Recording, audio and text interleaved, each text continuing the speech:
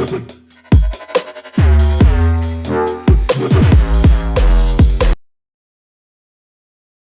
do I put it? It was like, what do you care about them? What do you care about those people? What difference does it make to you? Take care of your own life. Do the best you can for you and your family. What do the rest of the people mean to you? They don't mean anything to you. They're just serfs. They're just people. You know, what's the end goal? The end goal is to get everybody chipped, to control the whole society. They want a one-world government controlled by them. Everybody has an RFID chip implanted in them. And if you're like me or you, and you're protesting what they're doing, they can just turn off your chip.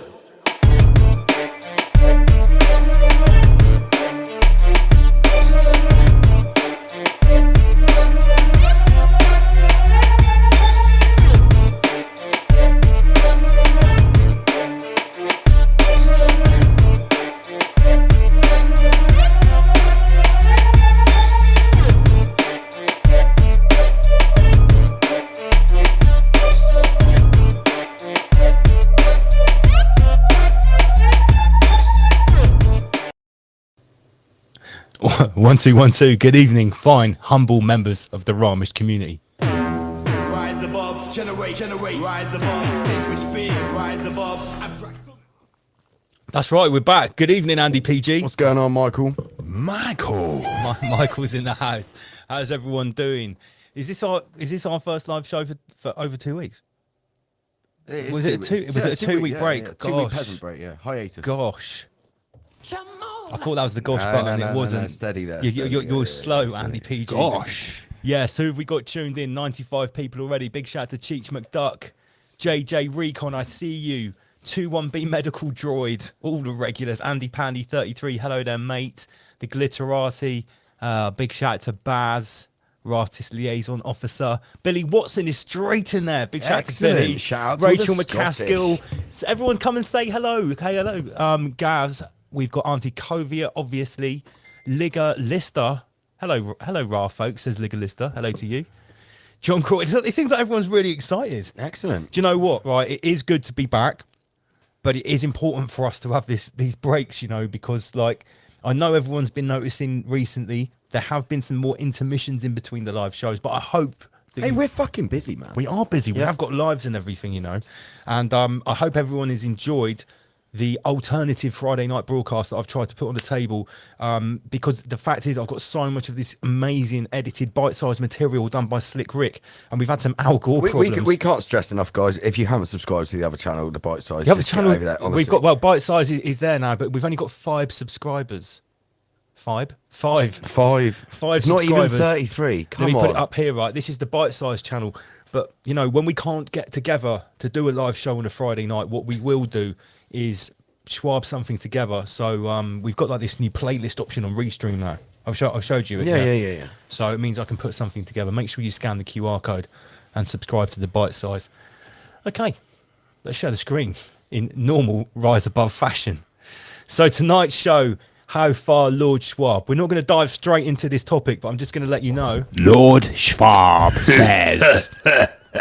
Lord Schwab says, please can you do a detailed review of my work? So tonight, that's exactly what we're going to do. Because I think, PG, right, us two, in 2020, we did talk about Lord Schwab a lot. We did rebroadcast a lot of his plans. And what we've got to really see, has his promises come true? Do you see what I'm saying? That's what we're going to be discussing tonight. I'm just laying the rabbit platter out. It's a review of his work. Yeah, it's a review of his work. It's like it's an appraisal. It's Lord Schwab appraisal. It's a Lord Schwab like sort of progress report. I'm going to try and remain as subjective and fair as I can. And to be fair, it is going to be fairly UK centric, most of it anyway, because to do this kind of presentation for the entire world would have been, you know, that would have been like 33 However, shows. as everyone knows, we are the head of the serpent here in the UK. So, you know, if whatever goes down in the UK, it's coming your way shortly afterwards. It's coming your way very soon, peasants. That's right. So, should we, before we go any further, Lance? Yes. Let me just get to that. So, we have got a rather sad announcement, yeah? Now, Ramish people, by their very nature, absolutely love animals, okay?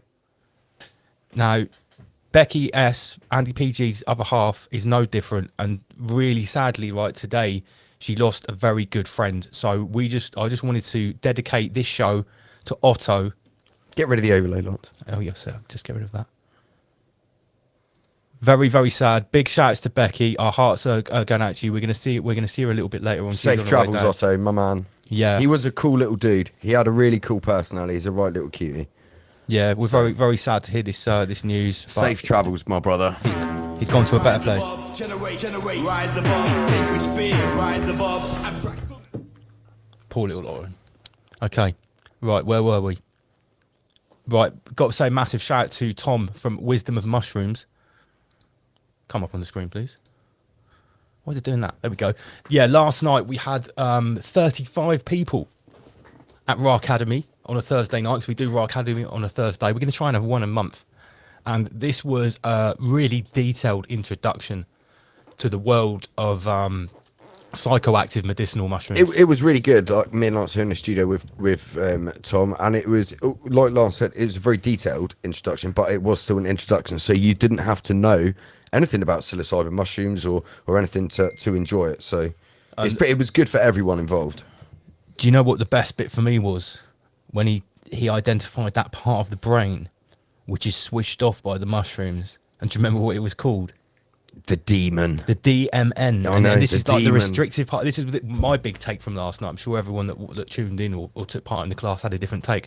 But my take home was this part of your brain that is switched off by the mushrooms. And it basically, it's sort of like this part of your brain holds you back with your creative thoughts and putting things together and stuff like that. Yeah. And it's called the DMN. I can't remember And literally, Tom said it turns off the DNM. Yeah, the literally demon switches off the demon, and it basically, this part of your brain sounded very much the way that like Satan is described in the Bible. You know, your doubt and all that kind of stuff. So it's very, very interesting. And I've got to let you know that was just the introduction. Tom is working on the syllabus as we speak. And yeah, again, last night it was just on psilocybin mushrooms. There's in the future, Tom's got presentations on mushrooms that aren't psychoactive. Functional Yeah, yeah. actinogenic mushrooms. So He's going to do plenty more coming up from Tom. He's going to do a deep dive into mycology, a deep dive into microdosing. So there's a lot more to come from Raw Academy. Microdosing. That's right. So yeah, when I was saying at the start of the show, we didn't have one last week. I was taking a little bit of time out.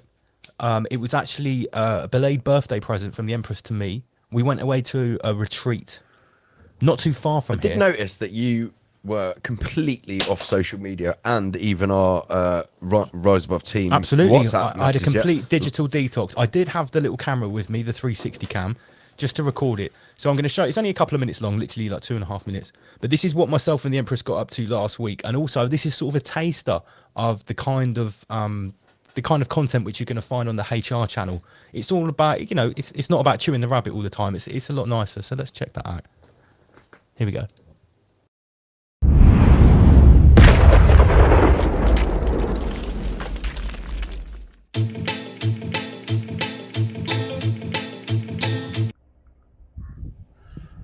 Ooh, good morning.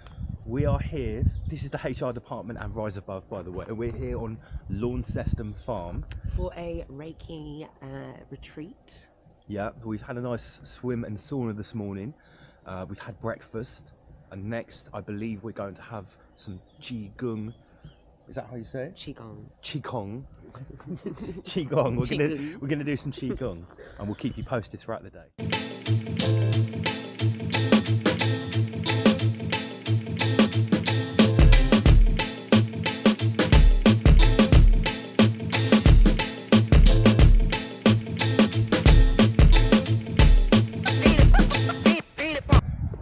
Oh, so we started off with 1 hour of Qigong out on the wet lawn in the sun.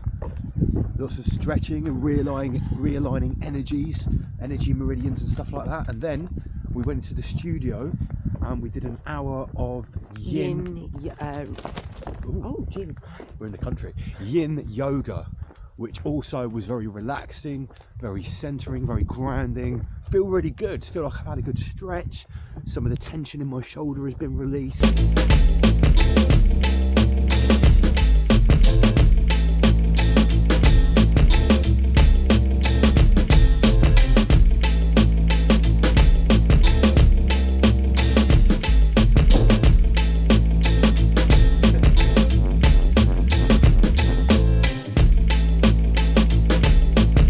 And don't forget, we have met a lady on our retreat. We met the mother of pasties. The mother of Cornish pasties. She has a legendary bakery in Cornwall, and she's actually been invited over to Mexico. No, she's already been. She opened Yeah. up the She's bakery. already been there, but she was invited over to Mexico to be the official ambassador of Cornish pasties. Because I don't know if anyone knows, the Cornish miners back in olden times went over to Mexico to help the Mexican miners, and they taught them how to make pasties.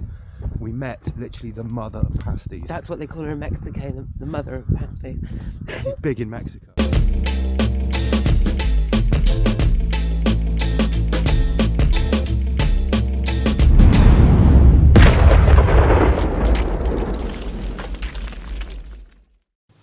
Yeah, so big up the mother of pasties, Marion, if you're watching. So I did give the people there asked about Rise Above. I reluctantly. Were they Ramish? Well, it was apart from myself Semi-Ramish. and the instructor Richard Ellis. I was the only male there, so there's like 10 women, my wife and the instructor. Right. So it's quite a different dynamic. They're all very nice, varying degrees of interest in what we talk about on the show, should I say? Okay. So like, you know, I wasn't like on a soapbox or anything, like rabbit holding people. Right. Richard, who's the yogi master, the Reiki master, he knows about this stuff. Okay. Yeah. So is anyone, if anyone's tuned in from Lance's weekend, shout out to you guys. yeah, big shout out to Richard Ellis and everyone that was on the retreat. It was wicked.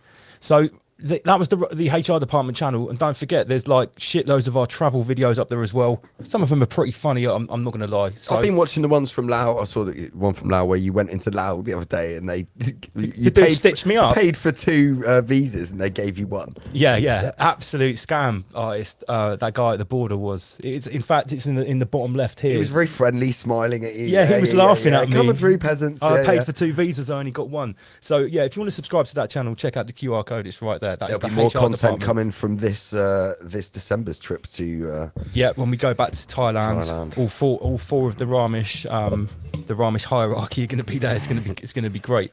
Right. Also, if you want to support us, we have got new products available on the website right now. I'm very, very excited. Gosh. Was that the doorbell? No, I think it was your phone. Oh right, okay. So, right, we haven't got a Raparel bum bag now. This price £33.12. I didn't choose that price. I promise, Andy PG, I didn't choose that price. That's what it came out to. That's what it came out. The site that we're using to generate these products, they just put their they put a 10% profit on top, which is my profit, and that's what it came out as. It's £33.12, so it's 333 again. It's Rise Above's profit. Yeah, it's Rise Above's profit. So Rise Above Digital Rays unisex shorts and vest bundle, £38. We can't stress it enough, guys. There's female clothes up there as well.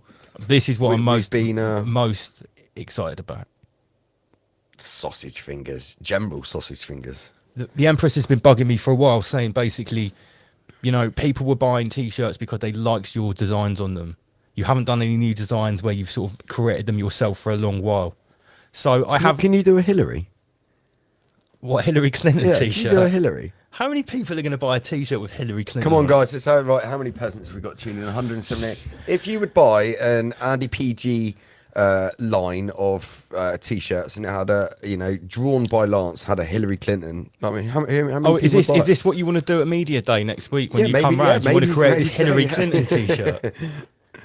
But we'll see. We'll see. I'll tell you what. Steve Cole, I will. Shout out to SinStar Trek. Steve will wear it. Big shout out to Steve. I'd wear that. There we go. 21B Medical Droid will wear it too. So, should we give this T-shirt away? I haven't got this one to give away. Go and grab one off the shelf. Okay, go and grab a T-shirt off the shelf. The first person to email in, you need to see what the T-shirt is first, what size it is. We're just picking a random one off the shelf. I feel generous tonight. We need to give something a little bit back to the Ramesh community. Rachel Go McCaskill for is blood not, red is not going to wear it. in large. That's a kid's t-shirt. Okay. Yeah, you've got to get the ones with not the Russell label on. Unisex tee. Yeah. Unisex tee. What size? That's a medium. Let's have a look. Okay, yeah. So we've got here. Let's get. I haven't seen that one actually. The blue with the red. This line. is a one up. This is left over from the Equinox. So it's a blue t-shirt with the digital. with a red pink Rise Above digital sun design on it, and it is medium. Red pink, isn't that magenta? It's magenta. I'm not going to lie. So the first person to email in with your details, this can be yours. It's a giveaway. It's a medium t-shirt. Rise Above livestream at gmail.com. I've got the emails literally on the screen, so first peasant who gets in there gets it. I'm just going to put, here it is, email and Skype. It's on the screen right now. Skype and email, Rise Above livestream at gmail.com. This beautiful medium blue Rise Above in magenta t-shirt. No one's emailed in yet. Nobody wants this medium t-shirt for free. Well, hang on, there is like a 10-second delay on the There stream. is so maybe hold 30-second delay. I'll post it to you for free. I just want to say thank you to the Ramish community for the Excellent. ongoing support. Okay, I think that's quite generous. Maybe we'll if anybody takes that one, we might give away another one a little bit later. So yeah, get your General Sausage Fingers t-shirt. Hey, here we go. Eric Roberts. Eric Roberts, you are the winner of the t-shirt. Congratulations. Please email me back with your address. And I'll get that sent out first thing Monday morning, mate. So I can't stress enough, get your General Sausage Fingers t-shirt right now. Right, here's a sneak preview. These are some of the new designs which are coming next. As you can see, they're already on the backgrounds. They're ready to be released. How Ramish. That's my favourite. It's the Ramish t-shirt Yeah, mate. on the left. And then on the right, we've got the Jaw Ra Cell Bunny. Oh, sorry, Aidan, mate. You were a close second, my man. Sorry, Aidan. Not this time, mate. Eric Roberts. Stop saying his second name. Sorry. Maybe peasants don't want us to broadcast their full name. Oh, yeah, I forgot about that. Eric got the t-shirt. Flat Eric. Flat Eric got the t-shirt. And one more, which is going to be coming soon. This is good, mate. This is great. This is good. This is one of the best, I think. I think, yeah. I mean, there's a lot to unpack there. The Aura Boar Rabbit. That is essentially what I'm talking about. This one's coming very, very soon. Okay, that's our little auto thing. Okay, so let's get down to business a little bit more than we were doing 5 minutes ago. What the fuck is Magic? He's always late. He is on his way round. I We told him promised. to get round for 7:30, so we could set. Peasant. Classic, two classic memes here from Auntie Coviet. Hey man, you got any more of that raw? Nice. And on the right hand side, we've obviously got Grandmaster Ginny. Grandmaster Have you Ginny. seen any of the Reckoning yet? I haven't. No, I'm waiting. I'm gonna binge it. I'm waiting until there's a few out. I'm also interested to see. There's reviews on it as well. I have read a few. I've seen at least 2 episodes. I can't remember Have if I you? fell asleep in the 3rd episode. How could you fool us? How disrespectful to Well, I was- Grandmaster Ginny. I was watching it late at night in bed. Evelyn had already Lovely fallen bit asleep. of Yeah, pillow well. watching there. That'd give you some nice dreams. Yeah, it really sets you up for a good sleep. Watching a bit of Grandmaster Ginny before bed. No wonder the Empress had to whisk you off to a fucking retreat to cleanse your soul. Cleanse myself, yeah. To get rid of all the toxic sludge. 189 peasants tuned That's in. not bad. That's not bad. Oh, this was a good one. I kind of commissioned this a few months ago to Auntie Covia. Oh, really? But it's not exactly what I asked for, but it is very similar. It's great. Is that a computer game? It is, isn't it? Osprey Games. I'm not sure. This is Maybe it's a board game. this is essentially a Covia concentration camp. It certainly is. So yeah, escape from the Soviet Union. Do you know what we forgot? We haven't had any zero in. Oh shit! Yeah, Yeah, mate, it's going to be a big one. So I'm taking 2. you double dropping. Yeah, why not? Michael? Hit me So up. remember, this is another way you can support Rise Above. If you want to buy any wellness products, the best place to get it is from Roots Brands Wellness. Yeah, you're not picking this up on the street corner, guys. No one's Not available. no one's Not slinging available in this any on the shops. street corners. Oh, How was the double? quite big. chunky to double drop, quite, aren't they? Yeah, quite a lot. Remind me of barrel mitzies back in the day. Wow. So yeah, by the way, these are really good. They're better than coffee. Get 0 in. Schwab this code. It's already got our Scan the code in Schwab it. code, guys. Yeah, just always scan the Schwab code. They've got CBD as well. They've got anti-COVID detox serum to get the Britney Spears out. They have really got that. Inspector Veg approved, FDA approved. Yeah, it's all vegan. It's all good shit. Yeah. It's got to be. It's got to be. So we've got some new memeticians in the game. Did you know that? I did. Yeah, I did. I saw the. I think I just heard the door. That might be Magic's. I hope so. I saw the he did the Epstein one. Oh, No, I can't remember the name of the guy, but it was very good. I think. Well, okay. This. Yeah. He's called End of Empires. That's it. That's the one. He's And they contacted me clearly this week. watch Raw because it's Britney. Well, he's clearly watched right part logo in the corner. Yeah, well, yeah. Yeah, so he knows about the Britney Spears concert. He said, I'm just starting. I'm using Al Gore. I said, that's fine. He's doing a fucking fantastic job. I said, listen. He goes, I'm nowhere near like Auntie Koviet and those guys. I was like, of course, they're grand masters. Yeah. You can't expect to step into the meme game on day one. They've flex been like Auntie Koviet. hardcore memeticians since 2020. Yeah, they've earned their stripes on the battlefield. Mate, let's be honest. You're doing pretty well to be broadcast as the first memetician. Magic's. Yeah. Oh, Magic's is in the house. Fucking Look at there that. he The is. Wanderer returns. Look at this. Yes. Yeah. Easy. Magi, grab the mic, say hello. Hello, people. Magic's is in the house. Obviously, he's a little bit late. Right, get that shit set up, Magic's. Yeah, get that up. Okay, so the Grand Memestress. That's what she is of memes. Big up Auntie Koviet. Here's one of your proteges. Dripping in magenta. End of Empires. I said to him, if you want to get like one stage, Have you got the Epstein one?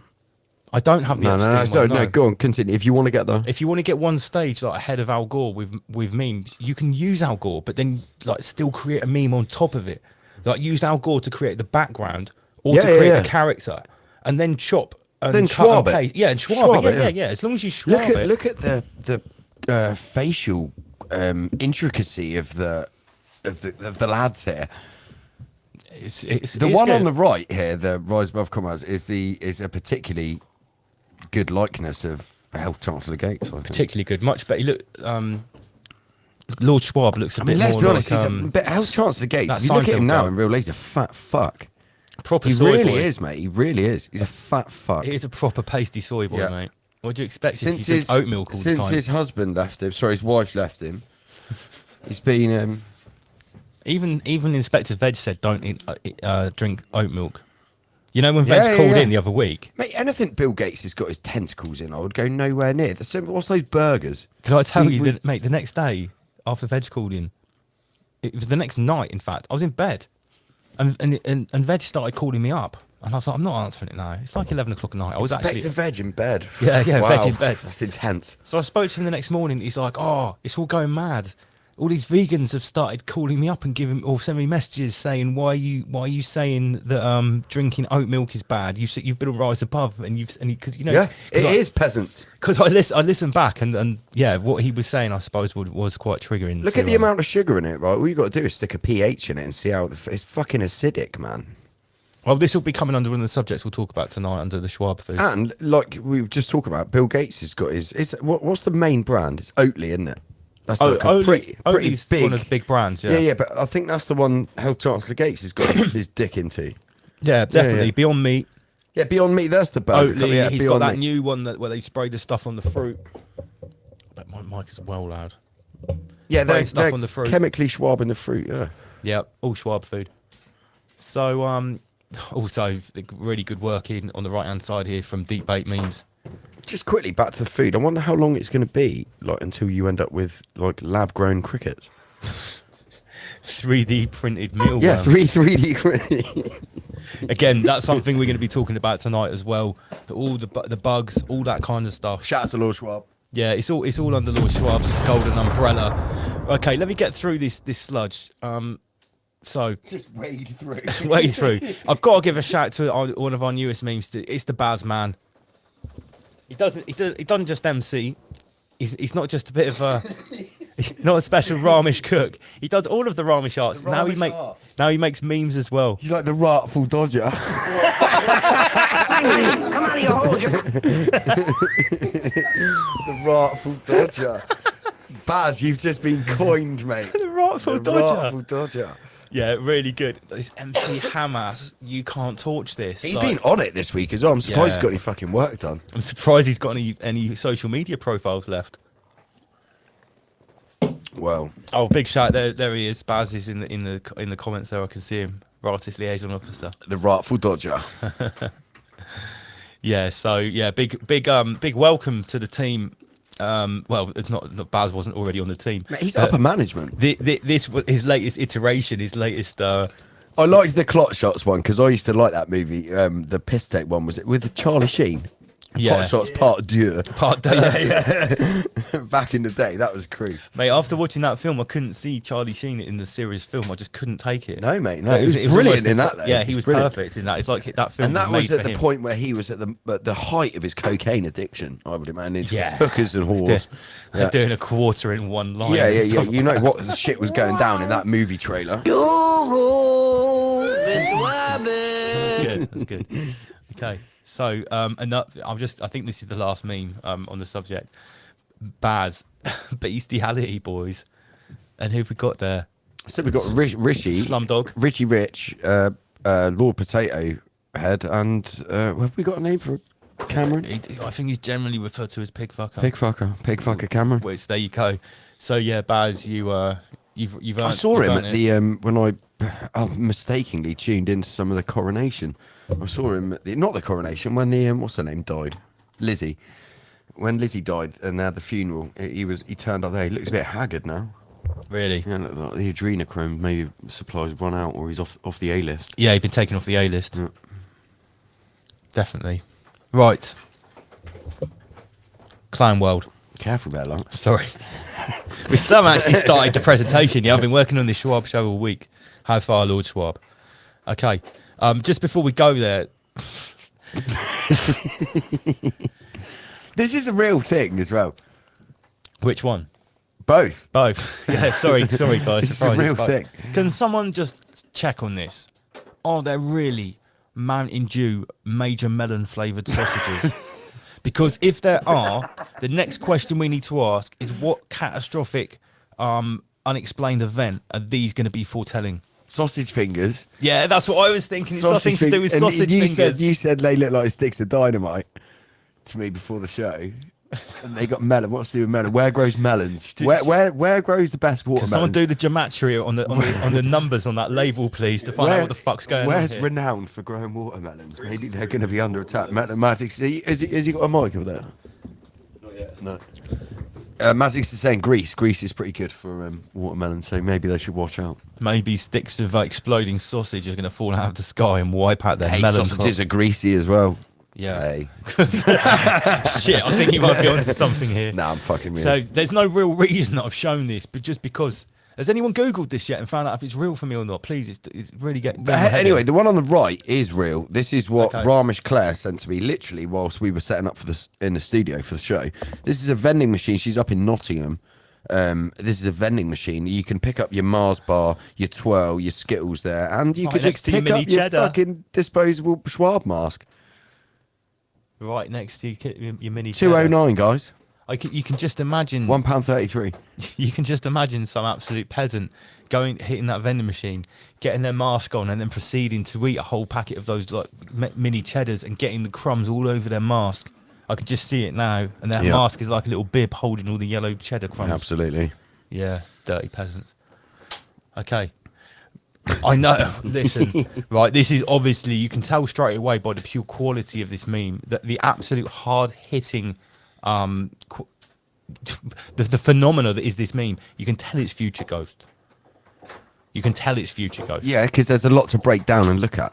For starters. And then when you look in the background, there's like another level of meaning with Alistair Crowley. Look at Alistair Crowley. So should we name? Should we the break, pic- break down from the left? We've got all right. The two ends. We've got the white pope and the black pope. Or is that the grey pope? I don't know whether he's grey or black. I think that's the black pope. He's Alfonso. I thought it was Pepe Orsini, but he's dead. He's the old one. I got it wrong. Yeah, He's yeah. Alfonso. I think this is the black pope, and then Yeah. we've got the white pope. Then we've got King Sausage Fingers. Yeah.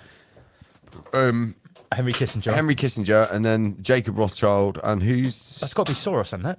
No, that's not Soros. Is it? I think it's Soros, and Looks like he's got more hair there. but he's also not pulling his normal. Like, Maybe that is toe Soros. face. I think Sorry, it is Soros. but it is Soros. I can tell by the Eye of Ra in wrinkles in his If you zoom in on Soros's eye, one of them, it looks like the Eye of Ra. You serious? Yeah, we've done this before on the show. Really? You know, like the symbol for the Eye of Ra, like the Egyptian symbol. He's got that in his ring. It literally looks like it. I'm going to get that up. Just keep going. All right, okay. So the reason I've got the meme up, apart from it being an amazing meme, I'm not going to talk about it a lot, but like we haven't really mentioned, obviously, because we haven't had a show in 2 weeks, the current like situation in the Middle East.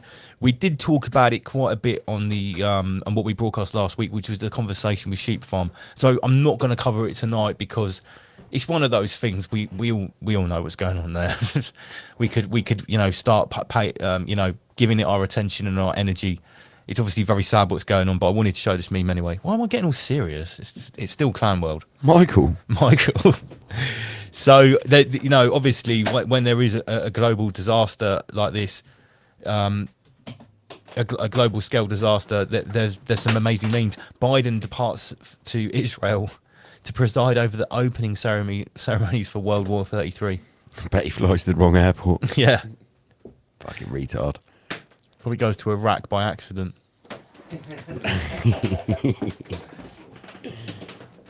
But like I said, I'm not going to say too much more about it right now, in case, unless anything really interesting happens with this conflict. It's not something we're probably going to get too much involved with.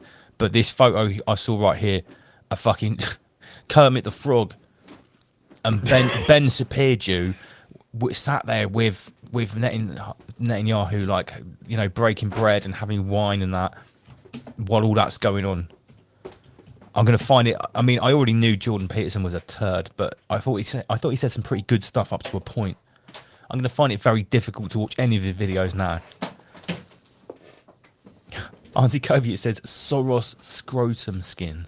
Soros scrotum skin. Yeah, same as Jacob Rothschild. Look at them pair of fucking wrinkly bellends. Yeah, particularly wrinkly. Okay. So yeah, Israel and Palestine. Don't need to really talk about that, to be honest. We know what's going on there. Herculean manuscript is deciphered after 2,000 years. Scientists use AI to read an ancient scroll that was charred during the eruption of Mount Vesuvius. I'm not being funny, but if that's really a picture, look.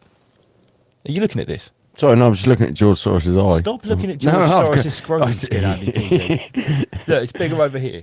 If that's really a picture of this charred scroll, are you telling me Al Gore can still read that? 2 seconds, man. Well, hang on. They can still. You can read. There is technology pre Al Gore, Al Gore's release out of the cage, that you if somebody wrote a letter or something like that, or printed writing and then burnt the bit of paper, they could recover the writing on it from really? From there is technology that can do that. I don't know if it's what degree of fucked it is, but they can do that kind of stuff. I don't know about this. I mean, this is... So it said scientists have used AI to unravel a 2,000-year-old mystery, deciphering an unopened scroll charred by the eruption of Mount Vesuvius. When it erupted in 79 CE, the nearby town of Herculaneum was entombed in a flood of volcanic... What? What was that town called? Herculaneum. Magic, you need to get a microphone. Once he plugs the mixer in, there's a mic over there to plug in. Yeah, man. He's just building his booth. I'm nearly done. No, let's just get your Facebook up quickly, mate. Just get the messenger up. Okay. Just yeah. quickly. Oh, God. So I've got... just so people... It's just quick. It's funny. You know. So this is Soros's eyes. right. Just get that up. And if you get the other one up... You see? Fucking It's the hell. eye... It's ISIS, mate. The Eye of Ra. He really has got. Yeah. He's got like a double inverted eye of Ra. Yeah. All right. I won't doubt you again, All Andy right. PG. Fair play, mate. Fair play. Let me put that back up there. Shout out to Soros and BLM. Okay, and don't go too far. What, into the Queef Master? Got sent this by Matt earlier on. It just one of these random things that people send me that aren't random at all, because people send me things about 33 all the time. There's already a lead out over there from the Queef Master. It's on the desk. Sweet. Yeah. Sweet. It's sorry guys. It's a black, Mads, this is why you get here at 7:30, 8 o'clock. it's a black XLR lead. Yeah, this one. Cool. Yeah. So in a sec, I should see Your tune's coming out the graphic equalizer magics. So, money that makes a difference, 33 spaces for 33 £1 coins. And yours it could be to help pay the £33 it costs to fund a Macmillan nurse for an hour. It just couldn't be 32 or £34, could it? So, shout out to Matt who sent me this. Sometimes I manage to swap together a whole little like 33 section. But this week was a little bit light on 33. So, just this one this week. Okay. All right. So we are now at the start of the presentation. Now, like I said earlier on, and I was discussing with Andy PG, it's now 2023. Okay. So right above, and the discourse which we've started, and all of these names like Lord Schwab, Health Chancellor Gates, the Greta Reset, etc., this all started, I guess, and really formulated in mid to late 2020. So it's exactly 3 years ago now. And, you know, at the start, we were overflowing with content and reports about all of these projections, these predictions, and these plans that were being foisted on us. Whether it was people finding out about Agenda 2030, people looking into Agenda 21, the Great Reset, the 17 Sustainable Development Goals. It's all about it. No, they're all lumped together, and many promises were made. So what we're going to do is we're going to try and break down. I think I've got it into sort of like 6 or 7 subjects. Okay, and what I'm going to try and do basically is look at each of these subjects. Things like digital ID, things like cashless society, AI and robotics, smart cities. And a couple of other ones thrown in there as well. So we've got like 5 or 6 subjects. And like I say, most of this stuff that we'll talk about is UK centric, but some of it is worldwide as well. Okay. I was just giving the preface, Andy PG, while you left me hanging. Sorry, there. the Empress was just turning. I was just chatting to her. All right, she's back, is she? She is back, yeah. She's back, okay. Right, so I think we should start off with... this is going to be quite visual tonight. I've got quite a few videos and stuff like that. Let me just get these little buttons up here. So Lord Schwab, what are some of the things that he promised or said he was going to do? You'll own nothing and be happy. That's a good one. Let's have a look at this that's one the first. main. I think that that's was the main one. You'll own nothing, you'll be happy. That was the tagline of the Great Reset. So that's a big theme. The end of ownership. Arsenal. You got he's got like a pile of records down there. Magic's bought the fucking record store in it. So you've brought up one of a good one. I haven't actually got any evidence Well, of that's the one that everyone knows. it. It was Isn't it? you'll own Everything. nothing, you'll be happy. The end of private ownership. Yeah. And he said it was in the, if you remember the video, they took this down. But I mean, we could find it if you wanted to, but everyone's seen it. It was, they were getting stuff delivered by drones. There was no one driving. It was only the state that had vehicles. And they sold it as a cleaner, friendlier, greener way of living. And no one had, like, you'd be in your peasant pod, everyone on your UBI. And when the thing gets delivered by a drone, you're not buying it to own it. No, you're renting it. You're renting it. This You is- probably pop don't some pay for it. It's pounds. probably on an all. And I'm going to be showing some evidence of this kind of stuff as well. Okay, so the end of private ownership, and I really think that as a subject, it's going to interlace and trickle down into all of the things that we're talking about. And this affects everyone, guys. Yeah, as an overarching theme. Let's have a look at the first video. And I have to say, when I mention now names like Mrs. Merkel, even Vladimir Putin and so on, they all have been young global leaders of the World Economic Forum. Mm-hmm. But what we are very proud of now, the young generation, like Prime Minister Trudeau, President of Argentina and so on, that we penetrate the cabinets. So yesterday I was at a reception for Prime Minister Trudeau, and I know that half of this cabinet, or even more half of this cabinet, are actually young global leaders of the World Economic Forum. And that's true in Argentina too. Wow. Yeah. Sorry. That's true in Argentina as well. It's true in Argentina, and it's true in France now. I mean, with the president, with a young global leader. But what is important for Wow, it's funny they should mention Argentina, being that obviously close relatives of Lord Schwab would be. Well, a lot of Lord Schwab's close relatives are probably living there. Harbored in Argentina after some European event. So the takeout like phrase from that is obviously penetrating your cabinet. Penetrating the cabinet. Lord Schwab talks about penetrating people's cabinets a lot. He's a big penetrator and he loves cabinets. Now, that isn't a particularly new clip. You better stay out of my pantry. But let's have a think about this. We already know how many people that we've come across, and especially the guys at Sheep Farm, when they've done their excellent research, how that being a member of the WEF is almost like that's a proper good accolade when you're looking at these in the circles of these people, and pretty much all of the big movers and shakers. That's a renowned, established level to be at.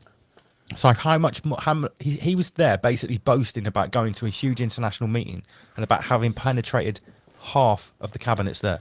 And who was that he was talking to? I'm not sure. He said it's the same in Argentina, and then Lord Schwab going, it's the same, blah blah blah, it's the same. What else happened? So they're clearly going out to do this in multiple countries with multiple political cabinet. It's cabinet is what they call it. They're penetrating cabinets. And all over the I world. wonder how many cabinets they penetrate on both sides, the red and the blue. Oh, he always penetrates both Guarantee, cabinets. guarantee. Lord Schwab won't just penetrate one of your cabinets; he always penetrates both. That's why when people say, "Oh, well, we could vote for the other people," fuck that. Nah, they're both cabinets, the front and the back door, are penetrated when Lord Schwab comes down. Especially the back door. Now, what I'm getting at here is, do you remember throughout like?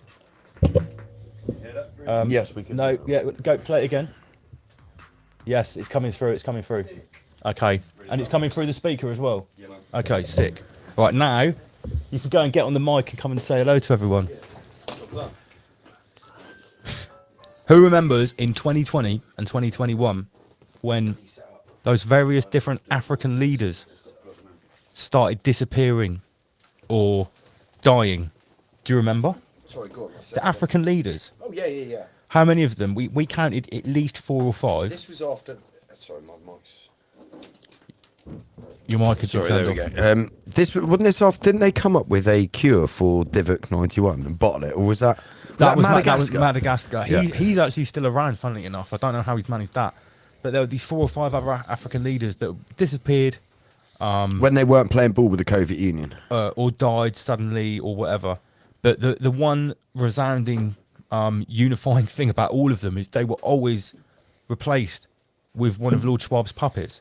So that's how he doesn't just penetrate people's cabinets by sending them to his school and getting like, come on, Brick, show me your cabinet, let's have some fun. They'll be running it. He literally goes in and like gets people assassinated. Whip your cabinet out. And then just penetrates the open cabinet that's left over. Through the back door. Through the back door. Wow. Michael. Yeah. Mr. Wabbit. You heard it here first. So as far as Schwab's prediction and promise to penetrate the global cabinets, I would say that has been pretty well established, because how many world leaders can you look at now that don't have a what's it badge? You know, the Sustainable Circle of Death badge. Check this out. One of my close family members sucks the politic dick, basically follows it to a T. And I was talking about these ULEZ cameras. Right. And they said to me, and they vote Conservative. They said to me that 84% of the cabinet members or the people in the fucking Conservative Party voted against these ULEZ cameras. And they went and did it anyway. So of course he's penetrated, because that's just one start of one little. What did King David call it? The totalitarian tiptoe. The totalitarian. So very tiptoe. slowly, it's one little incremental step for the next. So it doesn't matter if Can't people go voting from A against to it. Z. No, because people go mad. So It you go doesn't- from it's- A to B to B.2 to then to C. it's irrelevant if people were voting against it or all of that. It doesn't matter. They're still going to go ahead with it because they're all down with the WEF plan and Agenda 2033. Sorry, Agenda 2030. When Lord Schwab butters your bread, you're basically, that's it. Like, you have to do what he says. Because, and the reason that is because they're all fucking Satanists. And I use the term Satanist in its correct term because they want to fill their own pockets and, you know, have these multiple homes and manor houses and, you know, they just want to fill their pockets. They're not dark occultists. They're just Satanists. They're just peasant Satanists. Gophers. And the thing is, I reckon a lot of them have probably been told what Lord Schwab's deepest, darkest But it doesn't plans matter. are. You think and about if it. And if the promise is, well, actually, you'll be one of the few that's still allowed to keep your manor house and your helicopter. Yeah. And you'll still be allowed to eat beef while everyone else is eating bugs. Yeah, but you think about it. All of these people who come into the limelight, who have we got now running the country allegedly? Richie Rich. So Slumdog. Lord Potato Head, he fucked everything up, didn't he? Who was before him? What's her name? Theresa? Was it Theresa May? Yeah. Yeah, she fucked the country with all the Brexit bullshit, allegedly, if we're going by their narrative. So it doesn't really matter if these guys fuck up in their quote unquote career. They're still going to line their own pockets and live comfortably afterwards. Tony Blair, like the most hated prime minister of all time. Fucking war like criminal. the biggest war criminal prime minister in our lifetime, anyway. He showed up as well to. Mate, now he's like he's the international ambassador of peace for the UN. Give me a fucking clown noise, please. This is a holographic construct. That'll explain it as well. Thanks, Jason. So yeah. Oh yeah. By the way, I'll just let. Careful. Let's not. What I can't just. Well, no, jinx let's it. just leave it. All right, Let's just leave okay. it. I'm not going to make an announcement. I'm just saying I am trying to get Jason back on the show. That's all I'll say. Okay, back to Lord Schwab. So, penetrating people's cabinets. I think we've covered that Through one. the back door. Get on that mic, Magix. Come and join. Testing. Yes, that's better. There we Come go. and join the conversation. I am here. Right, Big up, so everyone. big up, Magix. Welcome back, mate. It's nice What to is be it? back. 7 months? Yeah, his been a while. his It's been a rabbatical while. is 7 over. months and 33 days. Oh, let's get the So armchair good to camera. We back went for a in the pint the studio. other last week. Mate, that was When did we go? lush. Last That was weekend. really We went for a lush. pint the other last weekend, didn't we? And that's Yeah, the we first did. time I've seen you since Equinox. Yeah, mate, that was really good. So when Magic goes off the radar, he really goes off the Yeah, radar. proper go off the radar. Right, you're black. I was saying, you're back on my screen now. Sinstar Dread's in Portugal, and he's easier to contact than Maddox, and he's fucking 40 minutes away from me. Big up, Steve. I know he's tuned in. Safe journeys, bruv. Okay, so, right, Magix, we talk about Lord Schwab's promises. Let me play another video. What was his next promise? This is a famous one. Oh, no, wait a minute. I'll save that. You've got a lot of Schwab. I've got a lot of Schwab. Here was one of his promises. I'll just let me just add this one in. Steve in the chat. Of course he is. Yeah, so this was one of Schwab's announcements. It's a real big one. Check this out. Ladies and gentlemen, it's my great honor. Fuck you, Klaus Schwab. Fuck you. I got plenty of words for you, but at the end of the day, fuck you and your New World Order, and fuck the horse you rode in on, and all your shit.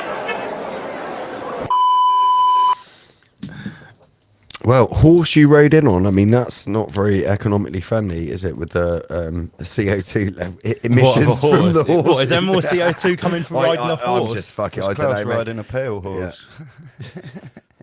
Yeah, Klaus Schwab. That's a meme. If you didn't get mathematicians, that, yeah. like, you need to know what that. Yeah, you need to know about the pale horse. Okay, so obviously that was a little bit of fun. Let me just get rid of that one. In all seriousness, I have got another one of Lord Schwab's promises right here, and this is quite an important one. It's at the end what the fourth industrial revolution will lead to is a fusion of our physical, our digital, and our biological identities. So that's the first.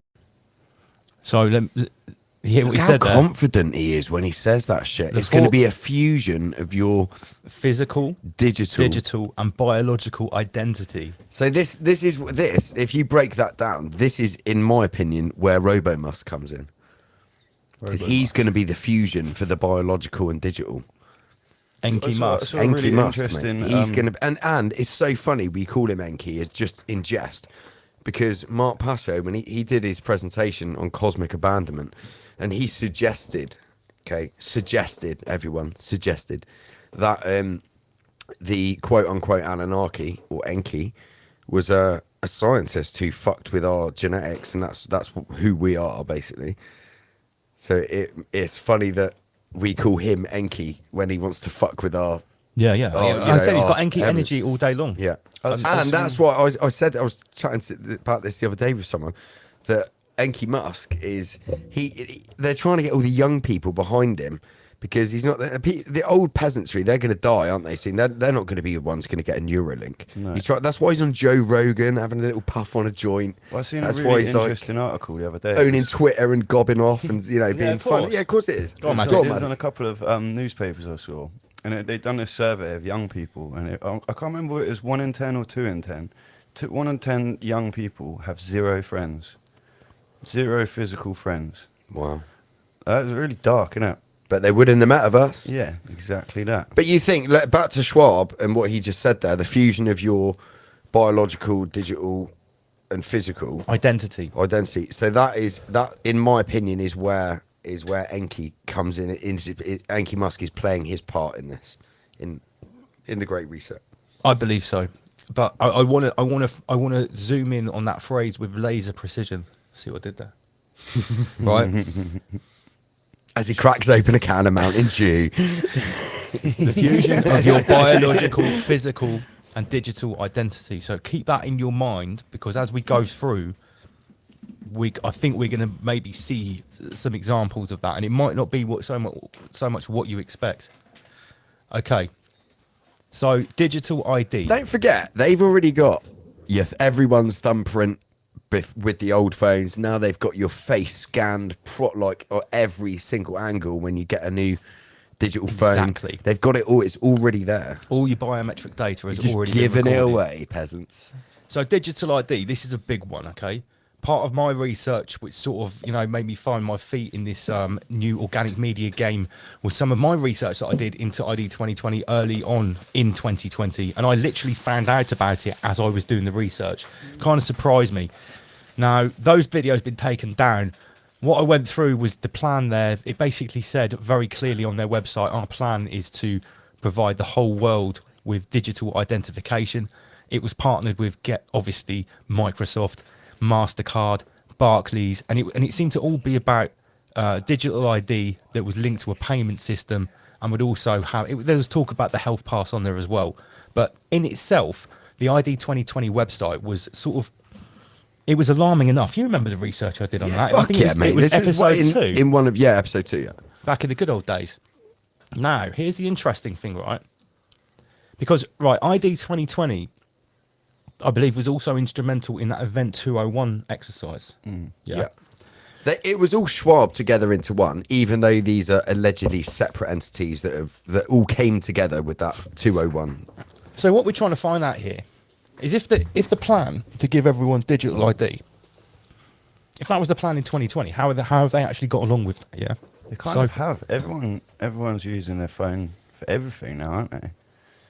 To pay for things, to but the idea when we say digital ID in these guys' eyes, what they mean is one single unifying digital piece of ID that everyone has and is used as your identification for everything. Hence, for example, to access shops, every travel, password, everything. Yeah.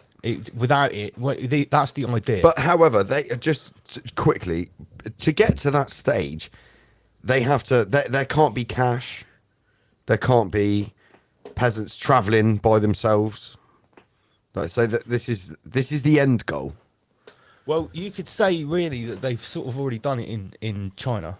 It's already been Mate, there's complete. cities in China where there's no travel and you can't pay for anything unless you've got. There's your videos digital. of Chinese people who are living in other countries go back to China. They haven't been there for a few years. They get there and they can't do anything, and they have to spend like hours getting logged on to the system. And I seen a video of someone saying, I got here, I'm trying to do it, but I can't download and then she's in the street saying we don't recognise Yeah. your face, and she's in the street like this trying to scan her face from every angle. She was just trying to use a vending machine. Yeah, Matt, do you want to jump in the hot seat here? Because Becky S is just arrived. She'll be in a couple of minutes, man. I'm just going to go.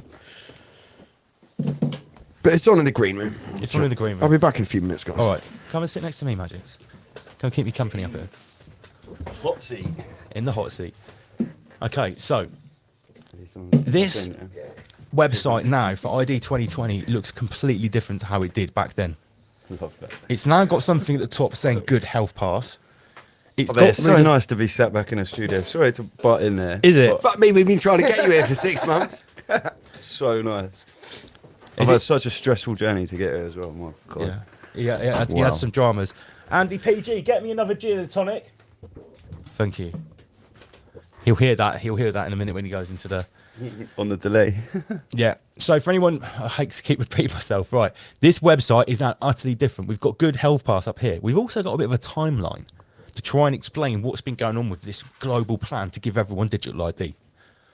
So it basically said, technology is evolving at a blinding pace, blah, blah, blah.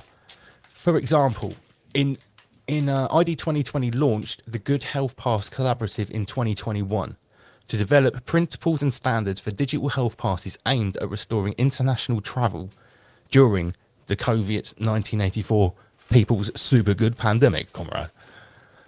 So that's what happened to it in 2021. It seems like it rebranded. Which one's mine? You're on number 2. Cool. It rebranded. It went away from global ID for everyone towards Health Pass. And then if you scroll down a little bit further, what it also says, ID 2020 and the Digital Impact Alliance. Who the fuck is this? The Digital Impact Alliance announced plans to unite in the push for digital transformation efforts to serve the best interest and well-being of people and society. This happened in August 2023, so literally, 2 months ago. So ID 2020 is sort of now taking a step into the background, and if I go down here, I go to the Digital Impact Alliance. So what's this? We believe everyone everywhere should benefit from a positive digital future. So on the face of it, it seems like it's obviously just the same thing, rebranded. But I thought, I'll scroll down. So what's it got here? GovStack, Digital Impact Exchange. This looks just like... It's the colours in the squares, and it's just like the... Exactly like it. Yeah. The Agenda 2030. That's the one. That's exactly what I'm thinking of. It's the Sustainable Goals colours again. Exactly that. Well said, Magic. Now, it's always interesting to go down and look at some NORAD. of the logos. That's the... Yes. Straight for the rabbit. Straight there. Bang, bang! Come out of your holes, you cowardly wabbit! So we can get past... Bill and Melinda Gates are everywhere. Oh, cool. Yeah. Seen that a million times, but NORAD, that's an interesting one, eh? But the thing is, last time it was like Bill and Melinda Gates. It was Microsoft. Then it was like MasterCard. And it was 2 or 3 other ones. One of them was basically like a security company. One of them was like, they're all into like digital banking and stuff like that. But now it seems to have really taken a step up. It's like United Nations Foundation. Obviously Bill and Melinda Gates, standard. We've got UK Aid. Okay, don't know what that's about. And US Aid.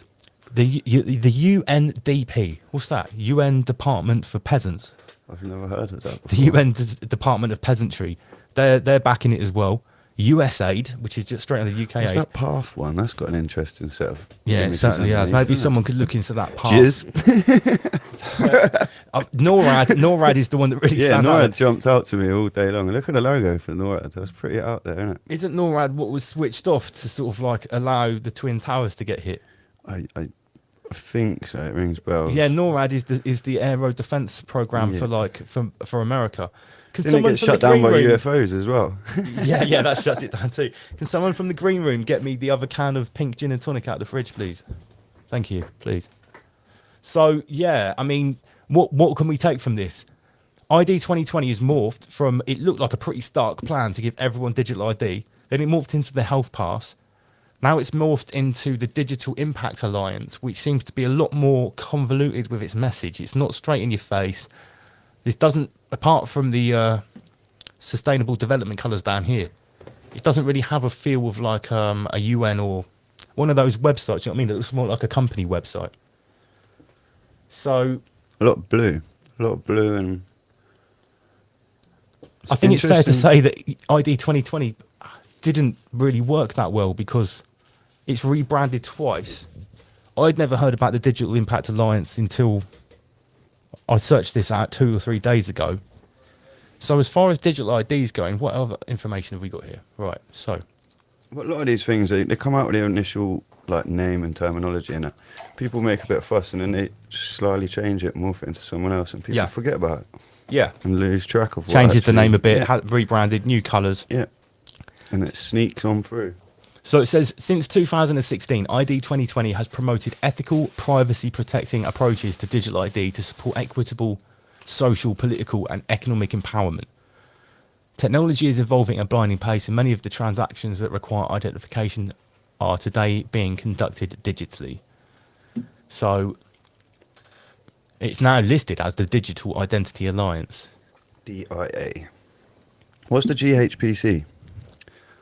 Good shout. I'm not sure. Maybe we could look into that. Now, I just sort of scanned through the mainstream media, and again, what I was trying to do was to find out, like, well, if all these plans were made in 2020, can we see them happening anywhere? So, digital identity in the UK. I scanned through this. This is no different to the articles in 2020, talking about the coming digital ID. The protection, the privacy, you know, the extra safety and that kind of stuff, all standard stuff. I didn't really find a great deal. I mean, this article here from Business Report is basically sort of like reviewing how it's going. This is one of the better articles I found. Wasn't massively filled with information. Trust is the most crucial part. Revolutionary digital experiences, superior privacy and security. Build trust. Everything's building. When I looked into ID 2020 originally, there was, I can't remember which country in Africa had it, and it was the first place people had ID 2020 in action, and they had something called a trust pass or a trust stamp. Yeah, the trust seems to be brought up quite a lot, doesn't it? Yeah, trust pass. Yeah, they're like Operation Trust. Love that. Trust us.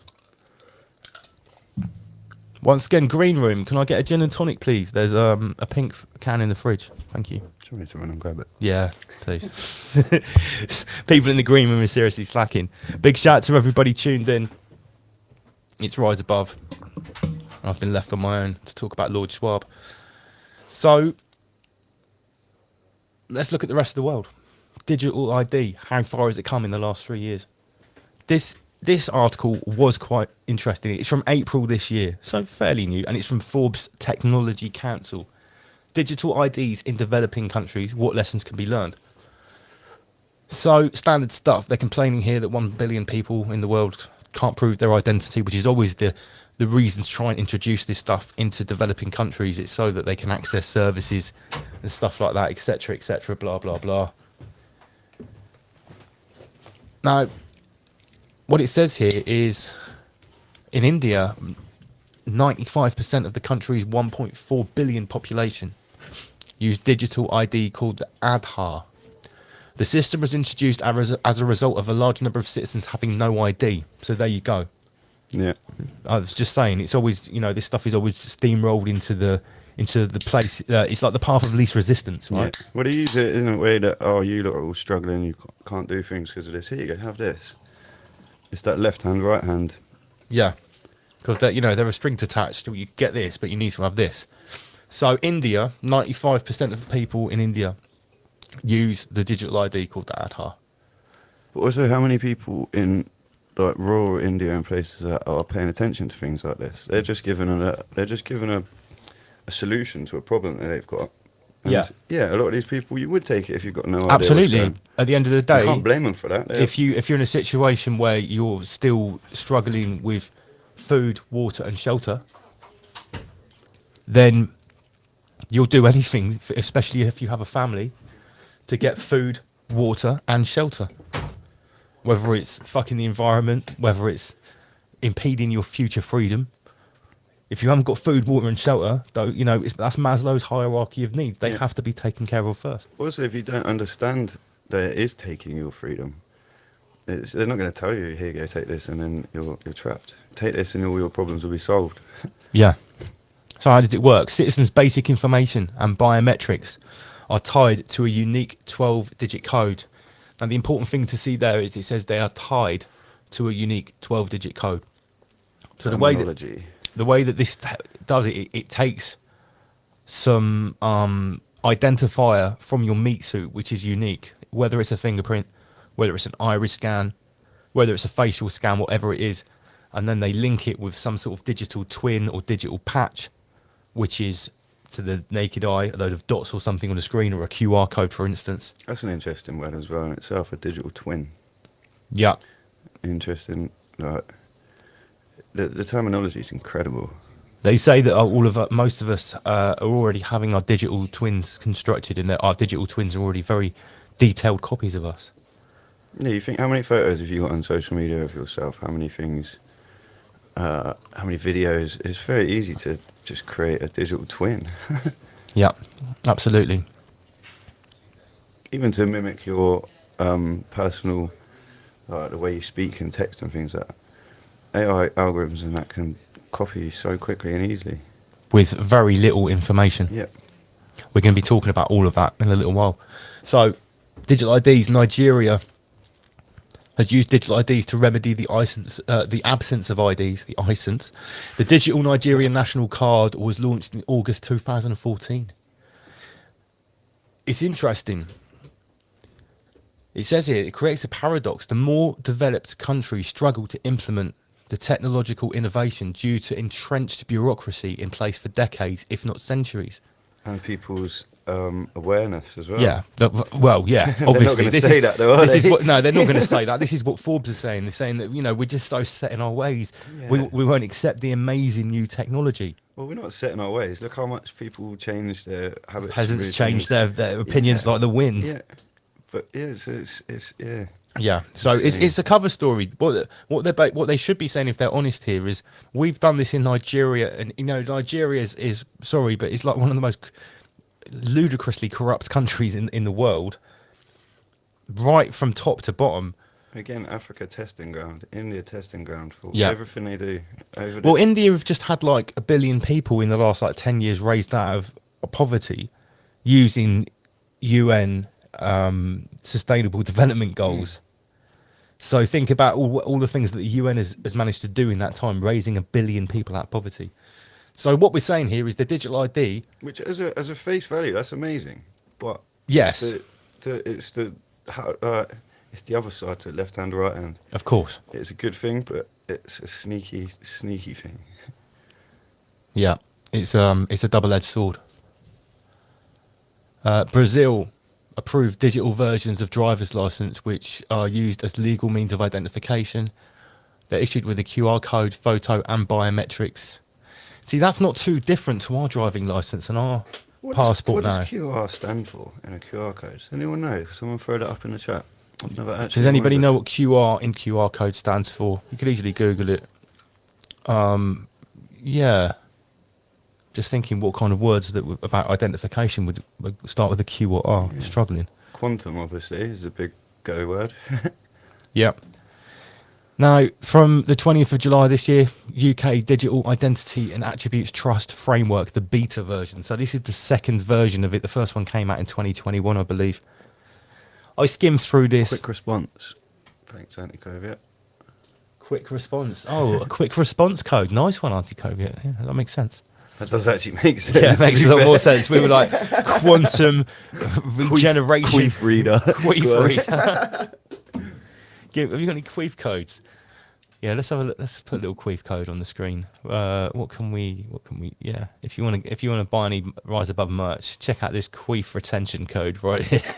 Okay. Quantum raping. Whoa, that's deep. Quantum rape. Are people having like a little competition of what the QR could stand for? I've missed how epic the chat is. Yeah, the chat looks like it's on fire tonight. Big shout to everybody tuned in case you didn't already know. This is Rise Above. Rise above, generate, rise above. Oh, that's something quickly, completely off topic. Lord Dewsworth, I met you at Rotary and I didn't realise it was you. Sorry, mate. Legend. I didn't know. I didn't officially meet Lord Dewsworth at Rotary. I'm sure I met him there, but I didn't know it was Lord Dewsworth. This is what's so funny about having online friends, isn't it? It's weird because you meet them in real life and you have no idea what they look like. They've usually got a screen name. Yeah. Sometimes a comedy profile picture. So some people think there is actually a person called Ryan above it. Yeah, amazing. People thought I was called Smuggler for years, mate. That was my actual real name. Quality. Okay, so Thought I was Indian. what we're doing is we're reviewing the plans of Lord Schwab, the Great Reset, UN Agenda 2030, and all of the stuff we were talking about a lot in 2020. We're basically trying to be really honest, having a look at what has gone down, how far has it come, how far has Lord Schwab got. Right now we're talking about digital ID, and we're basically summarising that in the UK, there's loads of plans coming out, there's loads of government papers. I skimmed through it. There's nothing really concrete about what they're going to do. It's still the same old guff. I didn't meet Lord to his birthday. I wasn't even there. Well, whoever I met, you're a legend. I didn't realise it was you. I want to put the chat on the screen, but we need to see what we're talking about. So I think it's fair to say that the third world has, or the developing world, as it's supposed to be called, it has been schwabbed a little bit harder when it comes to the digital ID. I think that's a fair summary. What else have we got here? Okay, that's a cool bit of artwork. It was. I've been on it with Al Gore this week. Wow, No, that is actually amazing. it's good, isn't it? Midjourney 5.2. So another big one was that we're all gonna live in smart cities. We're all gonna be schwabbing it up in smart cities. How has that gone? I mean, have you been watching the show recently? I have been catching up. You know when we did the Maui one, and we were talking about how Maui has been designated to be a whole smart island. Yeah. And then within a couple of days of that happening, Tenerife, a couple of islands went up, and that's designated as a smart island. That's interesting. So how many peasantry goes to Tenerife for the holidays? That's going to disrupt a lot of people's holidays, for sure. But let's be real. How far have they come with these smart cities? Does anybody remember the one in Saudi Arabia that they were going to build? It was going to be it started off as this thing in the middle of the desert. It was called Neom. Remember? Yeah. Now, let's get this one up. Here it is. Neom. So this is the website for Neom. Make sure you can all see Neom. that. Neom. Neom. Not Nom. No, yeah. Neom. Now, this is the project of the House of Saud. It started off as this new city they were going to build in the middle of the desert, and it was on this place where Saudi Arabia, Syria, and I can't remember what other country meet. So it was like this quite sort of special place, and it looked super occult what they were doing and everything. And there was this big talk in I think this started 2018, 2019. We first started hearing about it. Didn't hear anything about it in 2020. Let me just scroll down here a bit. So, but in the background, the House of Saud has obviously been working quite hard on this project. Okay. Where is it? Let me get to the... Wow, what was that machine? What, this machine here? What is it? Wait a minute. It's it's got an iPad. It's got a pyramid, a black pyramid with a shake inside it. I don't know. Is that like a futuristic genie machine?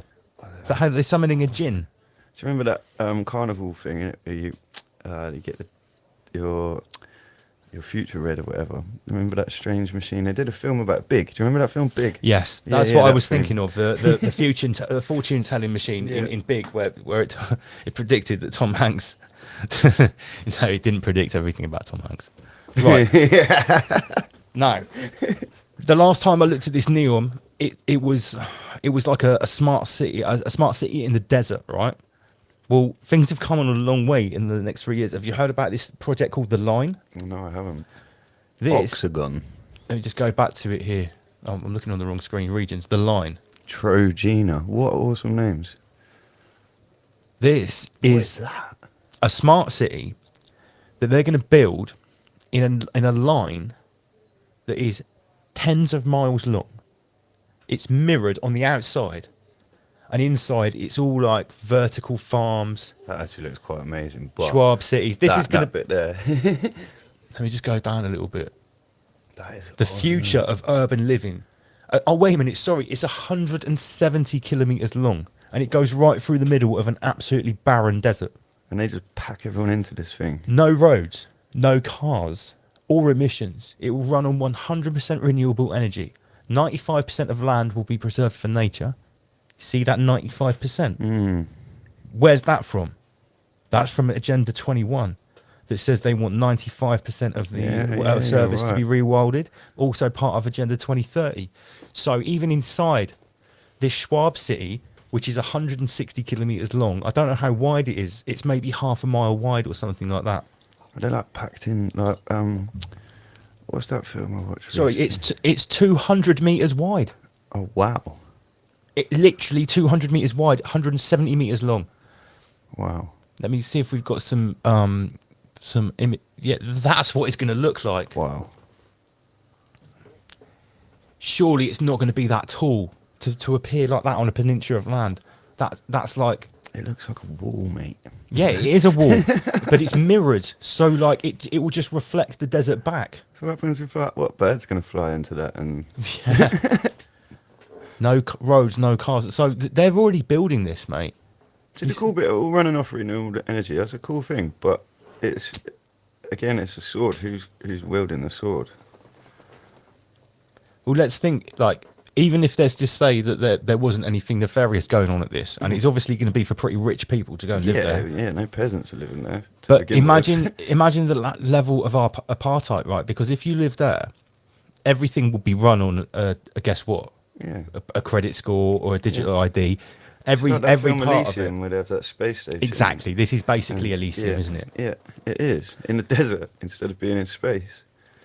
But the point is that if you weren't a citizen of this place and you wanted to go there, like to visit, yeah, what would happen to you? Like even if you could get in, if you were allowed to come in, like you would be incompatible with everything there, because everyone there is going to have their wearables or their implants. They're going to have their digital ID. That Well, they're almost automated, aren't they? Yeah, and it will all be run by AI. So let's have a look here. I mean, it's quite wow. Some of the images are quite epic, though. I'll give them that. Today's AI, do you reckon? The thing is that when people have talked about this smart city concept in the past, that looks like a circuit board. Yeah, it does. Which are on our side of the fence. Everyone was talking about it being like a prison. You know, you've been forced to be there, almost like a concentration camp. But like, whether you think it's going to be like that on the inside or not, this kind of place, there's going to be a long waiting list to get even anywhere near being accepted to paying everything you own, because that's how much it will cost to live here. Everything you own. Yes, everything. Isn't it? You get everything to be there. Yeah, because it looks like once you're there, it looks very much like if people have seen a Brave New World series they did recently. It looks like that where they all live. It certainly does. So I mean, I don't know how far that I've seen some construction photos where they've sort of like dug out this massive line in the desert. So that one's the line, but it's not just the line. The line is described as a new wonder of the world. It is a wonder of the world. It is. They've got something, Sindalar, a luxury island destination of the Red Sea. Let's have a look at this.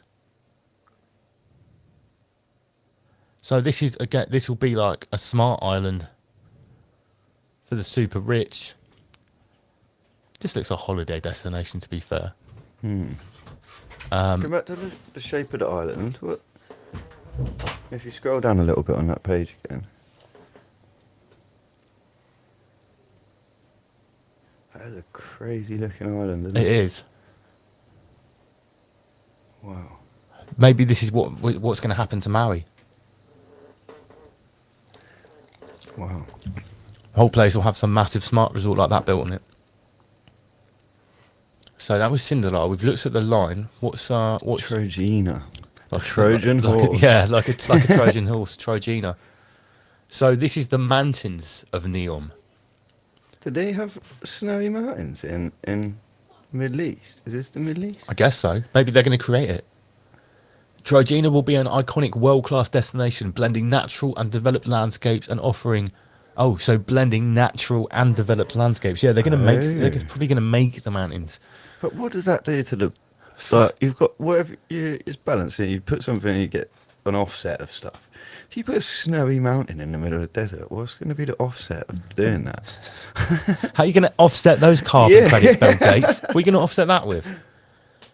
The destination will have 6 distinctive clusters that blend real with virtual architectural and engineering innovations to create a destination like no other. So it's not even all going to be real. Some of it will be virtual. Wow. Virtual architecture. Trojane is a part of NEOM's regional plan located 50 kilometers from the Gulf of Aqaba coast in the heart of our nature region. Elevations from 1,500 to 2,600 meters. And it will cover 60 square kilometers. Sub-zero winter temperatures. Wow. Whoa. Yeah, right. Wow, that's a big infinity pool, isn't it? Is that an infinity? It looks like it. It looks like it is, like a massive infinity pool. Wow. This is crazy. That is some next level. 3,620 hotel rooms. 3,000 seat mountain. Cooler on average than the rest of GCC. 42,000 square meters of retail and dining space. 10,000 jobs. 700,000 annual tourists by 2030. There's a lot of freezing there, isn't there? Yeah, love it. So, as you can see, what else have we got? That's the Trojan horse, and then we go to the box. That's a blueprint for advanced and clean industry. So this is like an industrial zone that they're obviously building from reclaimed land. That looks insane. Or maybe it's floating. Let's have a look. Oh, so accelerating industry 4.0. So this is the fourth industrial revolution industrial estate. So we've seen like where you live, seen the holiday destination. This is the industrial estate in the fourth industrial revolution. Access to the global network. I wonder how many of these guys are on the WEF. So I guess it's fair to say that quite a lot is happening in smart cities, even if these are just artists' impressions at this stage. The lull of activity in 2020 because of Divok seemed to have stopped, and that neon thing has gone like crazy, and they're doing a lot. That is out there. Yeah, it's quite a bit going on there. I'm a bit quiet after that. Yeah, you weren't expecting that, were you? Nah. Okay. You've been digging deep, mate. Yeah, well, we didn't have a show for a couple of weeks. I've never even heard of this. Mm. So, just a bit of. Have you been watching? In the green room. Yeah. There's a Cube City too. A Cube City? Rachel McCaskill just said it. Can I sit back here? Yeah, go on. Brixton Jesus says 95% of is a gross exaggeration. Is Brixton Jesus here, is he? He's in the chat, yeah. Oh, mate, he sent me a message on my birthday, and I was, like, fast asleep at the time, so thank you for that, my man. You heard it here first. So the 10 most sustainable smart cities, this is from June this year. I don't really know. June? Yeah, I don't really, again, it was, I didn't even bother with the rest of the article. Discover the world's 10 top smart cities in 2023. They're not really smart. Could we go to this? To the Smart City World Expo? Mate, that's why I put it on the screen. There are literally these expeditions all over the world. There were dozens and dozens of pages of these smart city expeditions all over the place. Is this Lord Schwab's World Fair? Mate, we should go. Is this Lord Schwab's World Fair? I think it is. We should go to Becky S. I know you're watching in the green room. What do you reckon? Is this Lord Schwab's World Fair? We should definitely it do. Like it, doesn't it? If there was a smart city conference that we could get to, we should definitely do it at Rise Above Day Out, I reckon. Mate, I'm down with that. 100%. I'm going to turn that microphone down because you're much louder than Magic's. So this is the Smart City Expo. I do like the attention. For Barcelona. You can find these all over the world. So there's a lot of talk about smart cities. We've seen that the Sauds are going balls deep. And spending like trillions of dollars developing areas for their smart cities. So, this stuff, as far as building the new ones, it seems like they're going to be like completely new parts of the world, completely new destinations. Question. Go on. With these, I had this conversation with someone the other day. So these, in regarding the line, that's Schwab City in Saudi Arabia. Yeah. So when they're building these new Schwab cities, whether it's in the shape of the line or whatever it is, you just said they're doing it in new locations, yeah, where there aren't currently cities. Yeah. So what are they going to do with the cities that are here currently? Well, this is what I was about to postulate, is that because is it going to end up like Chernobyl, where they just leave it as it is and just let nature take its course and overtake it? And yeah, but you can't do that with places like London and that, because that's special to them. So I think what they're saying is it's like the same with the digital ID.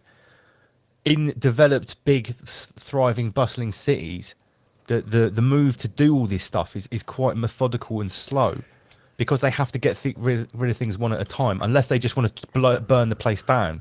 Which we know they're not adverse to doing. No, exactly. We talked. I was just saying to Magic, we talked about that in Maui, how it was designated as a smart island. Careful with the M word there. Maui, and then we also saw it was Tenerife as well. Exactly the same thing.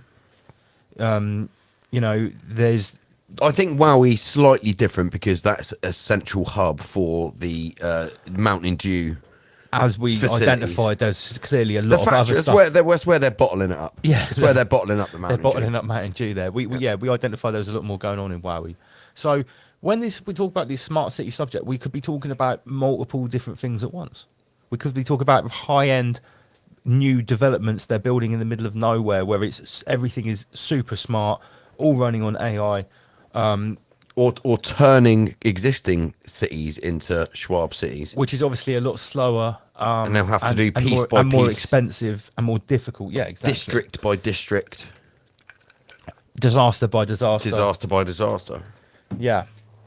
Now, anti-COVID dukey.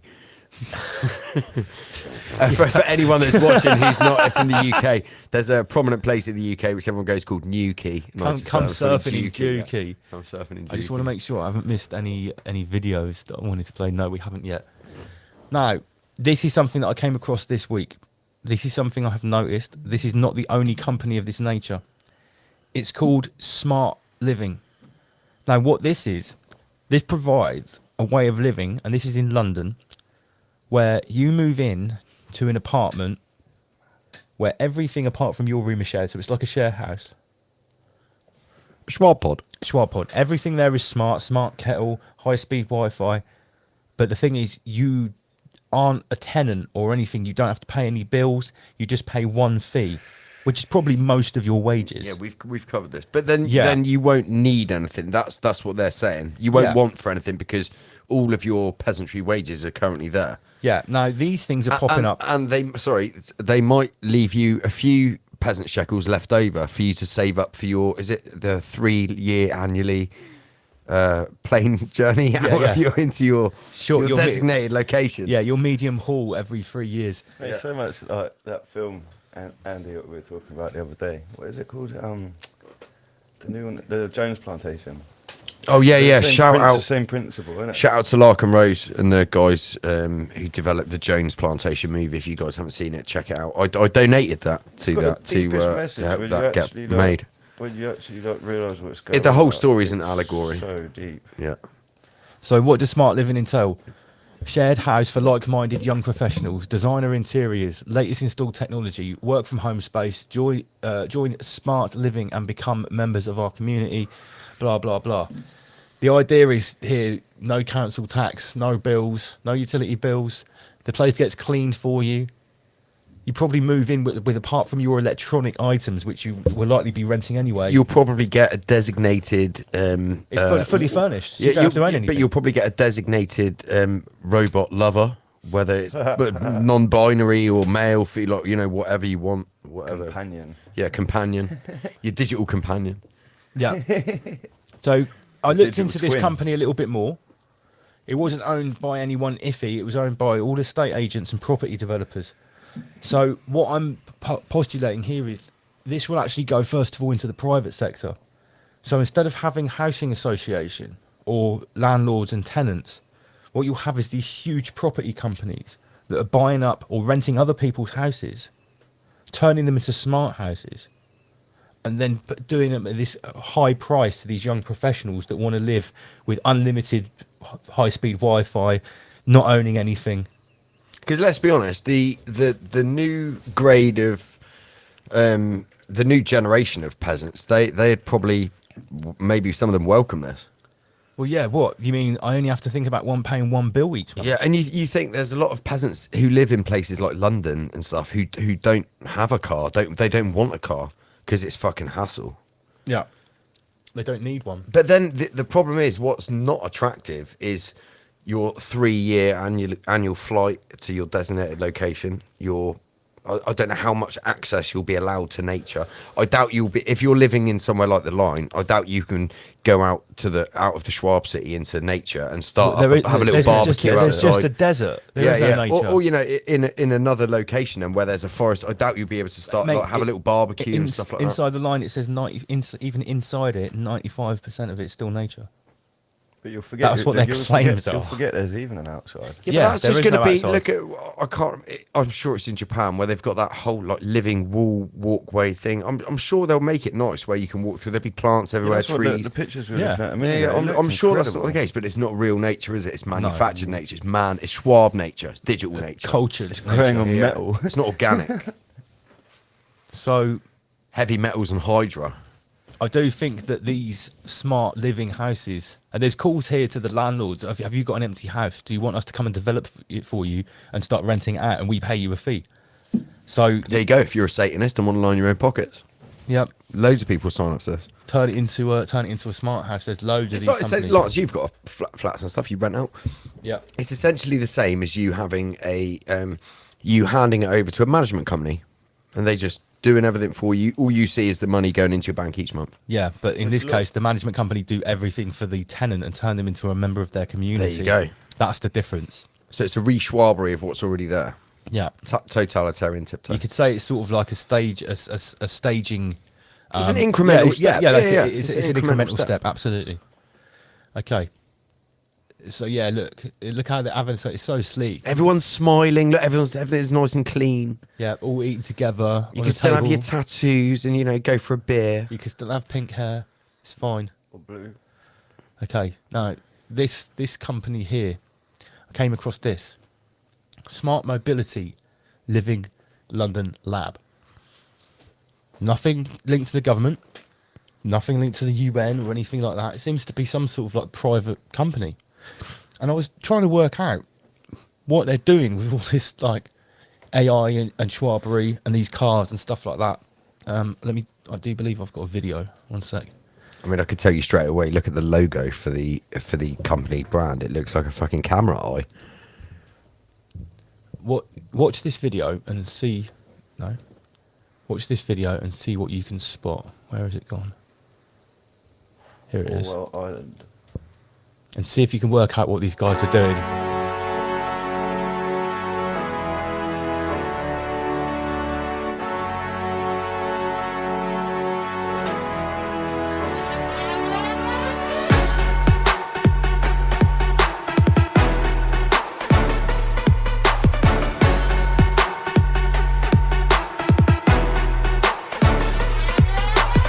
So cars didn't need windows.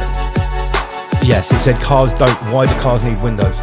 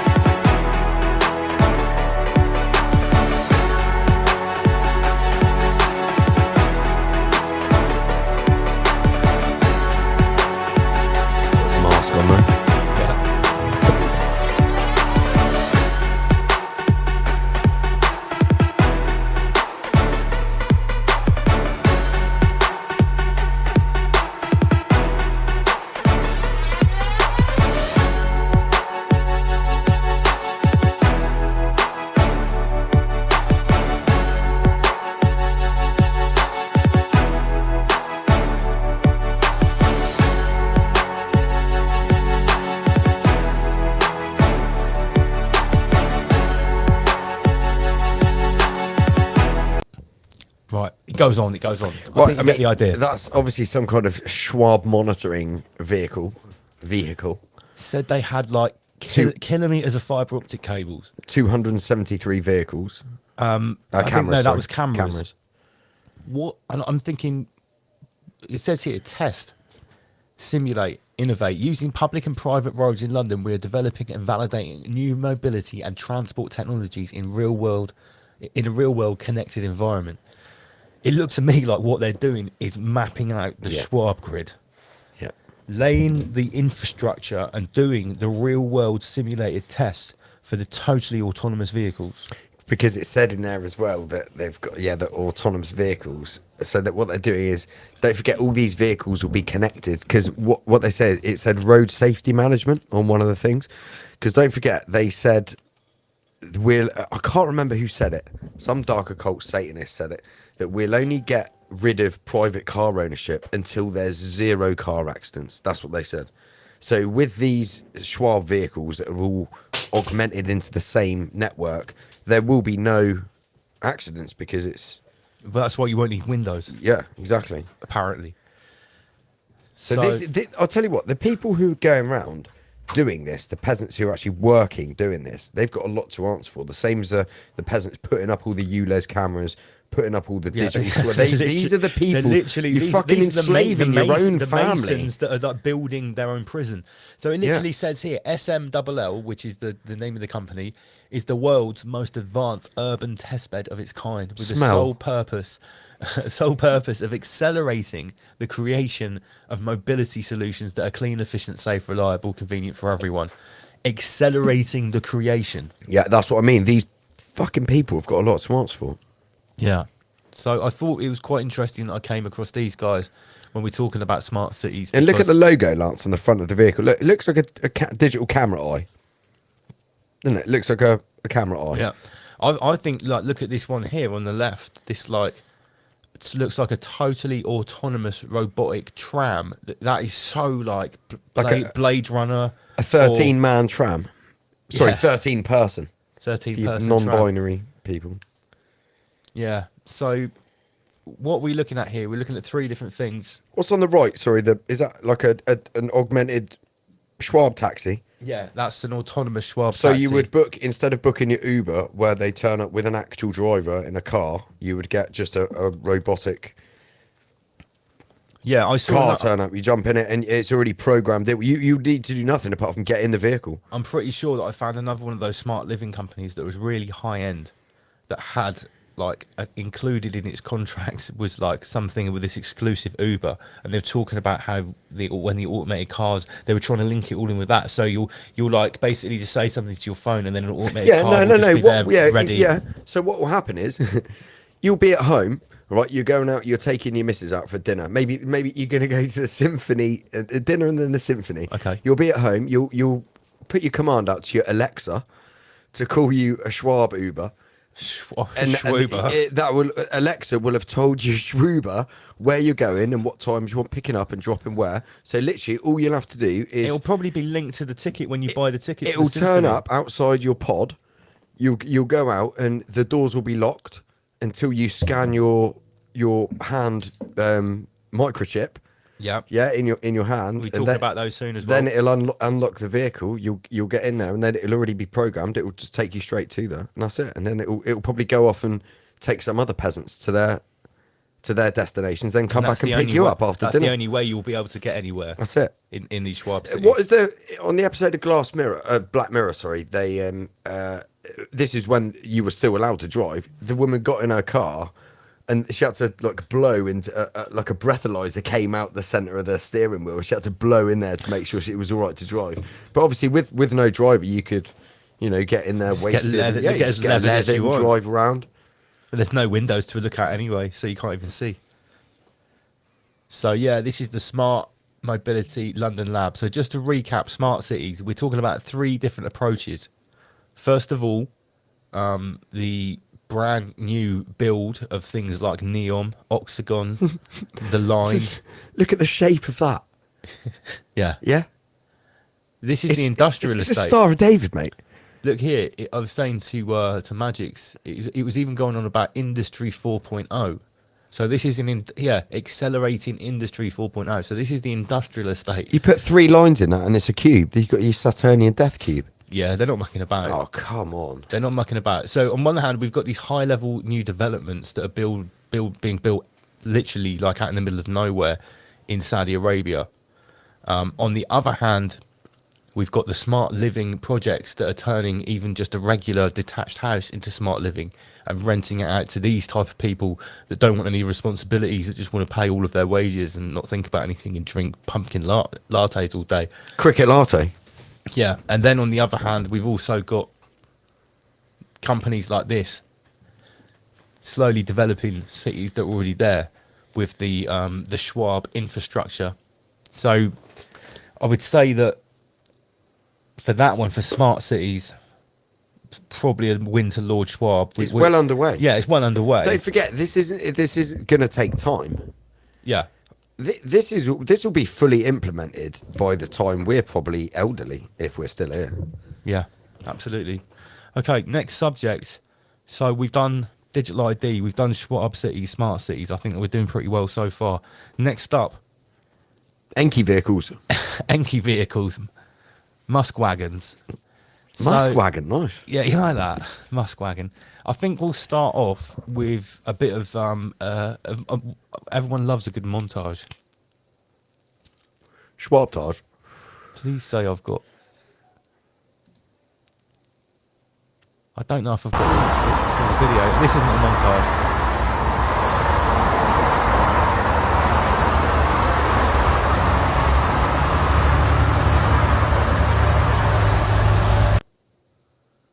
So, as you see there, that was a large amount of burnt Teslas. Okay. Obviously, electric vehicle sales since 2020, since, we were all told that no one's going to be driving, you're not allowed to have petrol or diesel. Since that's happened, we've seen a lot more electric vehicles. There's no getting away from that. No. I think Richie Rich has extended because he said originally that there was going to be no new vehicles built after 2030 with petrol diesel engines or hybrids, but I think he's extended that to 2035 now. Don't quote me on that, but I think that's the case. That in the UK anyway. Yeah, that sounds about right. Yeah, I think he has extended it by 5 years because maybe he got a lot of kickback. Maybe they've got some problems and they've got. Well, you think about it. I mean, who's got the money to go and get a brand new electric Tesla or something like that? Yeah, they're not. Well, they're not cheap. No. Electric cars aren't cheap. No, they fucked up really, because if they're really trying to transition everyone to go onto electric vehicles, they would have made them cheap. They would have made them cheaper to buy than diesel and. Well, I think Hyundai, or however you say it, they've got an electric. Well, every manufacturer's got an electric car now. Yeah, an electric car, but is it cheaper than to buy a diesel or a petrol? Probably not. No, that's what I'm saying. Car, no, it'd be more expensive. If they truly wanted to transition everyone onto that, they truly want to get everyone off the road. Yeah, but I would say at this stage of the game, the production cost to them of the electric car is still probably much higher. I went round to just a quick one. I went round to customer's house to do a tree fell. We had a storm here a few days ago, and he offered to make us. He said, "I'll make you a cup of tea or coffee, boys, but we've got a power cut." And I said to him, "Oh, do you want a lighter to light the gas?" He's like, "No, I've got a." He said, "I've got a smart He got a brand new installation of cooking range, and it's gas, but you cannot light it apart from the electric Schwab lighter. You can't put a lighter up to it and a lit flame up to it and light it. So with a power cut, you couldn't even have any flame. That's the future, isn't it? Like if the power or the internet goes down, either one of them, then that's basically game over for all of your technology. Yeah, we have it at work now. We've I didn't want to get those VoIP phones, voice over internet. But basically, because next year the analog lines are being switched off, ISDN lines are just being switched off. They won't work anymore. You won't get anyone to rent you phones, and no one wants to. In office, you don't want to buy phones because you just rent them as part of the package. Well, they sort of basically forced everyone to get these voice over internet phones, and constantly shit. Yeah, it's actually worse than using a regular phone. See, I've said this before about they're either trying to do this deliberately, make it shit, so that it's an inconvenience to use that technology. Same as flying, they make flying a pain in the ass now. If you want to internationally fly, Yeah. it's a pain in the fucking ass.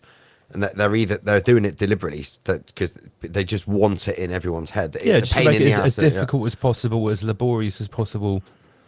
So just to make it. Because again, you think of that like a telephone for an office. Like they just want everything email. They want everything digital, don't they? They don't want people actually talking. They want just everything on. They don't want connection. Yeah. That's all part of this plan for the new Schwabry. Is everyone is just disconnected from each other and just autonomous robots, basically. And basically don't want to interact with the outside No. world because it's just too dangerous. What did you say, Magix, earlier? That how many people have got an actual friend? Yeah, it's an article I saw in a paper. It's like over 1 in 10 or 2 in 10. 1 in 10 or 2 in 10 young people got actual friends. Don't have any friends. Not a single friend. So you That's think so with dark, all the man. since Divock 91 and all this working from home, you think if people were a bit of a recluse, didn't have any friends, going into work, at least they can have some interaction. Yeah. Now, if they've been assigned to work from home, you're fucked. Well, I always saw it when I worked in offices before that it was blatantly obvious that a lot of people that work there, and not all of them, but a good amount of them, was like their whole social interaction, their whole social life was all Goes based to around work. And then maybe like you'd go to the pub on a Friday after work with your colleagues and Yeah. stuff like that, go out for dinner maybe or whatever. But and again, this is you think in the last sort of 10, 15 years that the focus has been around mental health for people, and you think that's a detrimental, the greatest attack on people's mental health Yeah. in a century. But they care about your mental health. Yeah, just right. another factor of this Schwab digital new world that they want to bring in. So back to electric cars. Explosion on Madrid's underground metro. Carriage is left destroyed after faulty e-scooter causes blast. But the funny thing was that the blast was so bad that at first they thought it was like a jihadi terrorist attack. Look at that. Picture on the left. So imagine you were just sitting down in your living room. Missus has bought you a cup of tea, then this blows up outside. Well, look what happened to Yoji, who watches the show. Yeah. He very sadly had his unicycle catch on fire. Terrible. I've seen it. These pictures of videos of these electric scooters that are just catching like same as the Saw Schwab a cars. statistic yesterday, or someone was telling me fires in London are up sixfold. Where are you going to find the most electric vehicles in the UK? In London. Yeah, any big cities. And then the other big cities following closely behind. I seen on a bus, electric bus somewhere. I think it was Germany or Belgium or somewhere. A whole bus went up, mate, and the firefighters couldn't put it out. It was just churning out thick black smoke for hours and hours. Now, that fire at Luton Airport last week, they say it was a diesel car that started it, but even if a diesel car did start the fire, it set fire to an electric car, which caused enough fire to bring down the roof and just like shut the airport. I've seen the video of the roof collapsing and all the flames and fireballs. So if that was just the diesel car went up and it didn't catch fire to the electric car, would it have that much damage? Well, I think the fact is that the lithium-ion batteries or whatever other batteries that you have in these electric cars, when those burn, it's not just like a petrol explosion or a petrol fire, which is, regular That's what I mean. combustion. They can't put it out, mate. It's a special type of like high-octane chemical fire. There was a video I watched today where there was a guy just laughing. He was in his boat in this lake, and there was a fire coming from under the water. And he's like, "Yeah, look over there. There's a guy stood on a slipway, and he tried to launch a jet ski with a Tesla, and accidentally launched the Tesla. And as it had gone underwater, it caught on fire, and it was burning from underwater. There was fire, and it was like obviously quite deep now, but there was fire coming out, bursting out from the top of the water, and it had been going for like 10, 15 minutes." Underwater? Yeah. Because you can't eat. That's the thing. You can't put the fire out even underwater. And it burns. this is progression, you say, mate.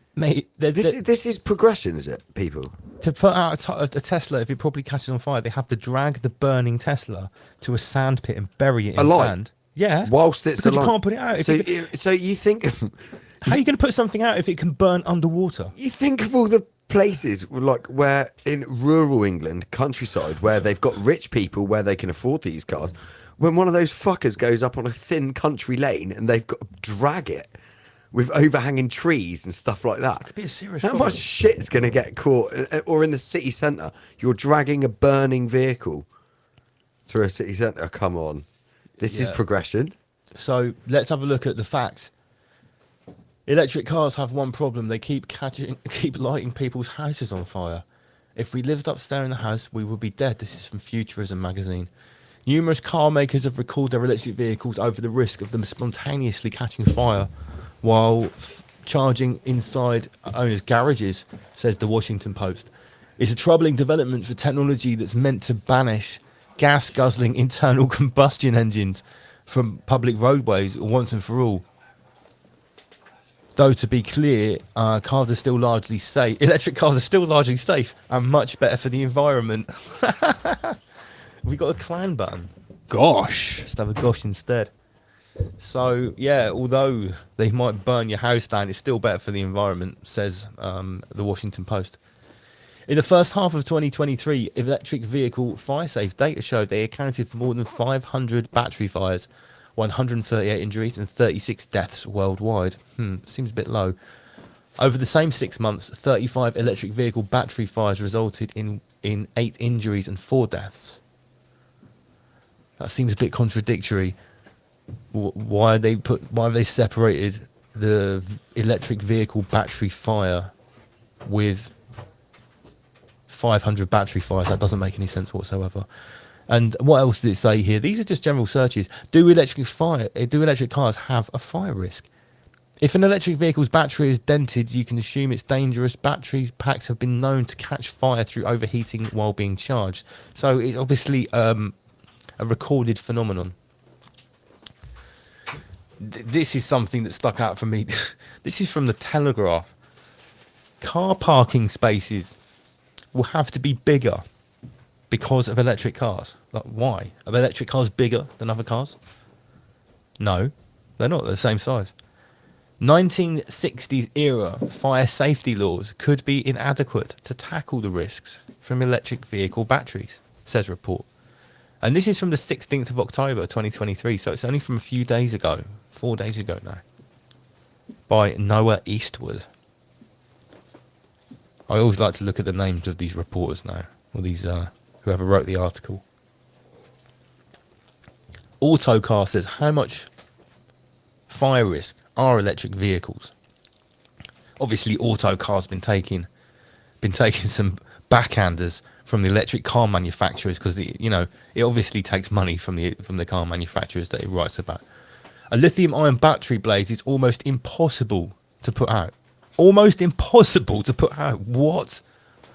We look at why that is, how the fire services are handling it, and what can be done to minimise risks.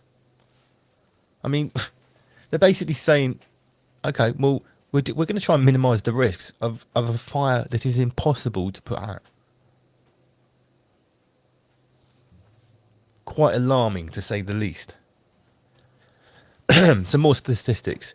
Are electric car fires common? Electric car fires often make the headlines, but they are not a common occurrence, according to Honeywell Safety and Productivity Solutions. 239 fires recorded in the UK between June 22 and June 23 were linked to EVs. That's an 83% increase year on year. It's important to note the number has increased along with the increasing presence of EVs on our roads. I wonder how many regular car fires. I need to know the ratio of cars on the road and regular car fires and then compare it. Until we know that, we don't really know. So another study from Swedish Civil Contingency Agency also revealed that the petrol and diesel cars caught fire 19 times more often than EVs. That's a lot. It's not like 2 or 3 times more. 19 times more. Really? So why do electric car fires command so much attention? And this is the more interesting bit. Electric car fires increased attention for many reasons. The technology is new and newsworthy. They're complex and often heralded by a highly toxic vapor cloud. Oh, right, so the explosions are complex. Or the fires are complex. Heralded by a highly toxic vapor cloud accompanied by a hissing noise and directional jets followed by possibly an explosion. Electric car fires are incredibly difficult to put out. You think it's out and then it erupts again hours, days, or even weeks later. All this considered, it's no wonder people are becoming concerned about electric car fires, not least those who have to put them out. Okay, so I think it's safe to say that, like, when it comes to this element, what are you doing? Just chat for a second, Lance. When it comes to this element, oh my god, We've got a live meme from Russ Kieran. Russ Kieran, big shout out to your wicked and bad self. Put that motherfucker on the screen right now, Michael. Get on those buttons. So earlier on, Let's fucking zoom in. Magix, look at this meme. You helped curate this meme. Behold the Pale Horse by Wilhelm Cooper. Oh my god, that is so good. Oh, whoa. Put it back. There we go. Yeah, Gosh. that deserves a gosh and a wow. Russ Kieran, he goes through phases of being active or not, but when he comes out, I'm not mucking about on that. no, he one. doesn't fuck around. Yeah, for anyone that doesn't know, that's a very famous Bill Cooper book. Behold the Pale Horse. I think he's talking about one of the horsemen of the apocalypse, I believe. So yeah, massive shout to Russ Kieran. Boom, selector. That was very good. So I think we can say that this is one where it's not going to plan. Electric vehicles, like Lord Schwab's plan with that, has not been very successful so far, No. I would say. Or maybe the wheels are starting to come off. Do you think they've got a plan B? Yeah, automated cars. Yeah. That's it. But where is you that, don't- you are they don't going to be drive them. electric? Yeah. Yeah. Yeah, they'll burn too, but that will still be that'll be the solution. Okay. These ones So- will burn, so and you'll- you won't be in control of it, so you won't be able to. You won't be able to get They'll out. Make sure Yeah, you burn yeah, inside. gotcha. 100% safe and effective, comrade. Right. Thank you very much. That's just what we needed. Right. Let's move on. Okay. Robotics and AI. Now, this is interesting because it's a massive subject which we're not going to go deeply into, but I'm actually just going to play a video. Okay, the video is 16 minutes. I'm not going to play all of it, but this guy, who I've totally forgot what he's called when I'm about to credit him. Where is it gone here? Where's the one about AI? There, seductive AI. This is very good because what it does is show. We love montages. It shows, like, you know, what is the latest, say, in the last year of the blending of robotics with AI. So watch this. AI and robots have some incredible new skills. Acting, rescuing people, and remarkable human skills like this. Indecision on what I wanted to do with my life. That's amazing, Gabriel. So in a way, this isn't just about creating a really long resume, but also about self-discovery and finding out what you love to do and what you're passionate about. Have you found anything that you love doing? AI like this will run robots like Digit. This factory will build 10,000 digits per year, and look what they can do. Clean up this mess. It's not pre-programmed, it understands language through an AI like ChatGPT, and together with the robot's visual AI, it figures out what it has to do and how to do it. Several robots are now racing to become the first mass-produced general-purpose machines. Some thought this Tesla bot demo must be fake. It's not. The little finger nudges the block sideways. A Tesla engineer says it can complete new tasks without changing any code, and experts point to something profound. But first, a Google project shows how robots' physical skills are improving dramatically. It breaks up movements and treats them like words in a language AI. Combining both types of AI, the actions become part of the thought process. So robots' physical skills could become as sophisticated as ChatGPT. This is the new Apollo robot designed to work in warehouses. Imagine the range of tasks it could take on as AI advances. And it will be interesting to see robot dogs start to talk, play football, and learn new tricks. This one has learned some impressive skills through simulations. It could be great for collecting litter. Disney's also developing robot characters. Can you imagine what it's like putting on roller skates for the very first time? It's awkward, it's clumsy. We're really trying to figure out what are the flaws and insecurities. Disney makes These new robotic robots kids. appeared at the World Expo in China. Imagine when their movements flow naturally with speech because they're part of the same AI. Robots like this feel like an early sign of what's to come. You start down this path of thought, and pretty soon you are not just talking about the job market or the economy. You are talking about the nature of what it means to be human. and autonomous firefighting robots could make a huge difference. AI has a lot of impressive new tricks. Videos like these are going viral. People are playing with faces. Crowds are morphing to cats.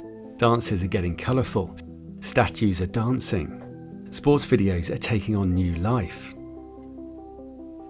And cosplay is joining anime. I love this. And look at this brilliant creative idea. Here's a great transition. People are starting to create stories with AI videos. This AI can replace actors with CG characters. It also does the lighting, camera, motion, and captures the actors' faces. Another AI can take sketches and render them based on your description. Imagine how this will transform design in architecture. One new AI has watched 100 million YouTube videos. It can create video and audio from text descriptions, or from text and images. Amaki uses similar AI to sketch things. There's something special about cats. How's your drawing going? And AI can do some interesting things with the photos and videos on your phone. 1.5 million people. I think everyone gets the idea. Don't they, that? So if you, that's come on quite far. If you listen to that, if you played that back, right, guys, if you want to play that back on like later on, if you listen to the wording of that, right, I picked up on this straight away. It said this. They were talking about these robots. The dog one. It said it can be used to pick up litter. Yeah, it could also be used to track down peasants who aren't abiding by their social credit score destination where they're allowed to walk out or stuff like that. Yeah, it can be used for a lot of down. things. They said that the firefighting autonomous robot could be used in a positive way, but it could also be used to do something detrimental. And it said something else as well. It can be. Yeah, it's got a lot of uses. Yeah, can be. So it could be, can be, maybe, shoulda, woulda, coulda. Okay. I got sent this by someone, I think it's Dan Ellis, where DARPA says implantable neurodust enables precise wireless recording of nerve activity. I'd pay close attention. He sent me the article as well. Implantable neurodust enables precise wireless recording of nerve activity. And there's a whole little diagram here of how it's happening. Schwabbing together your physical, digital identity. Okay. This is this nanodust. In one neat little package. This is this nanodust we've been talking about. Then I got looking at this. Toward plant energy harvesting for pentojizzle signal amplification. Using graphene quantum dots, GQDs, which are on the plants. Energy harvesting, the energy from plants. So you're telling me they're going to grow crops and have graphene on the crops?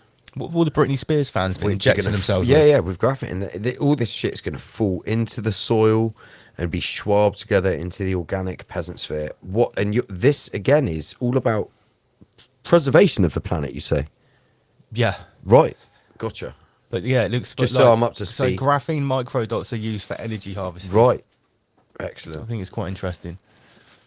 Yeah, here's a whole thing about it. Towards the plant energy harvesting, signal amplification. Obviously, it's I love it how they actually use the phrase energy harvesting. I love it how it's actually, they don't tiptoe around that. Oh, it's quality, isn't it?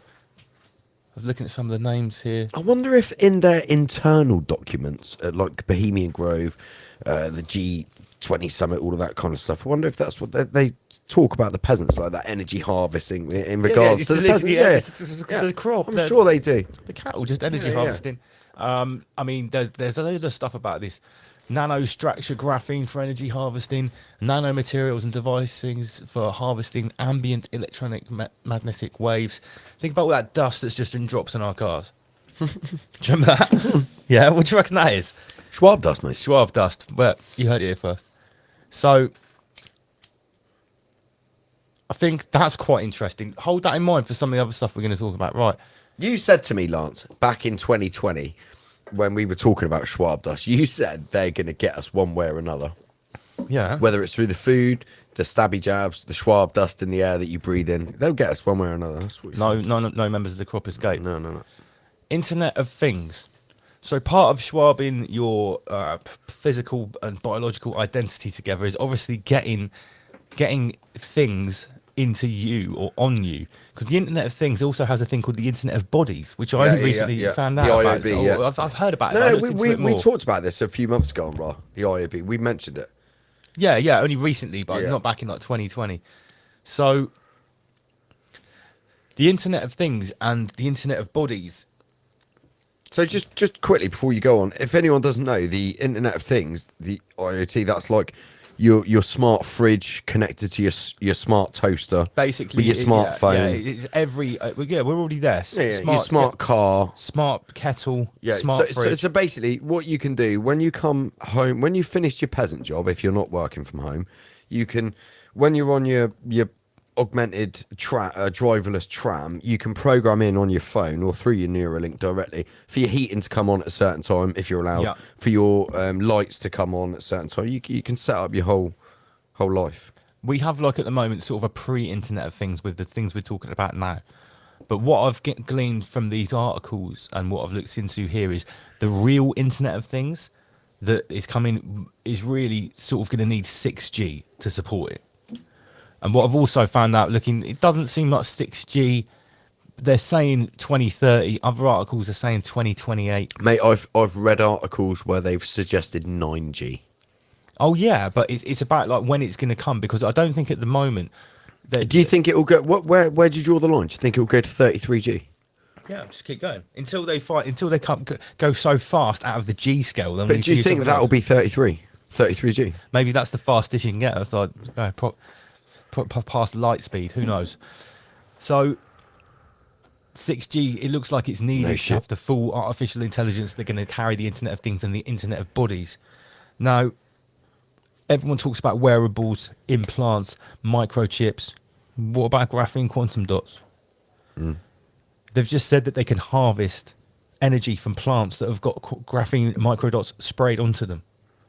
And for any of you old school ravers that know how big a microdot is, yeah, it's pretty small. It's tiny. Yeah, what is 6G? When to expect it? So I would say there has been a lot of progress in this. There are more wearables now. There are billions of people with. There's people wanting to do it. Absolutely. I think Sweden, was it Sweden? They had the first microchip in the hand. There was a company, we covered this in 2020. They had like everything was accessible. The vending machine, you just put your hand up to gain access to the I think it was Sweden. It's still, yeah, it is. It's Sweden. Interesting because that wasn't Sweden the testing ground for. They had no being non-COVID. Yeah. They were like COVID defectors because I was there for 5 weeks in Stockholm. That's I know. right. I know it as a fact. But yeah, the Swedes were the first people to really sort of start microchipping themselves. I said on the show loads of times. I saw a Middle Eastern guy who's obviously pretty rich. It was in London. I think it was at Heathrow. He was flexing at WH Smith. He bought like some Red Bull and some other bits and pieces, and he paid for it on his on the contactless with his wrist. And he was making sure everyone saw him do it. He's right. So he had a Schwab detector in his wrist, like a Schwab. Yeah. So we're going to be talking about that in just a minute. So what is the Internet of Bodies and how is it changing? The Internet of Bodies, the IOB, is the extension of the Internet of Things and basically connects the human body to a network through devices that are either ingested, worn, or surgically put inside you. Again, listen to that word ingested. That doesn't necessarily have to be voluntary. No. There are wearable devices such as Apple Watches and Fitbits that can monitor your health.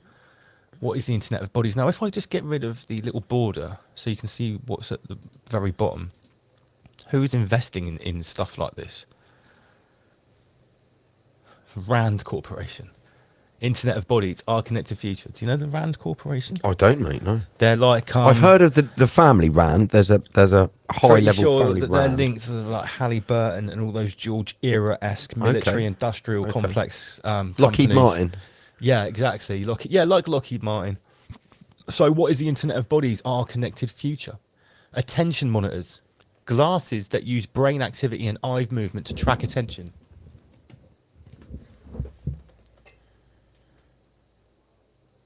while you're in schools or driving, and provide audio or haptic feedback when they sense the user is inattentive. Body implanted sensors. So basically that's glasses that tell you when you're not paying attention.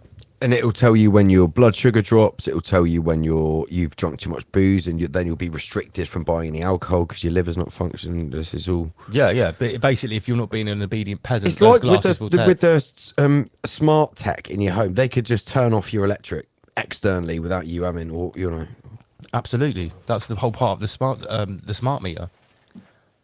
Body implanted sensors. Tooth-mounted RFID sensors under development would track information on glucose, salt. So that's like, that's to do with you keeping your carbon credits right with what you're consuming. Body implanted sensors. Wearable neuro devices. Head wearable neuro devices record and monitor brain activity and stimulate the brain through electrical signals. Some are used to encourage the user to perform brain exercises. Others might send electrical signals to the brain to treat conditions like chronic pain. So these are all developed by RAND Corporation, Military Industrial Complex. That is how we're getting on with the Internet of Bodies and the Internet of Things. Quite a lot of progress towards the Schwabian goals, I would say, in that department. Next up is food. Okay, lovely bit of Al Gore artwork here. So how are the plans with re-regulating the farming industry going?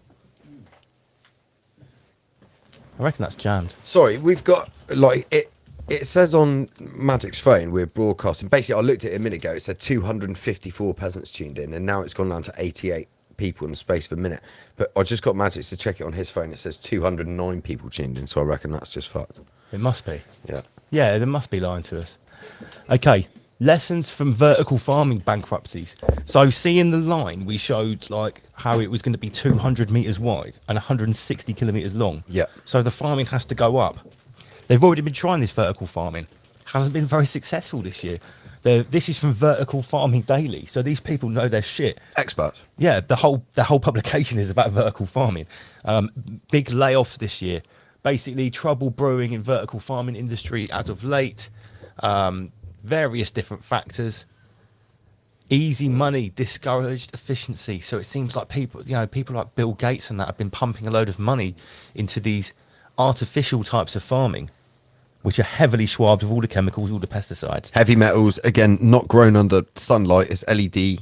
When everything you're doing is subsidised by Bill Gates, you're not really under pressure to do things very well, to be efficient, to actually make it commercially viable. No, the money's there, mate. Yeah, the money's already there. The money's there, mate. The project's already paid for. You don't need to do a good job. So when Health Chancellor Gates take away his funding and his subsidies, then basically things start to fall apart. So that's not going very well with the vertical Schwab farms. UK dairy industry, and this is all from this year, July 1st, 2023. UK dairy industry fears farm closures following processors' price cuts. So, sorry, back to this vertical farming just quickly. That's all going to be probably harvested via drone. I would imagine so, rather than having the guys in like a frame or a cherry picker. Yeah, that's got to make a bit more sense. So, vertical farming is not doing well. UK dairy farming is basically on its knees. It looks like the price of producing the milk, raising the cow, the electricity running the farm is now way above what they're getting for the price of milk. So the dairy farmers are shutting left, right, and centre. The falling amount. So guys, you get your oat milk. Yeah, get ready to get your oat milk. Get ready to get your oat milk and grow some man boobs, according to Inspector Veg. They say they're at the mercy of the markets, a dairy farmer near Penrith. Every day is on about food inflation, but we've got inflation too. We've got to live. So that's the dairy market, at least in the UK, not looking too good this year. Then if we go over to the right-hand side, half of the UK fruit and veg farmers fear closures due to supermarket buying behaviour. What? So... Well, they are at the mercy of the supermarkets because they're the biggest buyers. So that's where all the money is. So if the supermarkets say we're not paying more than 33p per gallon, what are they going to do? And that's the thing. They can't. There's not enough little. This is all part of it. we've talked before about small communities, little farm shops, local people selling stuff, because the farmers haven't got enough other people to sell this to who are going to sell it on to the peasants. That's why they're at the mercy of the supermarkets. Because the supermarkets have like monopolised on the supply chain. And then I guess it's probably fair to say that the big commercial farms who are subsidised by the you-know-whos and the UN NGOs and whatever, who are literally spraying all the vegetables with all the shit. And then they can afford to do the vegetables at a much lower price, not only because they're doing it on a mass scale, but also because they're probably getting heavy subsidies from the government. Yeah, to use, which in turn is the spray taxpayers' peasant money. Again, everyone's paying to do this to themselves. Yeah, and you think about amazing, isn't it? You think about, and I don't know what's going on with the States with the dairy farms. Yeah, but 241. There we go. We thought everyone had tuned off. I saw 88 people. We said something. We said something really controversial, or YouTube said no. I thought this is like this show's not tame, but like we haven't really said anything. No. That's we're just being quite like fair about what's going on. Yeah. Okay. So we still got 250 people. What I was saying was, I don't know what's going on with the dairy industry in the States, but with Health Chancellor Gates buying up huge percentages of farmland and leaving it dormant, very similar, and leaving it dormant, so there's nothing growing on it, although cattle grazing on it. Like their dairy industry must be in a similar state to ours. I would imagine so. Well, also, if we go to the next page, we've got the Dutch farmers. Paid to close their farms. EU has approved 1.5 billion scheme to buy out Dutch farmers, and so to reduce nitrogen emissions, we're going to buy out farms at a low price and just close them. It's like when I went to the retreat last week. It was on a farm. I mean, they still had some produce at the farm, but they had like this facility there, which was obviously very nice, cottages, swimming pool, saunas and everything. And they basically had some produce, which probably went to small places and was in the little shop up where we were. I was thinking, they were producing that there. Yeah, you know, meat and eggs and everything. But I was thinking about like, how many times have you been to something like paintballing, like a weekend getaway, go-karting, that's on something that used to be a farm? It still might have a bit of farm around it, but I mean like an actual proper working farm producing food for everyone. Think about how many farms are now doing other things because they're not growing food. Yeah. Like how many hundreds and hundreds and hundreds, and like don't underestimate about how much food one farm actually produces. It's not like. And this is the thing, like if people, again, everyone's fucking broke because we're in this alleged cost of living crisis. So it's in the farmers' interest to do what they're saying and take the money. Yeah, because they're probably getting shafted as well. The farmers back in the day would always be like quite wealthy and again, they're right, like. but unlike the high level rich Satanists who want to line their pockets, these people are being forced into Satanism by just like not being able to afford to live. Yeah, they're being coaxed into it and then getting a payout. Get the image back up, Lance, on the screen. I like the flag, or on the right hand side, Ukrainian colours with the two tridents there. I think it's two pitchforks. Well, I'm just saying. So, Dutch. It's also worth pointing out Holland is quite unique. Despite its small size, the Netherlands is the world's second biggest exporter of agricultural products by value, behind the US. So it's like they produce a lot there. Products it's not just flour. value. So like high. Well, but value if you look at it by value, not by tons, like tons of grain, by actual value, which is from Ukraine. Yeah, that all comes from Ukraine. Yeah. So yeah, it's interesting to see this all play out, because obviously this is all part of Lord Schwab's plan. Because unless this happens, it's not going to be so easy to get people to eat bugs. We've said this. They have to exactly what you were saying earlier on. They have to force you to do it discreetly, covertly. They have to bankrupt you and make your life fucking miserable so that you actually choose and you just do say it to yourself. Bankrupt you? Bankrupt you. Yeah, like bankrupt you. Yeah, no, you're absolutely right, PG. It's about slowly beating us down. So this is what I was saying before the show. I didn't have a time to look into the statistics, but I'm sure since this alleged cost of living crisis, if you looked back over the last 10 or 20 years about the annual amount of homes being sold and then purchased, whether it's flats, homes, big, farms, whatever, because people can't afford to live in them these days or heat their houses or whatever. They sell them. I guarantee, since the alleged cost of living crisis, it would have been an increase. And this is all part of the plan. Don't forget, they have to get people to want to move into these Schwab cities. So if they can't afford to live externally, there's got to be a good reason. There has to be a good reason for them for you to want to pack up and move in there, because they haven't got enough peasants. No one's going to be rounded up and forced to go there. Yeah, exactly. They haven't got enough people to do that, so they have to do it discreetly, covertly. Like we were saying earlier when we were showing the different varied levels of smart cities. At the moment, smart cities and smart living are for the ultra rich. You think how rich you've got to be to live in Neom, and by the way, we were saying this. It probably costs everything you have to get there. Like I live to buy your 40-year contract until you die or whatever, at 80 or 85. Like I live in a really nice area, right, and I've worked fucking hard to get there, right. And I'm telling you what, I'm not letting the COVID Union take that off me. So this is why it's important for stuff like the digital nomad training and stuff like that. And I'm going to do a Ramesh permaculture seminar series next year for you to literally rise above the antics which are being thrown at you, so you don't have to rely on the state, so you won't have to have your home take. Yeah, mate. Sweet. Yeah. It's gonna be my Ramesh. We can go and film some instructional videos with the GoPro on site. Yeah, there's going to be loads of stuff. We're going to get Inspector Veg down, and I'm going to liaise with Bradley Golden as well and see if he wants to be a little bit involved with it, and Sagehead as well, because I know he's highly into the permaculture. So that's, this is what I'm getting at. To rise above all of this kind of shit, you need to have a plan A, B, C, D, E, F, and G. Really, I have to create the black rocket. Yeah. Basically. Otherwise, you're going to end up getting pushed into a Schwab city. Otherwise, you'll be begging to go into a Schwab city. And I feel sorry for, people like single parents who literally can't afford to do fuck all. Because as soon as that comes the tipping point, they're going to be the first ones who are straight into the Schwab city. All those young men in hotels and on like that barge in where is it, Portland?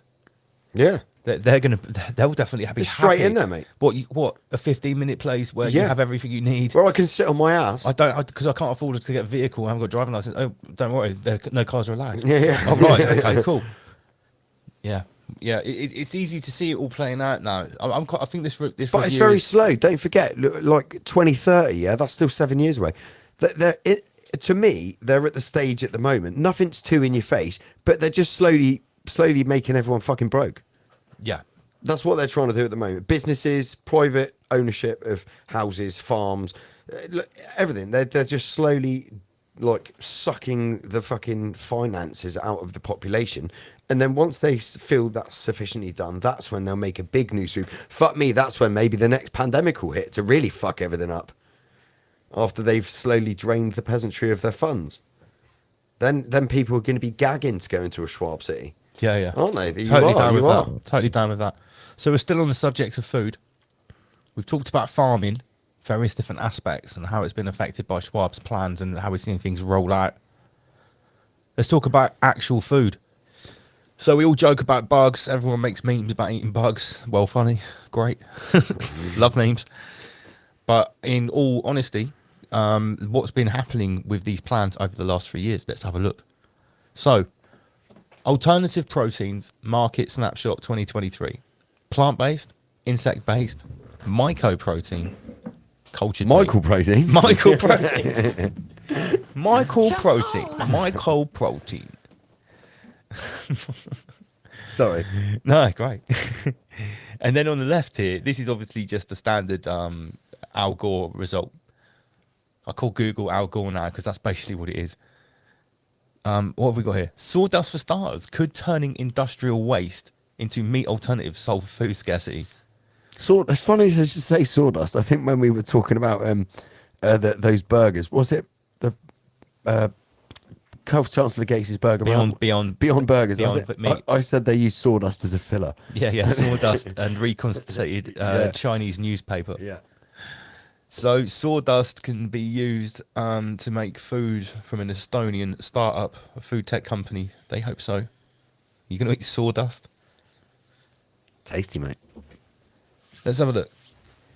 How's the bug eating going? Edible insects. Can you get me one of these, please? Yeah. Or these CBD infused drinks. Edible insects in Europe, a growing push for bug-based food. This is from September the 7th. To rein in emissions, the EU is looking to insects as an alternative source of protein for livestock. Blah, blah, blah, blah, blah. 7 insect-based food startups on the rise in 2023.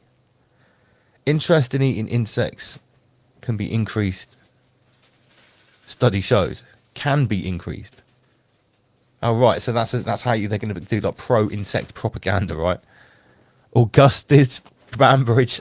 Oh God, look at this name. Augustus Brambridge. I can't even say it. Augustus Bambridge Sutton. 24th of August 2023. People's willingness to try insects can be changed, the study showed. How much did they spend on this study to see if you could change people's minds because they don't want to eat spiders and scorpions and worms? This study cost £33,000, comrade. Thank you. The results are exactly what we expected. That's what we wanted. That's why we spent the money. Insects are on the menu. EU approves 2 new insects for human consumption. That's from back in January this year. This is all from the mainstream media. I'm just trying to get a general idea of how this has been going. Can anyone that's tuned in now, it's in the live stream section, in the live chat, have you actually been anywhere and seen bugs on the menu? Because they can make as many of these stories as they want. They could be AI generated. None of us really know. They could just be pure propaganda. It does say, you know, you can look up the companies that have started these huge bug growing factories. Okay. So is it transposing onto people's plates? I know I've seen those not cheesy whatsits, but like those crisps. They say they're jalapenos, and you look on the back, it says they're made of mealworm protein. I've seen that. That's about it. Anyone, I'm just looking. Cricket Lives Matter. Big up Auntie Coviet. Come on! I know of crack maggots. Okay. Any serious comments here?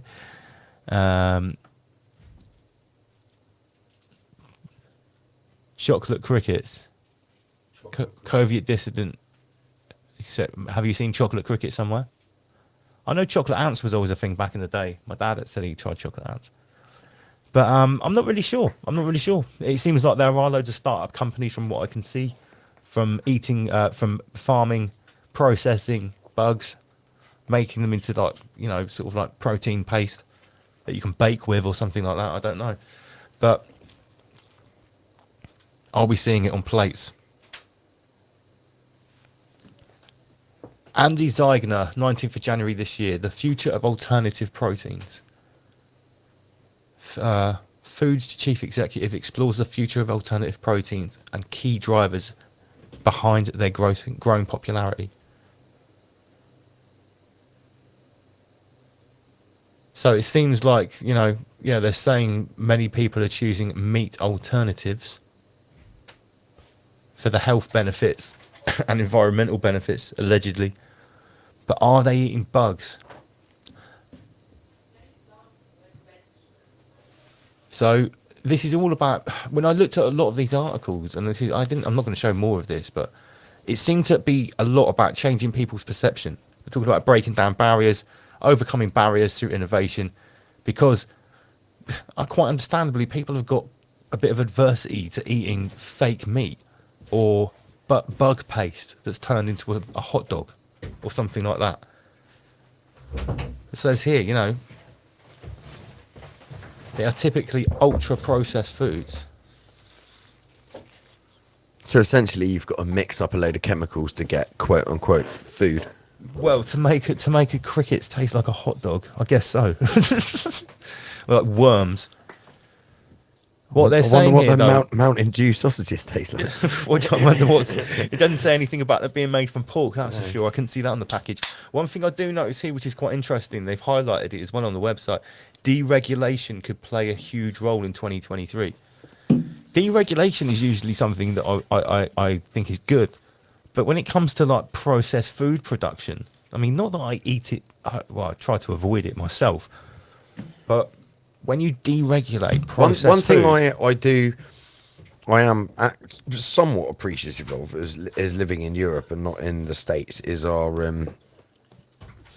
some of our food regulatory things. Like we're not allowed some certain chemicals and stuff which they riddle the food within the States, which is fucking really bad, man. Orange Fanta in Thailand And they tastes so much better. They put it, it tastes nicer, but fuck me. Yeah, You think it's what's got going like- on in your insides, man? Yeah, well, think about If you're drinking that or like eating stuff like that constantly, it's all right from time to time. But you think they put this in the cheapest of cheap foods, so the most peasants of the peasantry, they're poisoning themselves on the daily, Think as about, opposed like, to having what they said was in Mountain Dew, bromide. Yeah, in bromide. and it was like it's like flame retardant. Oh come on, bro! Come on, bro. Have you had yours? Okay, so flame retarded. Yeah, it makes you flame retarded. Other food like insects still face a high level of skepticism from European customers. However, insects are increasingly being incorporated into feed for animals and fish, and increased education and awareness could result in these ingredients featuring more widely in food production. So what they're saying is now they're feeding the animals that you're eating with insects. Yeah. So if you're not going to eat them and you still want to Check eat the fish, label, peasants. or you want to eat chicken, then but the chicken is a chick. That's a bit silly because don't fish and chickens normally eat insects anyway. A Schwab chicken. I don't know. Digital chicken. A digital chicken, you have to wean back onto normal insects after it's been eating like protein paste for its whole life. So yeah, I think that's pretty self-explanatory. We can see lots of innovation in fake Schwab food. Whether people, whether they're still spending all the money on actually inventing the food or trying to change people's perception of it, it was hard to tell.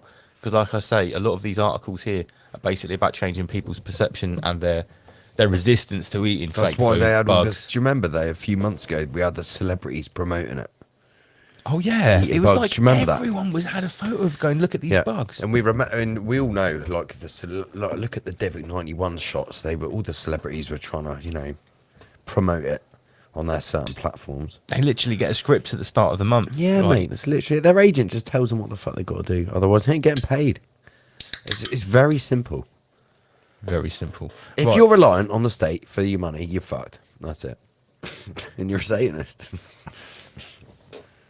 Yeah, if you're They'll get you one way or another. working on behalf of the state, for sure. So next up, the cashless society. This sort of is going to link in back with the digital ID, and this is a biggie. Obviously, part of Great Reset, getting rid of cash. In fact, don't just get rid of cash. Let's get rid of the entire banking system. Let's get rid of fiat monetary lending. Let's get rid of capitalism. In fact, fuck that. Let's just get rid of owning things. We don't need that either. That was basically the plan. How far have we gone when it comes to the cashless society? So, the big thing, way before anyone had heard of Lord Schwab, way before the Soviet Union, way before the Greta Reset was even just a sparkle in Lord Schwab's eye. Everyone that was into their rabbit and into their hole was talking about microchips since day one, week one, day dot. Literally since the mid-90s, even before that, people have been talking about this. It was always going to, the mark of the beast. We've talked about it on the show loads.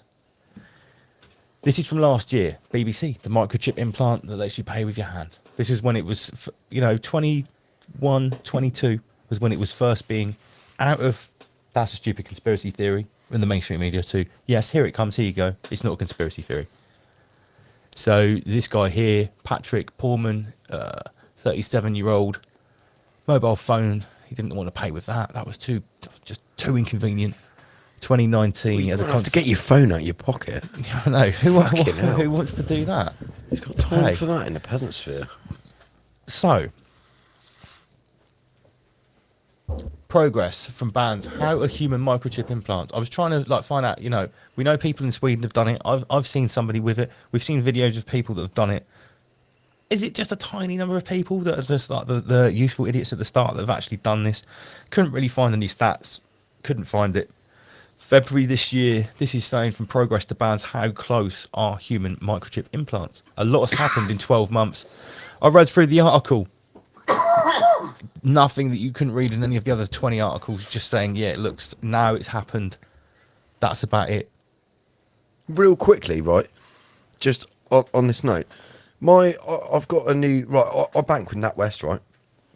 And you know, a normal bank card's got like raised letters, like you can run, it's like, you know, like braille, like raised letters, yeah. Yeah. On my NatWest card for the last like year and a half, it's just a flat card. There's no raised, nothing. It's like the numbers are imprinted on it. And I don't have a wallet. I just put my cash and my card in my pocket. Like, and this is like, you can't even see some of the numbers now on my card. And sometimes when I go to pay with a card, I try to pay with cash whenever I can, but sometimes I have to pay with card. When I put it up to certain Schwab scanners, it pays with the microchip, and sometimes it doesn't. So it's almost like that's an inconvenience to me to have a card. Yeah. Do you know what I mean? Yeah. I'm not, that might be just a coincidence, but I don't know if other banks have got just a flat card without raised numbers and whatever. Well, some of them don't have numbers on at all now. Yeah, that's what I'm saying. So, That's a new thing. but for me, mine doesn't work right. So that's an inconvenience. Now, my old card, all that worked fine. So now these new Schwab cards, I'm just saying that might just What be... you think, what you're trying to suggest, it might come in waves of, this wave will be convenient to make you love this new technology. Then we'll introduce something one step more. And this will be inconvenient to make you really want the next one, Yeah. which is the cunt that's what going to I'm really just get saying, you. just to implant it in your brain, like just the thought, because every time now I do have to pay with the card, I'm like, for fuck's sake, I hope my card works at this thing. And I'll tell you what, going on the, when I got to see Becky up north, if I take the M6 toll, I'm like, fuck, is my card going to work? Otherwise, right, you can't pay with cash. Yeah, but surely if it doesn't work on contactless, you can always put it in and do your PIN No, number. you can't. You can't do it. Oh, The what, it just M6 toll- doesn't no, work? no, it's Oh, just shit. contactless. Yeah, that's what I'm saying. Yeah, that could be a problem. So that's what I mean. It's an inconvenience. It is an for me. inconvenience. So this is another way they might be trying to persuade people gently in the psyche to move to get this kind of shit. It's just thought. All right, 20 minutes until Magic's. I'm going to suggest that the microchip RFID NFC mark of the beast payment thing is a red herring. Michael. Michael. I'll say that again. That thing that everyone's been going on about for years. RFID chip, physical microchip underneath your skin, going like that, paying for Man, things. that's in the intro. I know. I'm going to say red herring. Here's why. Who remembers this? I think you could probably still see it in some places in the UK. This advert was absolutely everywhere. It started in 2020, late 2020, I believe, all through 21, 22. Probably This was still in the airports when you came airports, in. tube stations, bus stands. Your DNA will be your data. The future is full of opportunity. HSBC, Hong Kong Shanghai Banking Corporation, based on the profits from the opium wars. That's how they laundered the money through this bank, the Brits. But that's another presentation, guys. Yes. So your DNA will be your data. Well, what's that? Does that mean a microchip? No, it doesn't. A microchip? No microchip is needed. No microchip is needed. To do a contactless payment only using your hand, no microchip is required. Because they've got your ID. Pay by palm has arrived. This photo was sent to us by Ramesh Dave. He was under the impression, and he said to me, look at this, the microchip. And I just looked at it and I was like, yeah. I said, yeah, the microchip, look at that. Pay by palm. That's what you would assume, right? The microchip? A microchip has been inserted in that Yeah, lady's yeah. palm and she's paying using her subdermal microchip. Well, no, that is not the case. Subdermal These are biometric payments. Your hands are uniquely yours. Your palm is made up of tiny distinct features on and beneath the surface. Many are indiscernible to the human eye or a standard camera. The Amazon One device is designed to read them. In seconds, a process of proprietary imaging and computing vision algorithms involved in this equation, capture and encrypt your palm image. So they've got Hang on. Right. Okay, let's just break this down quick before we go any further. Do you have to, so for this system to work, this peasant here in the picture on the left is paying for her Costa coffee in the library, whatever, with her palm, yeah, and it's reading her whatever is underneath the skin that they just mentioned. So this peasant, for them to actually obtain that, How have they done that? Has she willingly had to give that information up and go to some kind of... You probably just go and get scanned by one of these Amazon Yeah, One so devices. you have to go and do that. Yeah, but I'm going to assume that it's as simple as going to somewhere that even has this. Because what I'm getting at is the old Schwab phones they used to open with your thumbprint. So is that enough for them to already have that, or do they need your full? Well, I mean, if we were to believe what it says here, it looks like when it says proprietary imaging and computing Al Gore technology. Do you know what I'm getting at though? Is this a willing thing that you have to go and submit your of course, quote unquote details? They scan you, and then you're open to the network. Amazon One uses the information embedded in your palm to create a unique palm signature, and it can read each palm, read each and every time you use it. So it's basically as simple as going there, probably holding your hand above this scanner. So it gets your details. So it gets your, then it links your Amazon account. And then you're open to the network. Yeah. So you can then access your public transport, vending machines, you can draw cash out. Well, that won't even be a thing now. Pay for your coffee. Yeah. Pay for your Pornhub. So this special camera scans your hand, and yeah, I'm going to say that I don't really think the microchip is going to be needed when this kind of technology is already available. Because remember, if it can do this with your hand, then they'll have one that can do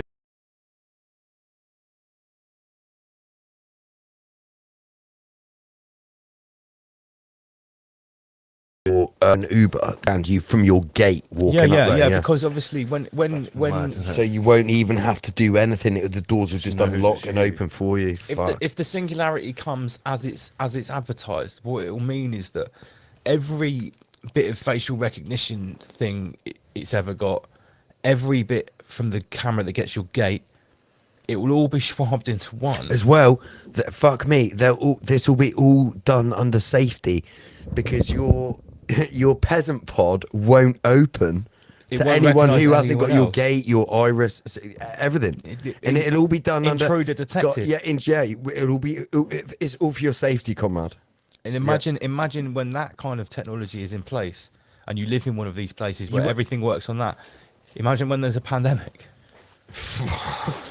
Then it will know when you've sneezed. Not even that. When the global climate boiling change, shout out to Dom, is getting too intense, and you have your climate lockdown. You won't be able to even get into. It won't let you leave your house. Well, look at China. Look at you. You have to have the fucking certain times to shower and bath, don't you? Is that a thing? I've got a friend, Toya. She went and worked in China, I think, for 2 years, and she said there's certain times, once in the morning and once in the evening, like an hour, where your water's running, like you can have a shower or a bath. Mad. So they control that externally. So this is the same thing, everything with your heating, electric, gas. If that's even going to be a thing, all of it. Smart meters are about. Yeah, that's what I'm saying. That's what I'm getting at. You thought it was to save money on your bill. This is ridiculous. The more and more the peasantry submit their details and their data to all, like everything. This is just getting ridiculous now. This is how they'll get it though, because it will be like, this will be the new way to pay. Yeah, because you won't be able to even buy shit for a wallet. You don't even have to get your phone. You just put your peasant paw or meat suit paw on there, and it scans it. So yeah, you heard it here first. The microchip, the mark of the beast, coming in the form of a microchip under the skin to pay for things. That's a red herring.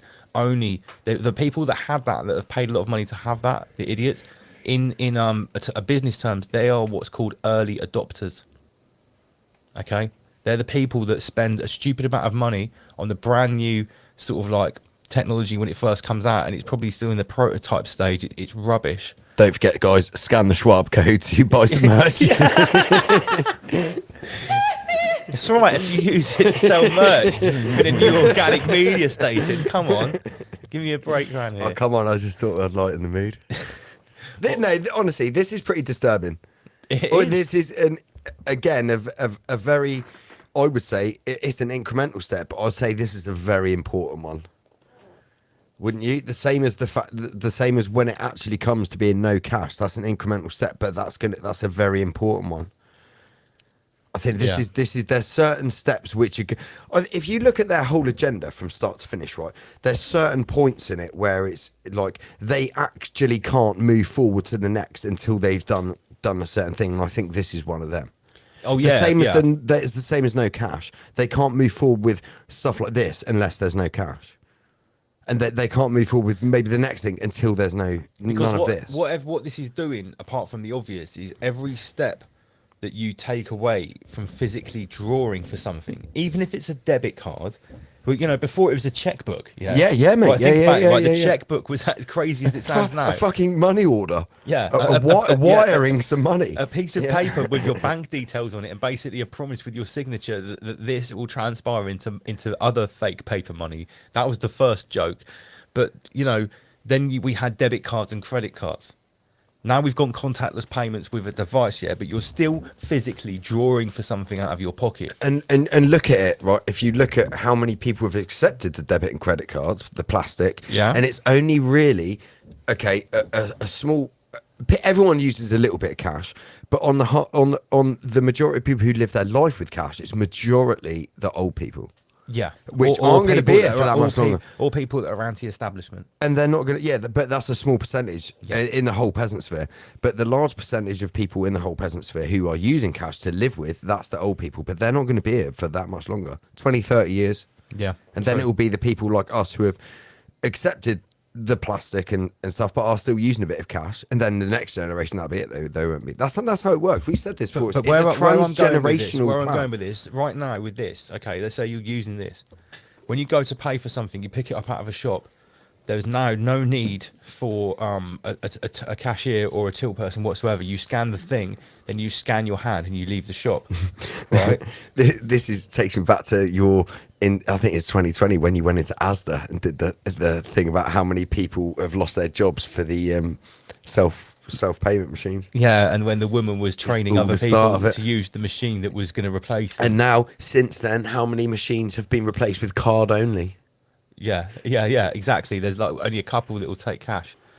But if you think about it soon, tiptoeing in there, when we get past this level of detachment from physical payments, when there is no payment terminal, where the omnipotent cameras everywhere can see you as you come in, gets your face, gets your gate, knows who you are, it sees what you pick up at the shop. You don't even have to go and go like there's no checkout. There's no checkout. There's no need to pay because they've already got the little handheld gun things. Where you scan the thing and put it straight into your bag. Exactly. They're training you to do it for yourself. Yeah. There you go, look. Yeah. I hope you guys enjoyed this presentation, because in this presentation here, I went full metal rabbit on Boom. And we're not finished yet. Almost finished before we hand over to Magix. So yeah, I think this is probably one of the more poignant ones out of the 6 or 7 ones that we've touched. The cashless society. And you know how. But that's an important step. I think everyone needs to think about that there are certain points which there's no going back from. I.e. the no cash, this shit here, where you're just scanning your fucking body, without even an implant. So maybe check this out. Maybe the reason they're putting this forward is because there was too much of a backlash. People not wanting an implant, something embedded in their skin. I just don't think they need it. I think it's like it's an like in evolution they reckon there's offshoots that go wrong. I think that's a technology from like the 1950s or 60s. It's obsolete. It's already obsolete. Plus, you think how costly and time consuming it will be for everyone to have to go and actually have that physically done to them. Well, you don't need to produce anything here apart from the piece of technology that scans the meat suit. And they've already got all your details and your data. And what it's also doing is it's moving forward towards a future where the meat suit is something that is digitally scannable, like a cattle in a factory farm.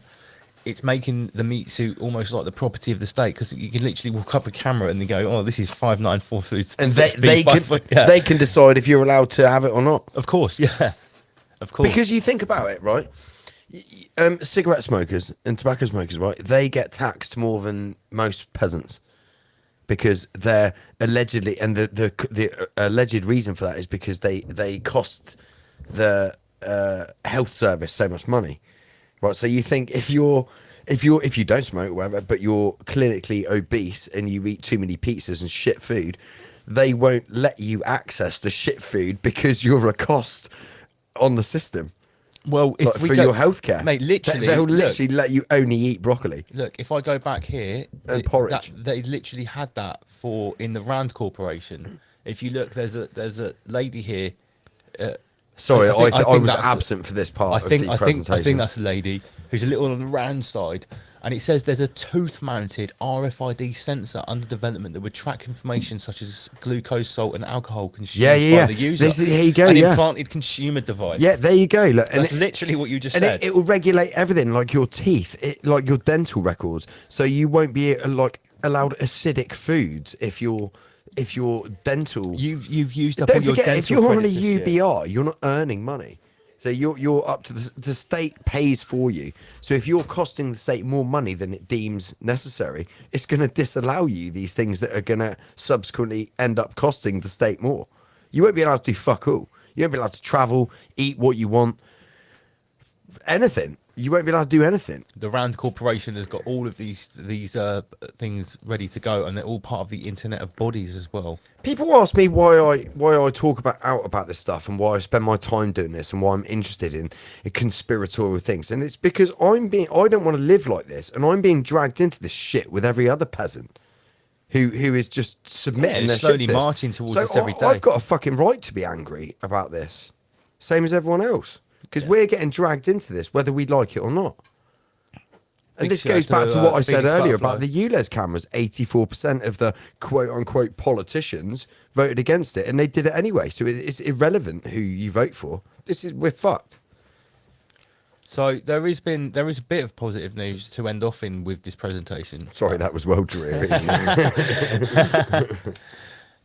If you don't want your DNA to be your data, carry on using the thing that we call cash, this old school fake money illusion system, which we should. It's so crazy because the first thing you do when you sort of like go through anyway the journey that I went through. I hate it, but waking up.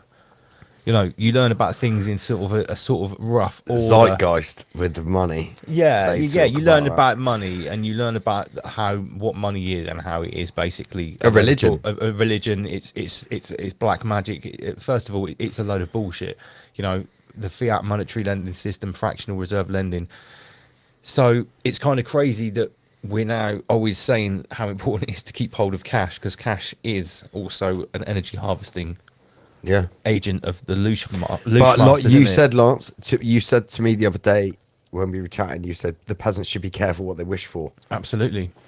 Because the system they've got in place ready to go without cash is much worse than the slavery system they've got with cash. All I'm going to say is, while cash is still in use and it still has value, the amount of freedom that allows a peasant who can work and get cash, or trade and get cash and buy things with their cash, the amount of freedom that cash comes with is in a completely different universe to what happens when you have a digital ID backed CBDC account that comes off a palm print, which can be turned on and off at will, which isn't probably even look like normal digital money. You'll have like energy credits, food credits, free time credits, exercise credits. That's clearly what the plan is. So a bit of positive news before at midnight we hand over to the return of Magix. Cannot wait. Bit of positive news: cash payments have increased for the first time in a decade last year. So obviously this came out about a month ago, but we're talking about 2023 because it takes a while for these amazing reports to come out. Rising to 7% to reach 6.4 billion in payments. This is in the UK, despite the fact that many businesses have gone card only. So that's quite interesting. It's interesting that although many businesses have given up with cash and said, no, we only accept card, that's actually increased the use of cash overall. So you can only say that's got to be a response. No, I would agree.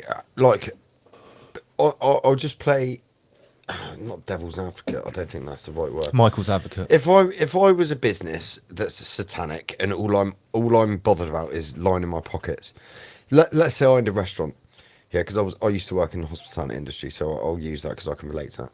If you pay with cash, you're cutting out your card payments and everything. You have to pay a little bit more for your card payments, stuff like that. Then your little percentage goes to the bank. and you got to have like your card machine and all that kind Yeah, of you got stuff. to rent it. It's a small, Yeah. it's an expense, but does that outweigh the expense of having one of your staff on an hourly rate, let's say, or salary, one of their jobs having to spend maybe an hour or half an hour every night cashing up, counting money, storing it, having a safe to physically store the cash? So that's what I'm getting at. So it's attractive to some businesses to not to have that overhead. Yeah. But it's very encouraging, like you said, that it's for the first time in 10 years has gone up by 7%. Yeah. So is this a backlash? Is this business just saying, fuck no? Because don't forget, that might be an overhead that they could do without. However, let's be honest, how many businesses or people who use cash don't declare it? Yeah. So Which is fair play. there you go. I wonder how many businesses would rather have the cash and Well, have the there's overhead of obviously somebody a large counting amount it. of businesses that want to keep cash. Yeah, so so there you go. all I'm going to say is there's no getting away. I think this is a fair statement. Since 2020 has been the largest amount ever, an unprecedented amount of businesses that saying, "I will not accept cash anymore." Well, that's a fair comment, Yeah, right? yeah, mate, Never 100%, happened anything 100%. like this before, right? So you would certainly expect to see a decrease in the use of cash. Yeah. Well, you haven't. We've seen an increase. I That thought- has to be a kickback. It has to be a response. I thought, right, I'd go out to some of the quainter little country pubs in the New Forest, and there's one called the Alice Lyle, and it's quite a big pub to be fair. But I went there, it's a Fuller's pub, and I went there after the first lockdown when pubs reopened and you could go into places, and they said they weren't accepting cash, and I was like, fuck, that's it, like that, I'm boycotting the place, blah blah. And I thought then that they were going to use the narrative that cash is dirty because it harvests bacteria. Got Divock on it. Yeah, got Divock on it. And that's how they were going to get rid of it. But that didn't come to fruition. So I was quite happy about it. And now you can go back. They take cash again. Burger King, and I did. I'm not gonna lie. I went to Burger King the other week. They previously were card only.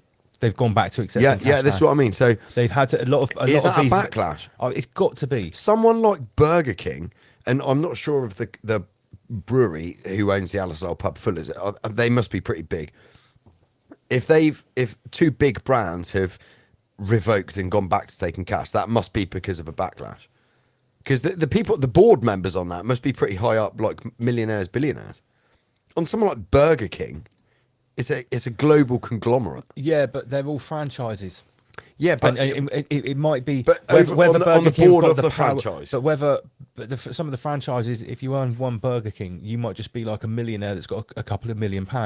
But I don't know whether Burger King, the overall company, would have the power to impose on the franchise whether they can use cash or not. That's an unknown. That might be in their contract. Yeah, we don't know that. No. Yeah, but it could be, you yeah. get what I'm getting at. That some businesses might want to take the hit of having to pay their staff to cash up and store the cash because they can sly a little bit under the tax man and make a little bit more money rather than go completely cashless and because fuck me, everything's declared. There's no way of getting around it. If everything's digital, there's everything is traceable and there's no. That's how a lot of the Fuck me, if you give your kids some pocket money, that's going to have to be declared. Do you know what I mean? If you give a paper boy making £20 a week, is going to have to be declared and taxed. Come on. and the amount of restrictions. If you want to pay some little 10-year-old to mow your front lawn or wash your car, The amount of restrictions and how you spend your money will also be crazy with CBDC. there was a big thing in the States when they were talking about going cashless, about people saying that because it's a big thing over there about kids with the lemonade stand outside the house. Yeah. There was a big thing about that. Right, Like, okay. that wouldn't be a thing Brownies anymore. selling cookies, that kind of thing. Yeah, and Yeah, they believe that that's like culture. white picket fence stuff in it, like preservative Americana sort of thing. So there is, hope. Big shout out to everybody in the US and everybody else that's tuned in tonight from all around the creator realm, north, south, east, and west. Realm. I tried to rhyme a little bit in there. So I think to be fair, that's been a pretty comprehensive review. We've looked at smart cities, digital ID, Schwab food, Lord Schwab's promises, robotics and AI. Oh, I didn't play the really funny video, the music video with Lord Schwab. We can go over a couple of minutes. Fuck me, mattresses keep us wet in 6 months, mate. We can. All right, okay. Let me just play it. Let's have something funny just before we step into the music. Where's it gone? Here we go. 234 peasants. Check this out. You heard Klausy McSchwab's first 2 records. Vaccines back, all right. You know nothing and be happy. But this one is gonna make your modified mRNA tingle. Time Lies presents Greatest Schwabs, Volume 15. A New World Order in music. 1, 2, 3, 4, 5. All the unvaccinated are still alive. A little bit of Pfizer in my arm. A little bit of BioNTech does no harm. A little Johnson Johnson does the trick. A little AstraZeneca so you don't get sick. It's booster number 5. Let's talk about Vax, baby. Let's talk about Doc Fauci.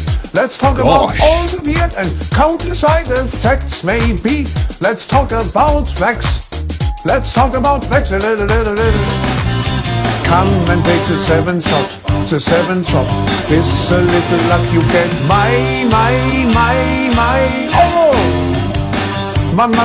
Myocarditis. You won't have to be rich. With CBDC, you'll have all you need with central currency. We just take your extra wealth and your cash. And you can walk 500 steps, but not a single step more until the curfew activates and robot cops stand at your door. Just a small town boy drinking genetically modified soy. This ensures he doesn't procreate. Please stop breeding. Stop the breeding. We are almost 9 billion people. Please stop breeding right now. We didn't start a Pfizer. We just make you take it even if you hate it. Greatest Schwabs, Volume 15. Now available on Spotify and MRN Apple Music. That's one of the greatest things. All the caterpillar tastes like chicken in wine. And mealworm tastes just like a steak. Ain't nothing better than a deep-fried butterfly or centipede protein shake. Be sure to check the cricket McNuggets out. They're almost as crunchy as worms. And chew your grilled grasshopper sandwich extra loud. That's incredible. 'Cause this is all you get. I don't care who you are, where you're from, don't care what you want, you will eat the bugs. Wow. Gosh. So Willie has what I need. I ordered Willie magazine. The new Willie means fun and Schwerble. Wow. Link.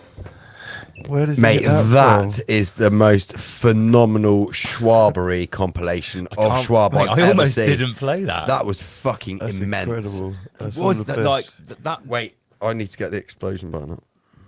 I was so indulged Get in that that. I explosion, kept, but like, I've gone the wrong way. Like how they made that. They've definitely used a lot of algorithms. it doesn't matter, AI, mate. man. That is perfectly Schwab Think together. about it, you've got to rewrite all the lyrics of the songs. Then you've got to impersonate Lord Schwab. Mate, whoever made that needs like a crown. Either someone is an absolute master video memorization to make that, or they're a master with Al Gore. Look, the And guy. they- Look, there's too many comments to get up. Like everyone loves that.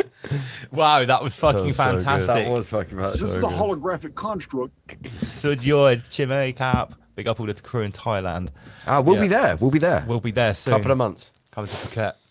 So, right, that wraps it up for this week. I haven't decided if I can squeeze out a show next week or yet, because I'm going to be in Middlesbrough next Saturday, doing a lot of MCing at the moment. But either way, Gobbing off again on the mic. Sorry, You're gobbing off again on the mic. always gobbing off, Yeah, fucking loud mouth. Either way, there will be a broadcast. We've got so much wicked content that I can Schwab together in one of these new playlists from Restream. Slick Rick has been working hard, so big up Slick Rick. We've got a few things in the works as well behind the scenes for some people coming on the show, you know, in the next few weeks. Yeah, we're trying to diversify. We're trying to get some new ideas going, guys. Apart from having, you know, stuff going. Do you want to, Lance? Like we talked about before the start of the show. Do you want, guys? Anyone who is a healer or who's got some special kind of Raamish arts speciality and is an expert at their craft, get in contact with us. Send us a kind of demo. If you'd be interested in basically doing some online courses with us, with the Ra Academy. We go 50-50 with all our instructors. If you think you've got something that you could bring to the Raamish community that could be delivered in an online workshop, and you want to collaborate with doesn't Ra have Academy, to be a one-off. It could be a series kind of thing, much like Tom W has just done. And the digital nomad. It's on the screen. riseabovelivestream@gmail.com. Send me an email. Send me a little proposal, because we are the Ra Academy is getting very popular. We're looking to expand. Yeah, and we're looking to expand. We'd like to get some new subjects in the syllabus. Right, Magics. Should we do this? Yeah, let's do it. The Ra turn of Magics. So remember, if you want to support us, guys, here's how you do it. We've got QR codes, Schwab cards, Schwab code. Oh God, like, it's so ironic that we've been talking about Lord Schwab and then we just hit up a Schwab code. That's the Raamish way, though. We will harness the Schwab technology and use it for our benefit. Like we said, guys, at the start of the show, this show was dedicated to my boy Otto. So you travel safe, my man. R.I.P. to Otto. We'll see you on the other side. Hit that shit, Magics.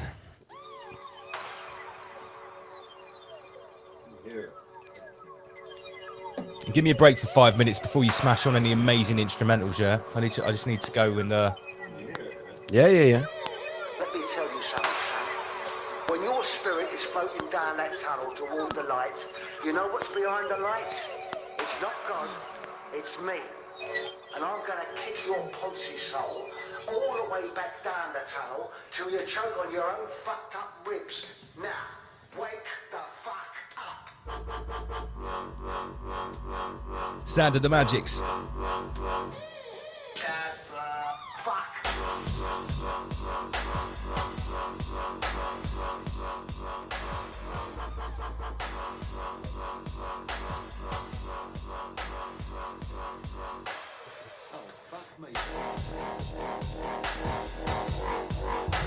Let us know how we are with the levels. Sound of the Magics.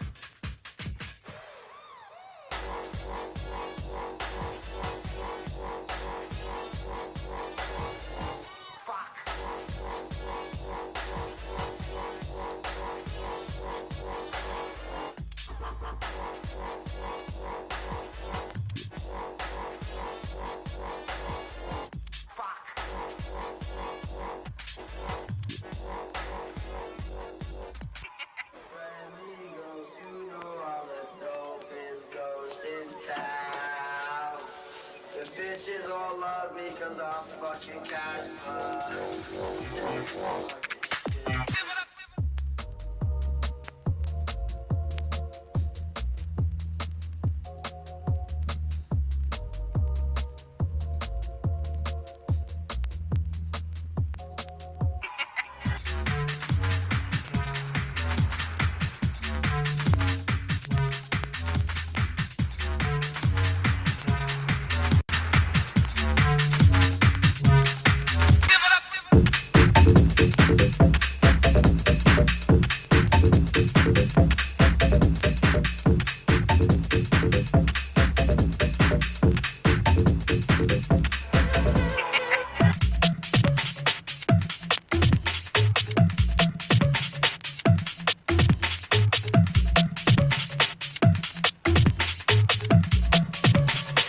Yo, let us know how we're sounding.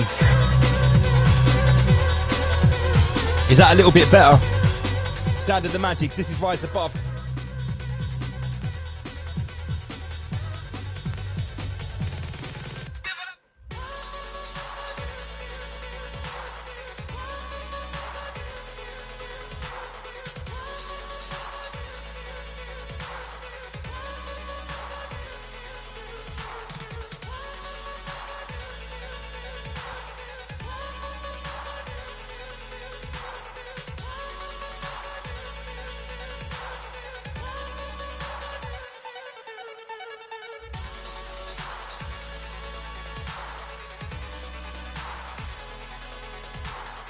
A little bit louder.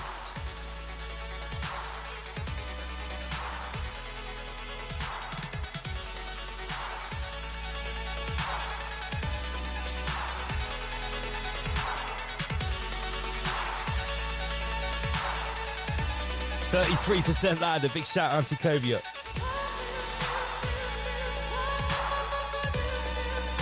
Is it better now, Steve?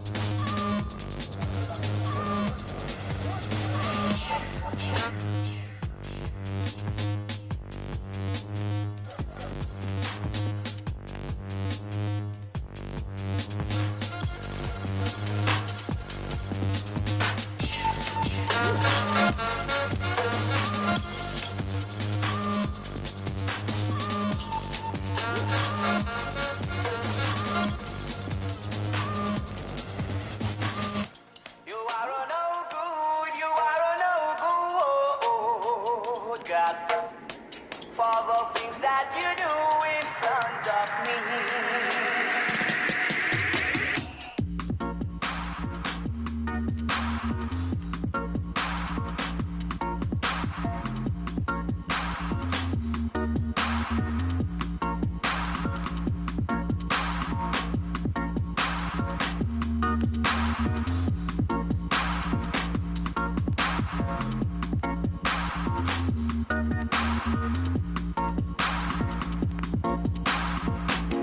You are a no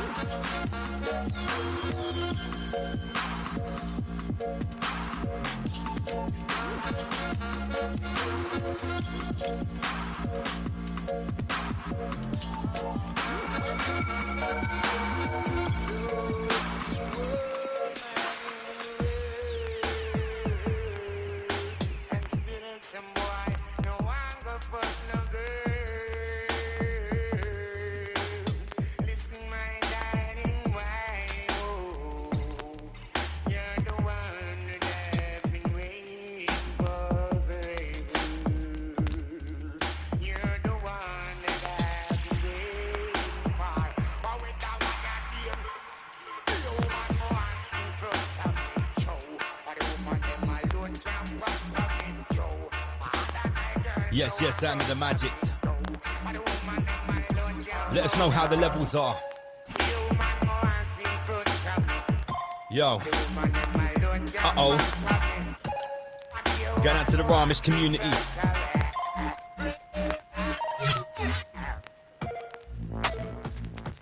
To the Ramish community. Consuming with immunity. Yes. That's a real pull-up. Yo, magics.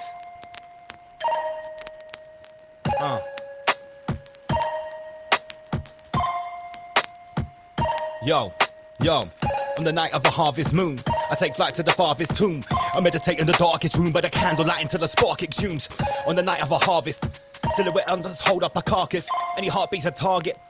Blood trails the ground like red carpet. Blood drips congealed on the dirt. Forms red mud that can feel in the hurt when the carnage occurs. We let the demon speak and then hang on his words. Mesmerized by the evil inside. Hypnotizing all people alive.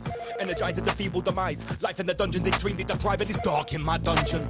Around every corner the evil's abundant. Hope is redundant.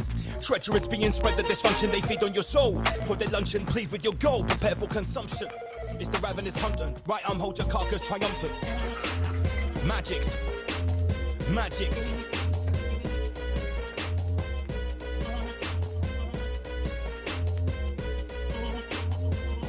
Brand new things and classics. Magics.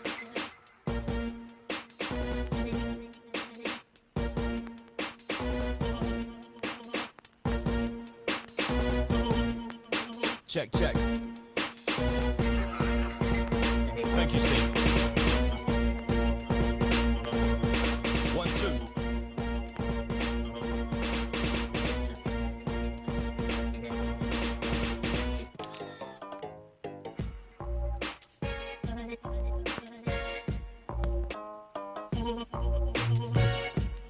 1, 2, 1, 2. Steve, how's that? Is that better? Big shout to Unruly King, I see ya. 1, 2, 1, 2. Yo, check it. That's Ronin, post-rapture. I navigate valley and pasture, disguise my arm in the robes of a farmer. I move like a ninja, the tongue of an actor. I'll win from the emperor's men, laying submerged in a temperate fen. Temperatures raising the predators then when we severed the head of malevolent men. When a student outlives his master, seppuku slices the final answer. Showered in cold got fractured, showered in temple 33rd chapter. The Grand Abbot considers these factors, release me or prolong my capture. Shuriken strike, instant reactor.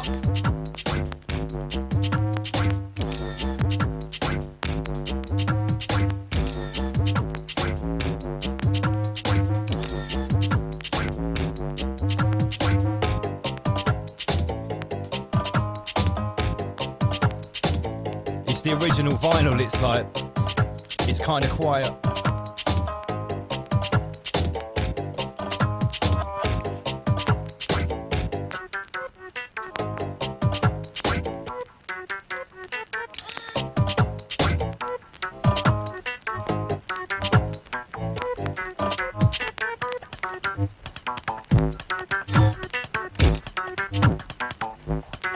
Big shout to Lord Doobsworth.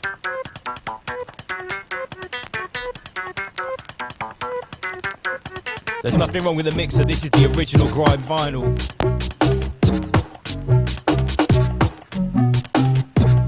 It's just a really old vinyl, that's all. Magic's is keeping it original.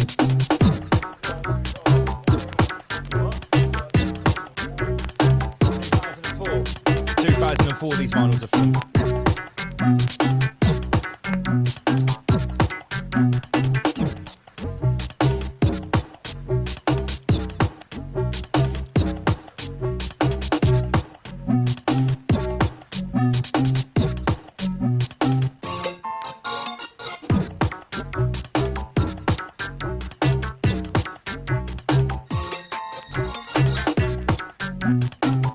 Big shout to the artist, liaison officer, Glitterati. Yo, Magics don't play. Shout to the Soviet Union survivor. This is Rise Above live on your Friday night. Grimes against humanity. Big shout to the one like AC. See, that tune's much louder.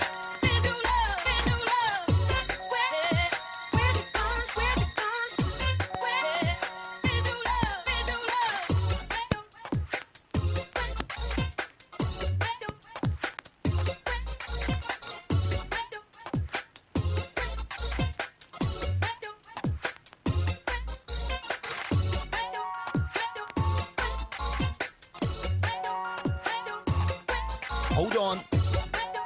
Yeah. Hold on. Rise above family. Hold on when I draw for the force. Jedi, rebel, Star Wars. I then slay metaphors while fools just lay down a fault in a 10-page drawer. Springing out flows in a lyrical war. Well, that's old, quick draw McGraw. Yo, Magics, getting down on all fours. Original garage flavour from the one like Magics. Andy Pandy 33, I can see ya.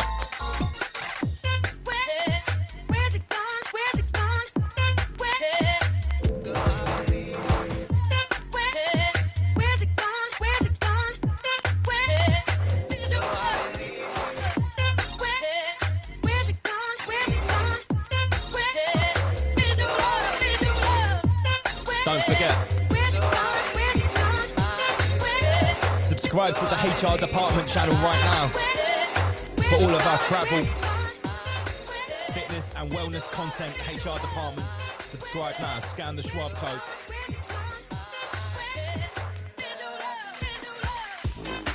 Holy shit. Yo, Magics.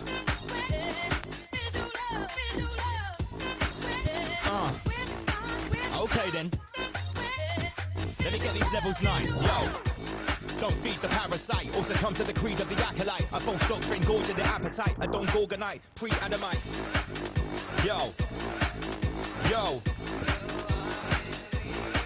Let's do this. Don't feed the parasite, also come to the creed of the acolyte. False doctrine, gorge in the appetite. I don't gorgonite, pre-adamite. Synergize and creep like arrow fight. Stealth maneuvers, evade arrow flight. 4 horsemen shoot at saddle height. 5G filing satellite. Rise above, speaker manifest. I can't patch while uniform alphabet. Uniform alphabet. Yo, pull that up. Big shout out to everybody tuned in. Better to just cut it off.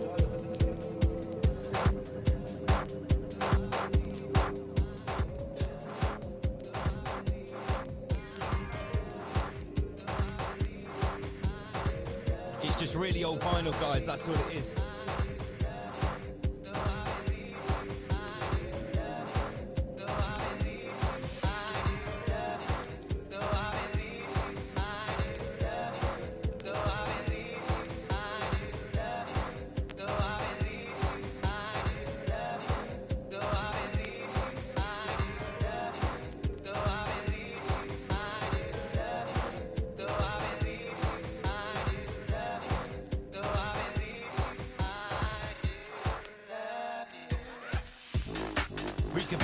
Elucidate when I paint this picture, mate. Co-creators don't imitate. Best in the crater they couldn't replicate. I meditate, train and educate new recruits who don't hesitate to ID, track and eliminate any target the general delegate. Stop, wait, recapitulate. God badge head last. I love what you're doing, mate. I said win, you're the magistrate. Crater theory, I've got to congratulate. Recapitulate, keep going, please elaborate. Cause you're onto a winner, mate. I need more rabbit and vag on my dinner plate. In a binary, one more I add. 3-point energy flow of the triad. Trivium isn't trivial, it's fundamental, sacred material. Occult, physical, yogic, mudras, midnight visuals in Arctic tundras. In a realm full of signs and wonders, hungry predators, ravenous hunters. Ideas aggregate, form egregore. Thoughts condense into crystalline metaphor. Metamorphose, code or semaphore. Metaphor told Algore's repertoire. Met when ice cap burst in reservoir. Meat suit avatar, raw, metal sabotage. A cattle cart to a UN abattoir. If you fall that easy, see you later. The dumbest NPC and educator. He's a proper consumer, propaganda propagator. Please, get ready to meet your maker. Contracts with blood on paper. Read it now, sign it later. Magics, take you on a trip tonight. It's Friday night in the Crater Realm. I really need to catch up on my God vag over on Rumble.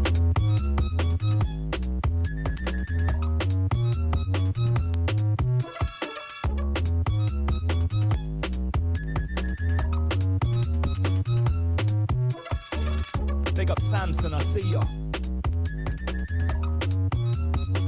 Everybody tuned in. All across the realm. All across the simulacrum.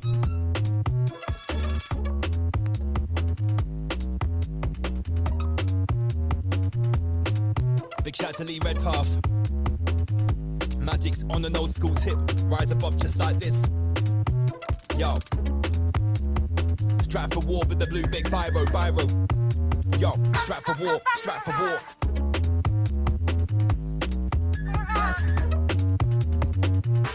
Yo, Magics.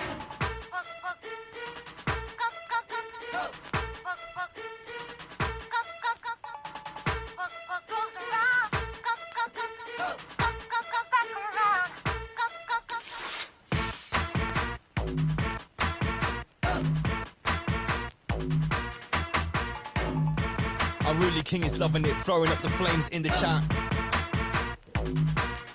Rise above, extinguish fear, regenerate.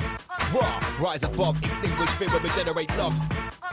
Rise above, more hope than 33 jobs. My general hat, you, it fits like a glove and they can't get enough.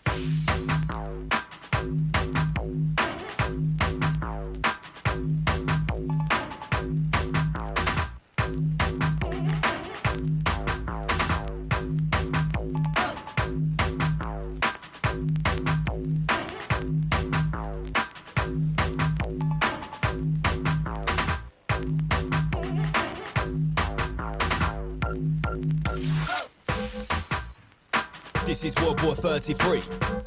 Raw, they crawled on hands and dirty knees. I said, this is World War 33. Kissinger, you can't hurt me with silent weapons, I'm double LMC. Asymmetrical warfare, we don't fire missiles land to air or projectiles air to land, yo. Let me elucidate and expand. Silent weapons for quiet wars. Epic violence will silence yours. Schwabian probes underneath your pores. Yo,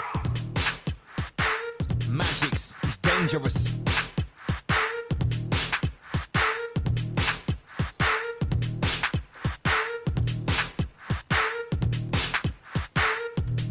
Harvest moon, I take flight to the farthest tomb. I meditate in the darkest room by the candlelight to the spark exhumes. On the night of a harvest, I see a silhouette hunter hold up a carcass. Any heartbeat's a target. Blood trails the ground like red carpet. On the night of a harvest moon, so sacred silk on an ancient loom. Hooded robes in ritual rooms, and I pray all night from yesterday's noon. On the night of a harvest, farmers emerge and they set up a market. It's all business regardless, where your noosh is bought and sold and bartered. Yo. I'm a freelance quantum gardener with a homemade combine harvester. When I see your crops wilting, I got the organic raw that will harden them. That organic raw.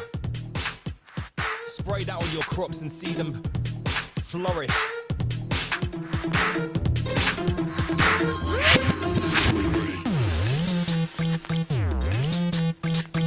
Yo, this one goes out to God Badge and Archaics. Let me mix those two theories together and explain what's going on here. Yo, I'm a freelance quantum gardener with a homemade combine harvester. When I see your crops wilting, I got the organic raw that will harden them. This realm rotates in cycles, counter-rotational Solomon spirals. Masons build towers like Eiffels, the vortex points that will drain your title. Simulacrums appear cyclical, toroidal electro-spiritual. The holosphere projects physical, the manifestational synergy's mythical. We got problems, parasitical inside this Taurus field, it's critical. Henceforth mankind is pitiful, pass me the mic and let me explain. Yo. Pass me the mic and let me explain.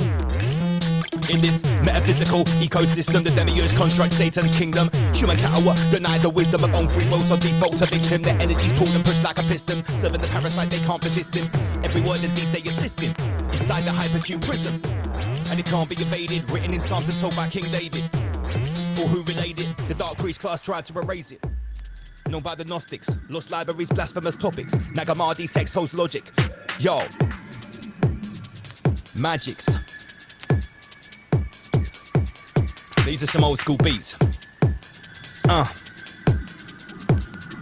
Let me catch this. Rise above. Big shout out to all the Ramish community.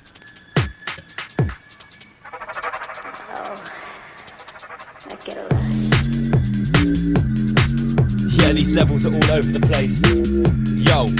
Yo. This is more than lyrics, practical magics or quantum physics. Fasting and bargains, evil spirits. Acquiesce to appease my critics. Infinite essence can't be diminished when the fear inside your heart is extinguished. Spellcast, Enochian English, or ULL, the unlimited linguist. Check Sumerian kings list, Nephilim ethics of Aryan princes, skeptical methods and mothers and witches and shamans who mix plants in the kitchen, tied to a stake against their wishes, dashed with the contents of kerosene pitches, burnt to a stake, no word from a witness. Yeah, and then they dump them in ditches. Whoa, suppressing our knowledge of source, perplexed by a powerful force, stretching the timeline to alter the course. History's homage to archonic laws.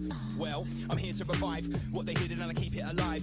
I make sure the sun, moon and the stars and the planets collide when I vocalize, cause I'm half in a verbal reactor in a mouthful of verbal enactors, subdermal extractors, spell danger for murderous actors with Aberrisian Lucian fusion, the darkest illusion, no confusion, I recatalyze any intrusion.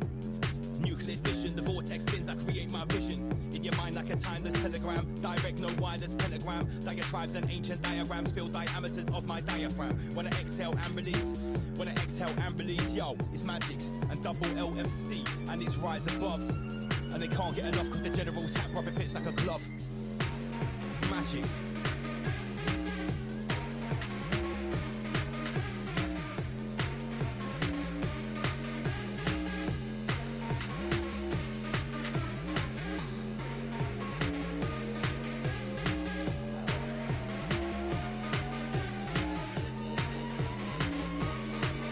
What is going on?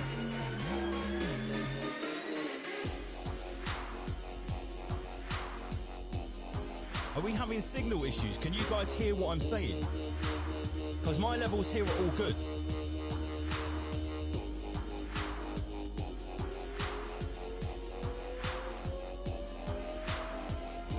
Yeah, something's glitching.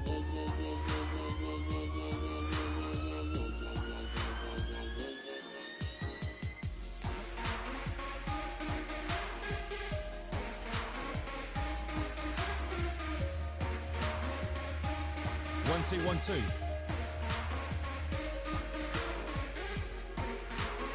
So, is the overall volume going up and down?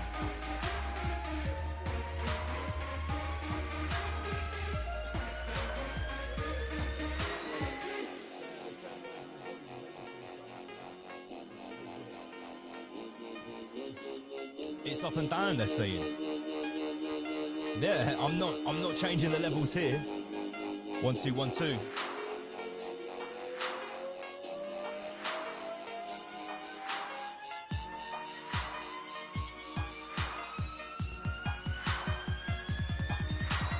Okay, I'm turning up the overall volume on Restream.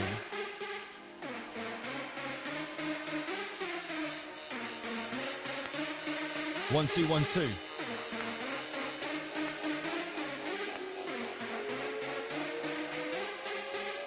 One, two, 1, 2.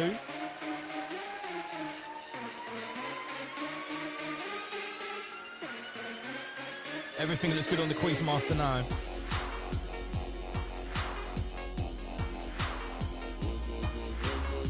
See, some people are saying the volume is staying the same. Might be a YouTube issue.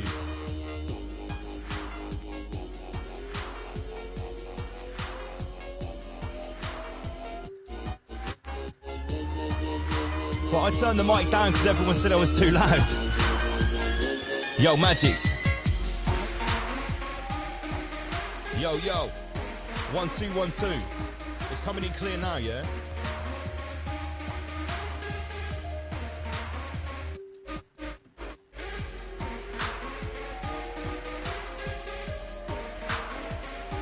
Okay, thanks everyone. Sorry about that.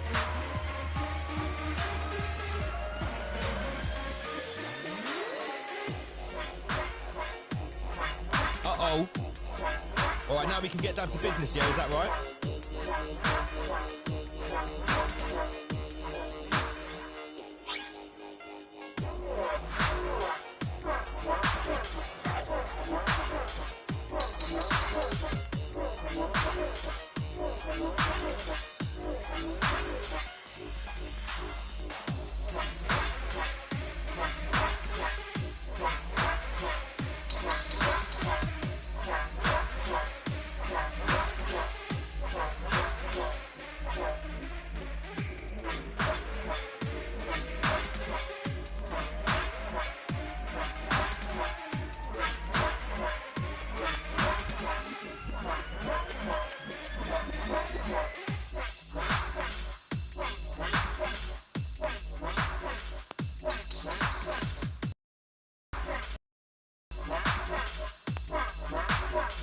Right, I have just changed some settings. See how that is. See if the problem stops from here on. They're saying it sounds like an overall limiter. I had auto gain control. I'm just taking it down.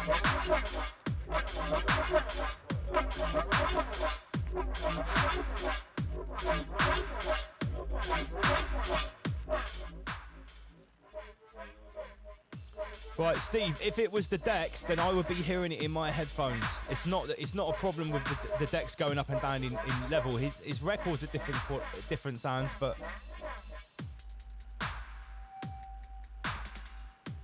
that tune sounds a lot quieter, because is that just a shitty vinyl?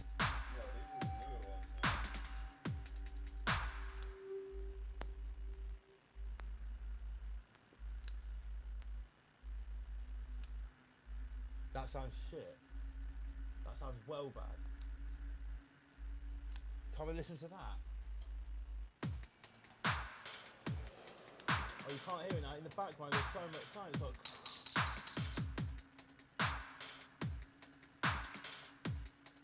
Before the drums kicked in, you could hear it.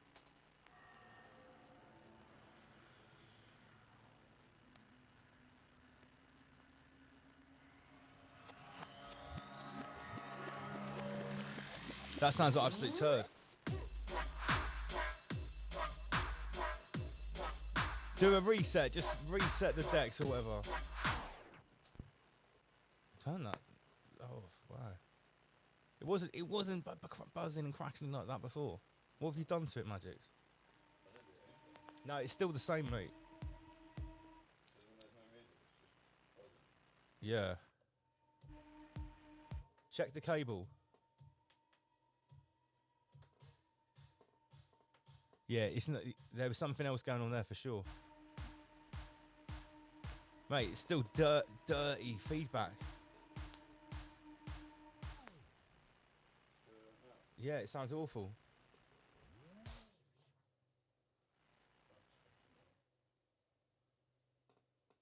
Does it change if I do that? No, no change.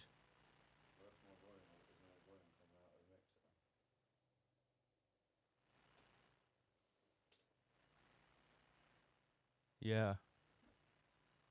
That's not very good. I'm going to mute that. And put a video on or something, one sec. We apologise for this technical difficulty here at Right Above HQ. Let me put this on. Hi, I'm Double LMC. You probably know me from such productions as Rise Above Live on a Friday night, or the infamous Serco speech. But I'm not here today to warn you about the Soviet Union. I'm here to tell you about an exciting new product from Roots Brands Wellness. It's called Zero In, fully approved by Inspector Veg and the FDA. In each of these organic capsules, it's packed with essential vitamins, minerals and nutraceutical berry extracts plucked from the organic peasant sphere and mixed together in an expert fashion to stimulate and invigorate your meat suit brain. These make your meat suit perform at absolute optimum level. Rise Above simply wouldn't be able to perform at the levels they do without these amazing capsules. 100% made from berries, vegetables, vitamins and minerals, these capsules stimulate the serotonin and dopamine production. They make you feel like a sexual... Okay, I think we've sorted the problem. Nah. It's still a bit ropey, mate.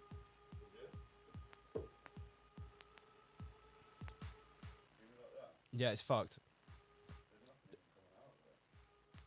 Yeah, there's something wrong, seriously wrong there. It sounds like one of the cables has basically ceased to function properly. I don't know how we're going to rise above this one. What about now? Is it still doing it? No sound is coming out now. The feedback is louder than the music, basically.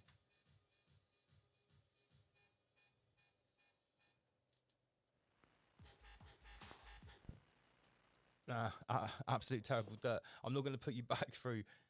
The mic is still quiet. Is that better? that better? Check 1 2. That's up on full volume. What is going on tonight? There is something weird going on. It's not even the mixer ain't even on. 1 2 1 2. I shouldn't have to have it up on full. Try that now. Nah, it still sounds rubbish. The feedback is louder than the tunes. It does. I think Steve's right. It just needs to be rewired. What about like that?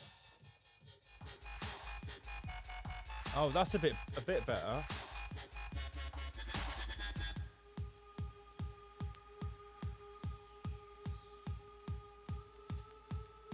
Or what about the needle? Could you have a little play with the needle? Is it the needle that's gone? Try the other deck.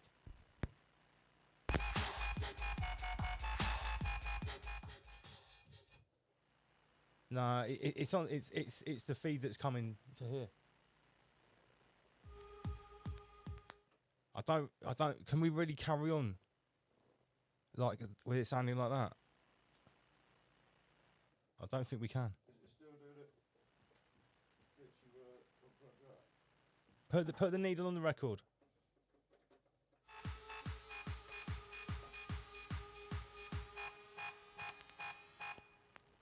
No, I don't think we can carry on like that, mate. It sounds terrible. That's weird, it sounds fine through the speaker. What cable is it coming in on here? This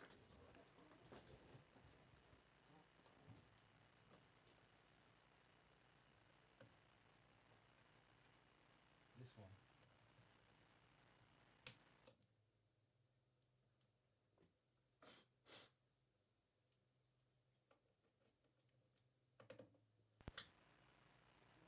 Have you got another cable? Yeah. See if it's this cable. Please bear with us.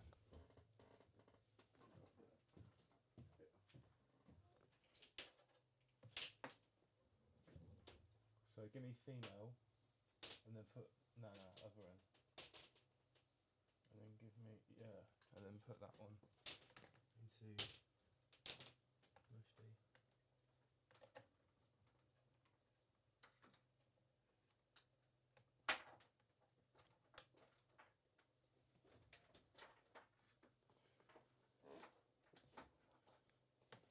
We'll know very soon if it was the cable. No, it still sounds like shit. It wasn't that cable. So that sounds like your mixer. The output of your mixer sounds like that through two different cables.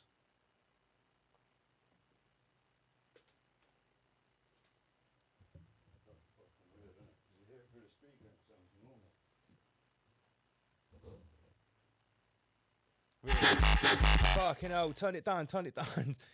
That just went like redlined it. What the fuck?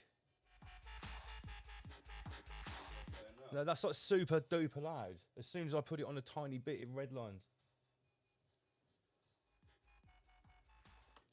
Oh no. Channel 4 is just like, it's not looking healthy. Actually, I think we can carry on like that, you know? Does that sound alright?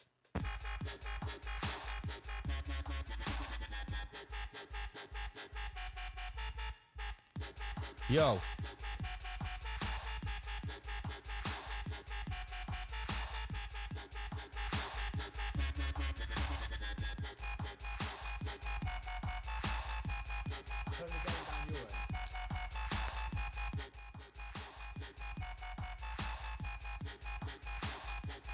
All right, okay.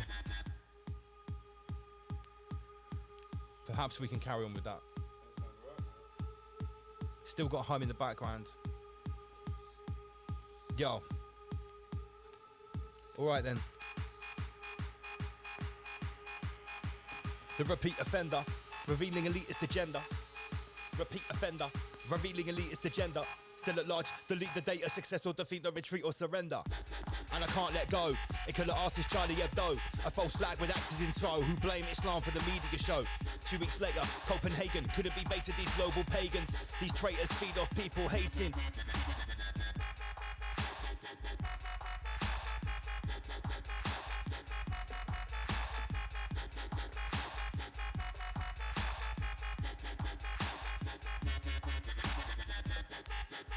turned it up.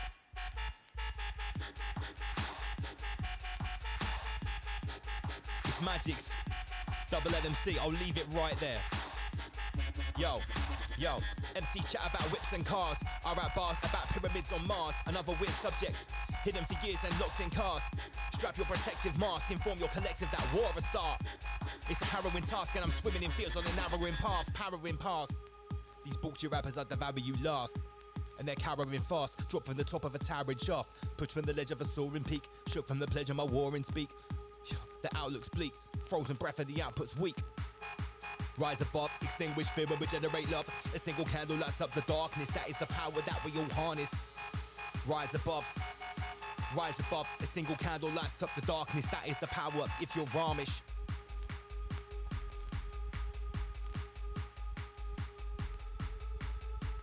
I know it's gone quiet again. A minute ago it was so loud I had to turn it down.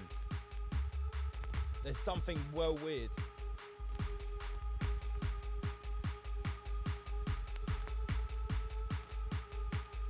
Check. Eye for an eye says, no, it's fine, just leave it. Yeah, Sound of the Magics. It's certainly got that pirate radio feel tonight.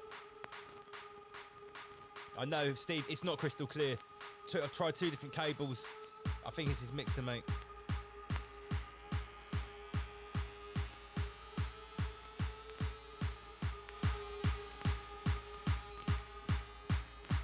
It's not making my job easier. I've got to keep adjusting it. Yo, Sound of the Saxon.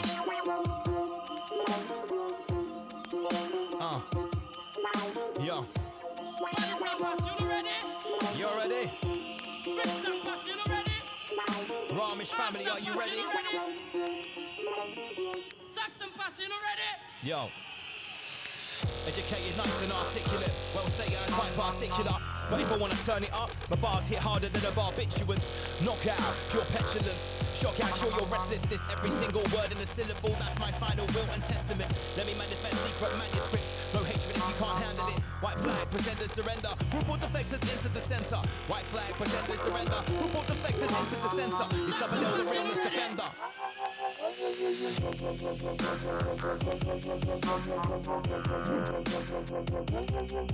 Yo. Big up Z, YX. After the rapture, navigate how to get past up. Sound of the Magics, brand new, old school classics.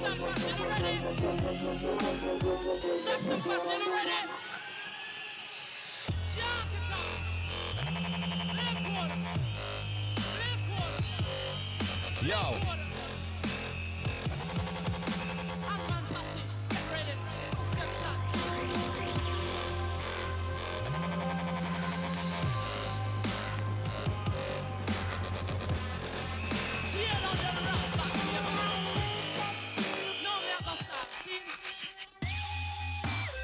Oh yes. Step, Sound of Magics.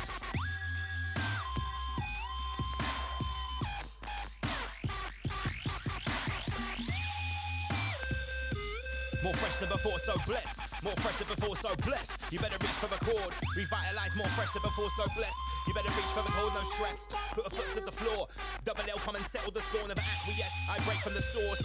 Unique with a natural force. So sleep, no time for a pause. I bet there's time for a round of applause. So stop, freeze, pause. Throw up your hands if you're really down for the cause. Bass, brace, jaws. Hit the floor, get down on all fours. We rewrite laws. Spin it down, stand back and wait for applause and styles come forth. Take it in, let me hear your thoughts. Let me hear your thoughts, man. Let me hear your thoughts, man. It's Double L from the land of the lost. Let me hear your thoughts. Listen up, ladies and gents.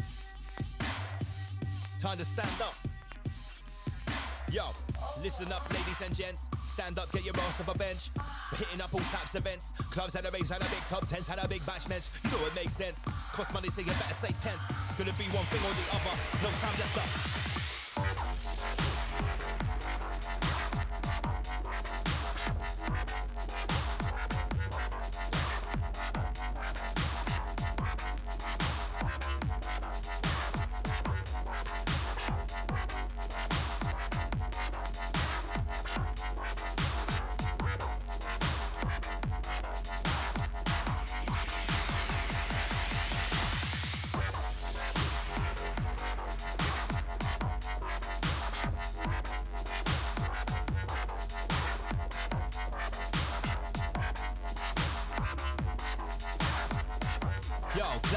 Titans, blood splash, fantasy violence. Run from the harpies aside when the werewolf are lichen. Dash for the silence, the way that I build up a lyric. Same way psychic summon up spirits. Spinning out words for the letters on the Ouija board. From the demons you're reaching for, evil force from a greasy horde. Speaking loud to the other side, I might hit same move with the force. There's a few points to clarify. There won't be the turn to the dark side and make a deal with the life force parasite. That's a burning appetite, observing the herd from a Death Star satellite. Them are serving the serpent, serving the serpent.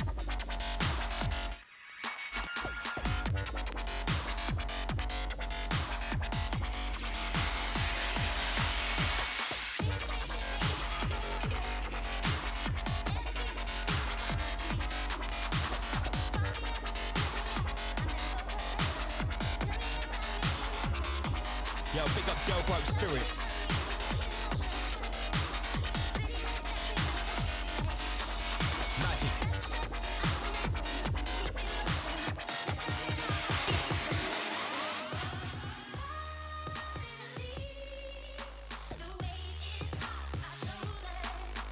Heavy. Yo, I need to be able to hear myself. Check, check. Big one from the magic. Stop, freeze, pause. Throw up your hands if you're ready, down, down. Stop, freeze, pause. Throw up your hands if you're ready, down for the cause. Cause bass breaks jaws. Hit the floor, get down on all fours.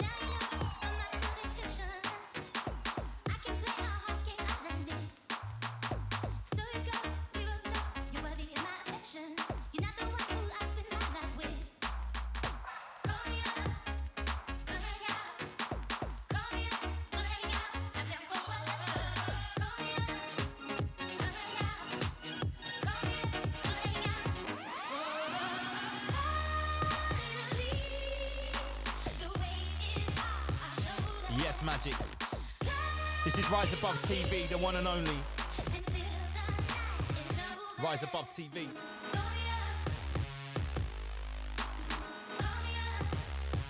Check one, check two.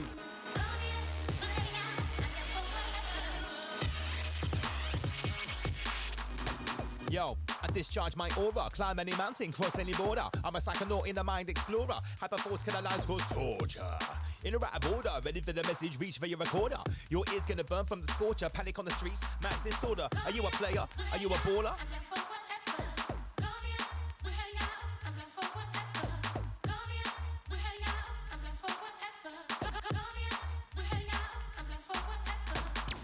Wait, now release. Wait, now release. Wait, now release what? Cause the feel from the streets increase. Wait, now release. Cause the feel from the streets increase. I'm on a quest to find inner peace, trying to escape the belly of the beast. Escaping the clutches of Babylon. It's like running in a marathon. I'm trying to eat but not feed the hangers on. Let's be Avenue like Madison. And the flow is potent like a dose of a Bolga. One toe game over. One toe game over. Magics. Double L skin. I'm the general. Yo, this is World War 33, and I'm the general, it's double LMC. Salute and march with me. First we end it all, then we can send 3D. It's the general, this is World War 33. I said, this is World War 33. They crawl on hands and dirty knees, climbing dirty trees with more than 32 degrees. Tell Kissinger, tell Zabrinski, silent weapons don't hurt me.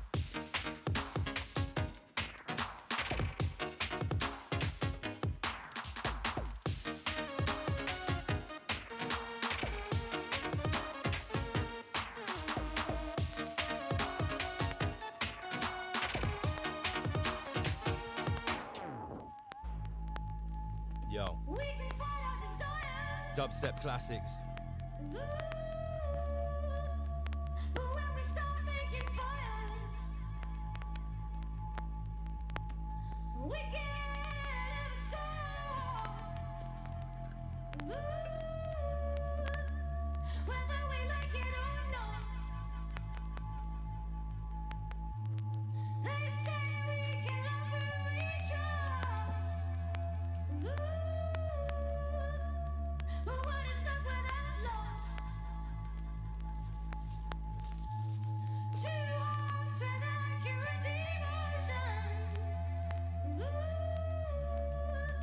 Yeah, shout out to Jailbroke Spirit. I'm going in for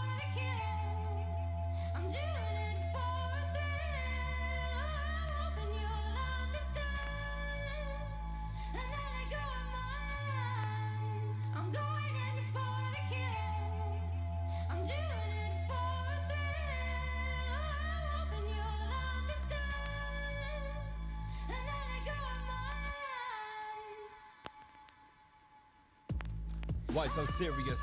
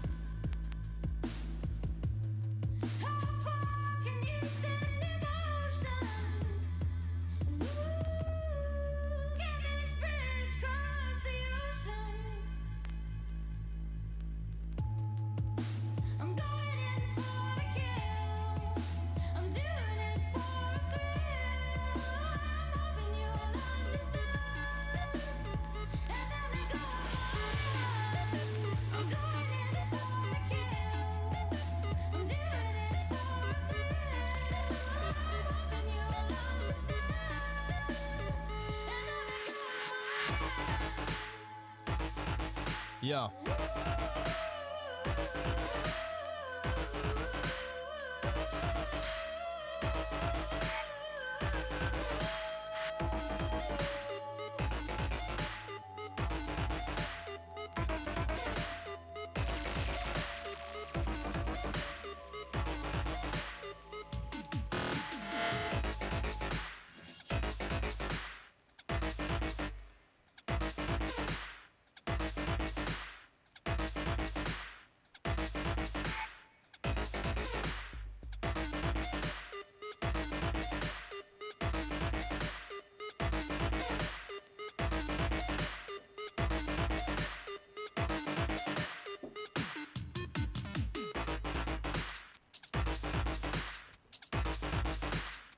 Yeah, Sound of Magics.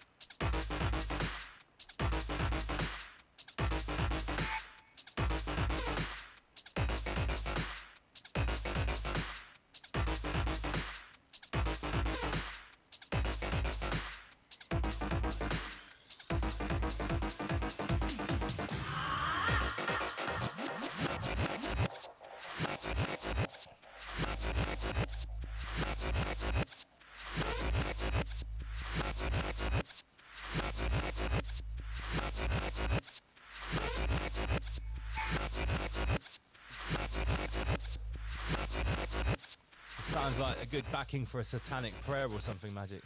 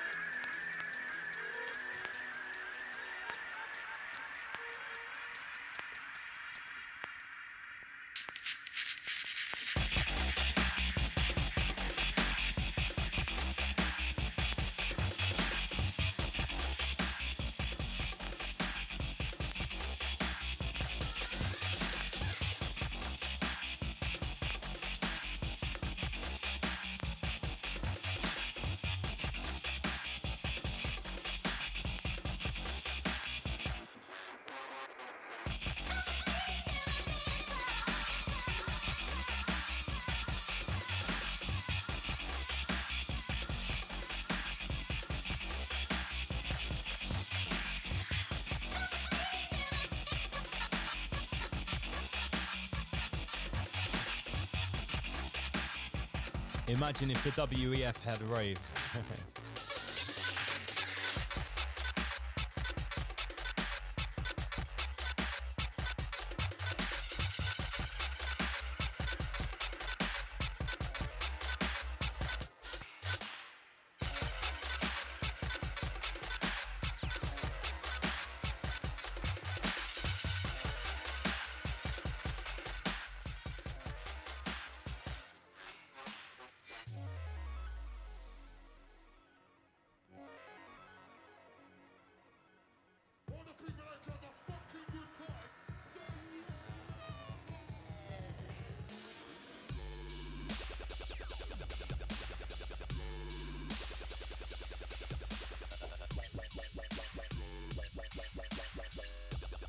Magic's is going all in tonight.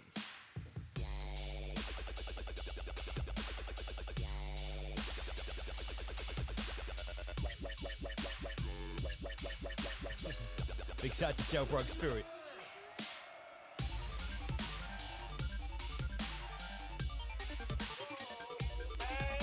Oh yeah.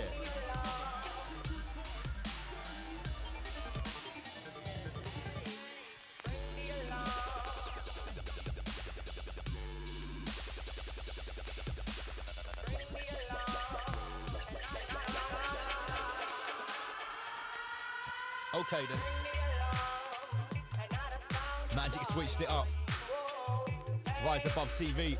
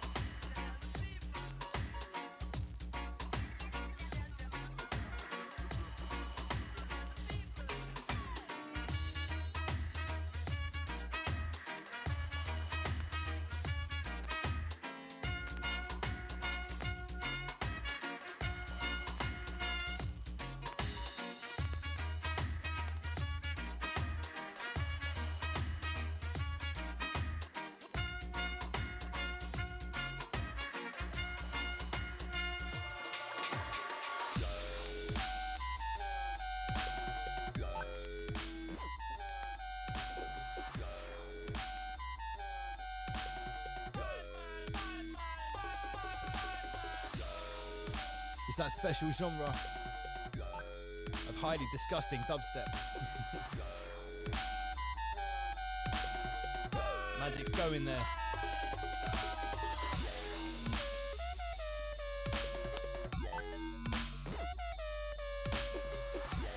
This is like music for the fourth industrial revolution.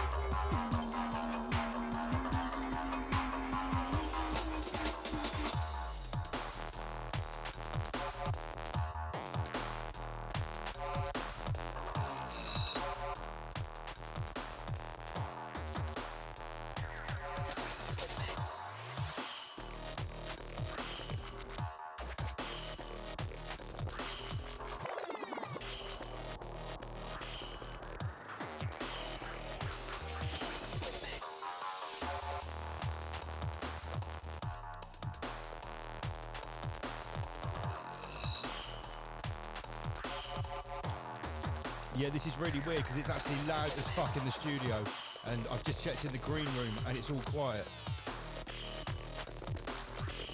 Very weird what's going on.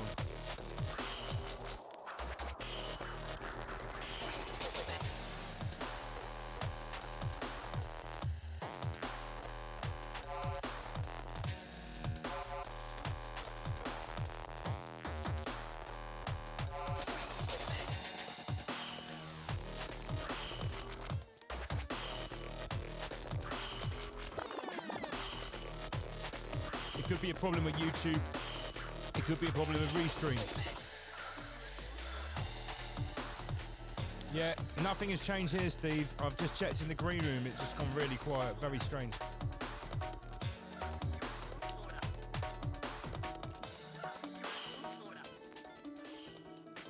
Big shout out to everyone that's still tuned in with all the weird wave sound volume changes.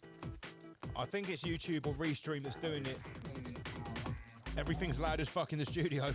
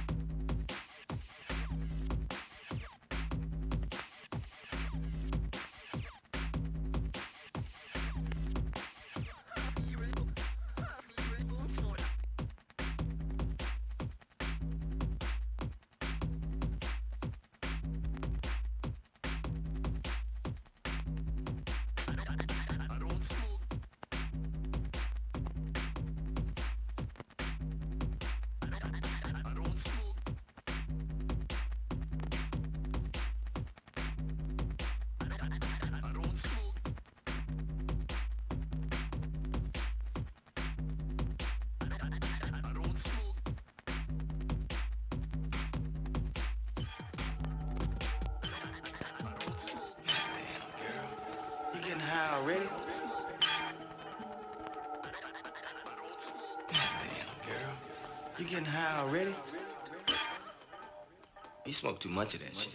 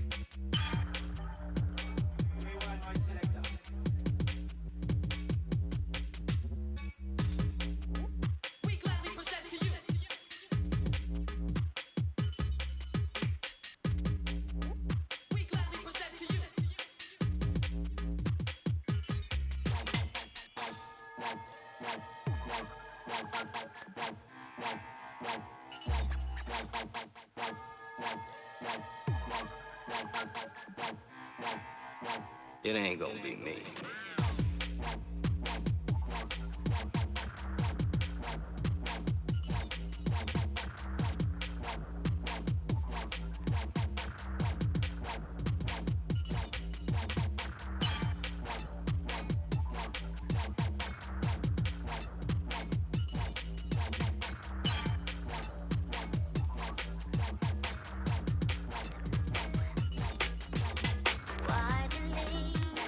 Much of that shit.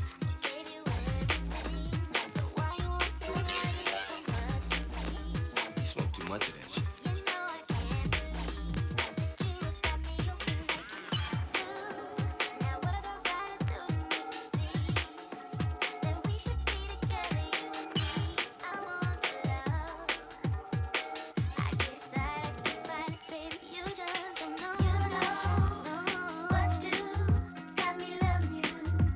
So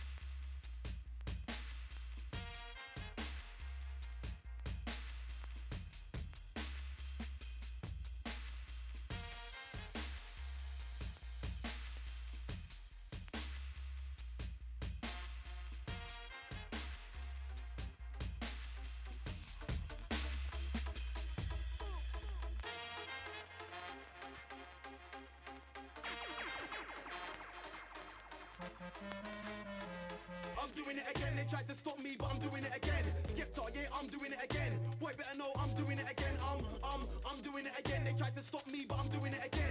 Skepta, yeah, I'm doing it again. Boy, better know I'm doing it when again. When the man says tiger, you better know I'm the tiger. E3LON, tiger. I'm still doing this thing and you can't check a thing with tiger.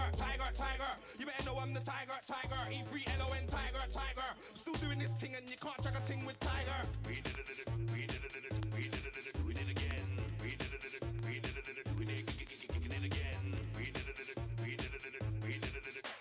One, two, 1, 2. Everyone's reporting something different. That's why it's very difficult. Some people are saying the mic is the same as the tune. Some people are saying it's not. Some people are saying the whole thing's quiet. Everybody knows. Serious. From day one I said I was serious, but nobody took me serious. And some people are saying it's totally fine. Which would mean then who knows what that is.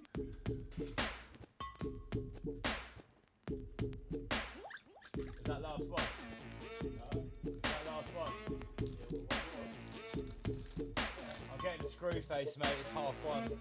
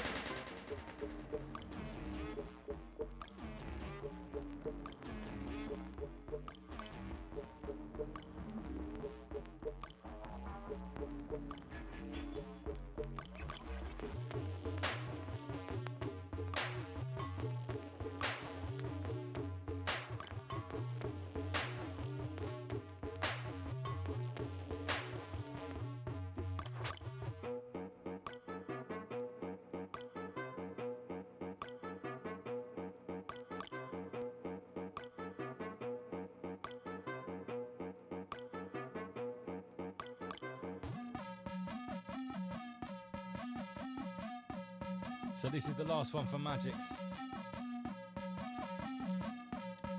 I'll have to do some test recordings during the week to see what this problem is, or if it even happens again.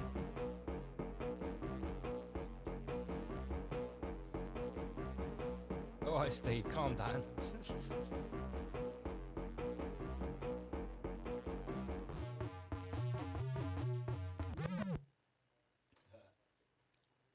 Yo, and that is Magix. Is that a reload? Yeah, man. Alright. I thought that was an abrupt end to the set.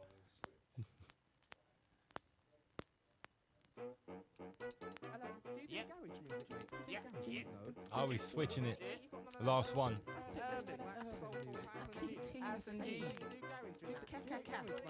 Hey, it might not even be like this on the recording. What you call it? What you call it? Garage. Urban. What you call it? Urban. Two-step. What you call it? Two-step. Tell us what you call it then. Garage. I don't care about garage. Listen to this, it don't sound like garage. Who told you that I made garage? Willie Cat's got his own sound, it's not garage. Make it in the studio and not in the garage. Here in London, there's a sound called garage, but this might sound sound, it sure ain't garage. I've heard they don't like me in garage, cause I use their scene to make my own sound. The Eskimo sound is mine, recognize it's mine. You can't claim what's mine, it's mine. Time to bait you up, I don't hate you, but some of you have got a problem. I'm putting you out of business, why is that a problem? What's your problem? What the heck, my name is Problem, remember? What you call it, garage? What you call it, garage? What you call it, urban? Yes, big thank you to Magix. Awesome to have you back. We apologise for this weird phenomenon of the volume going up and down. It doesn't seem like everyone even had the same experience there, which is possible because we've got multiple different channels going on, and sometimes it might get scrambled when it goes to YouTube. Okay, right guys, there will be a broadcast next week. Whether it'll be live or not, I'm not sure yet, but we'll see you at 9 o'clock next week. Rise above.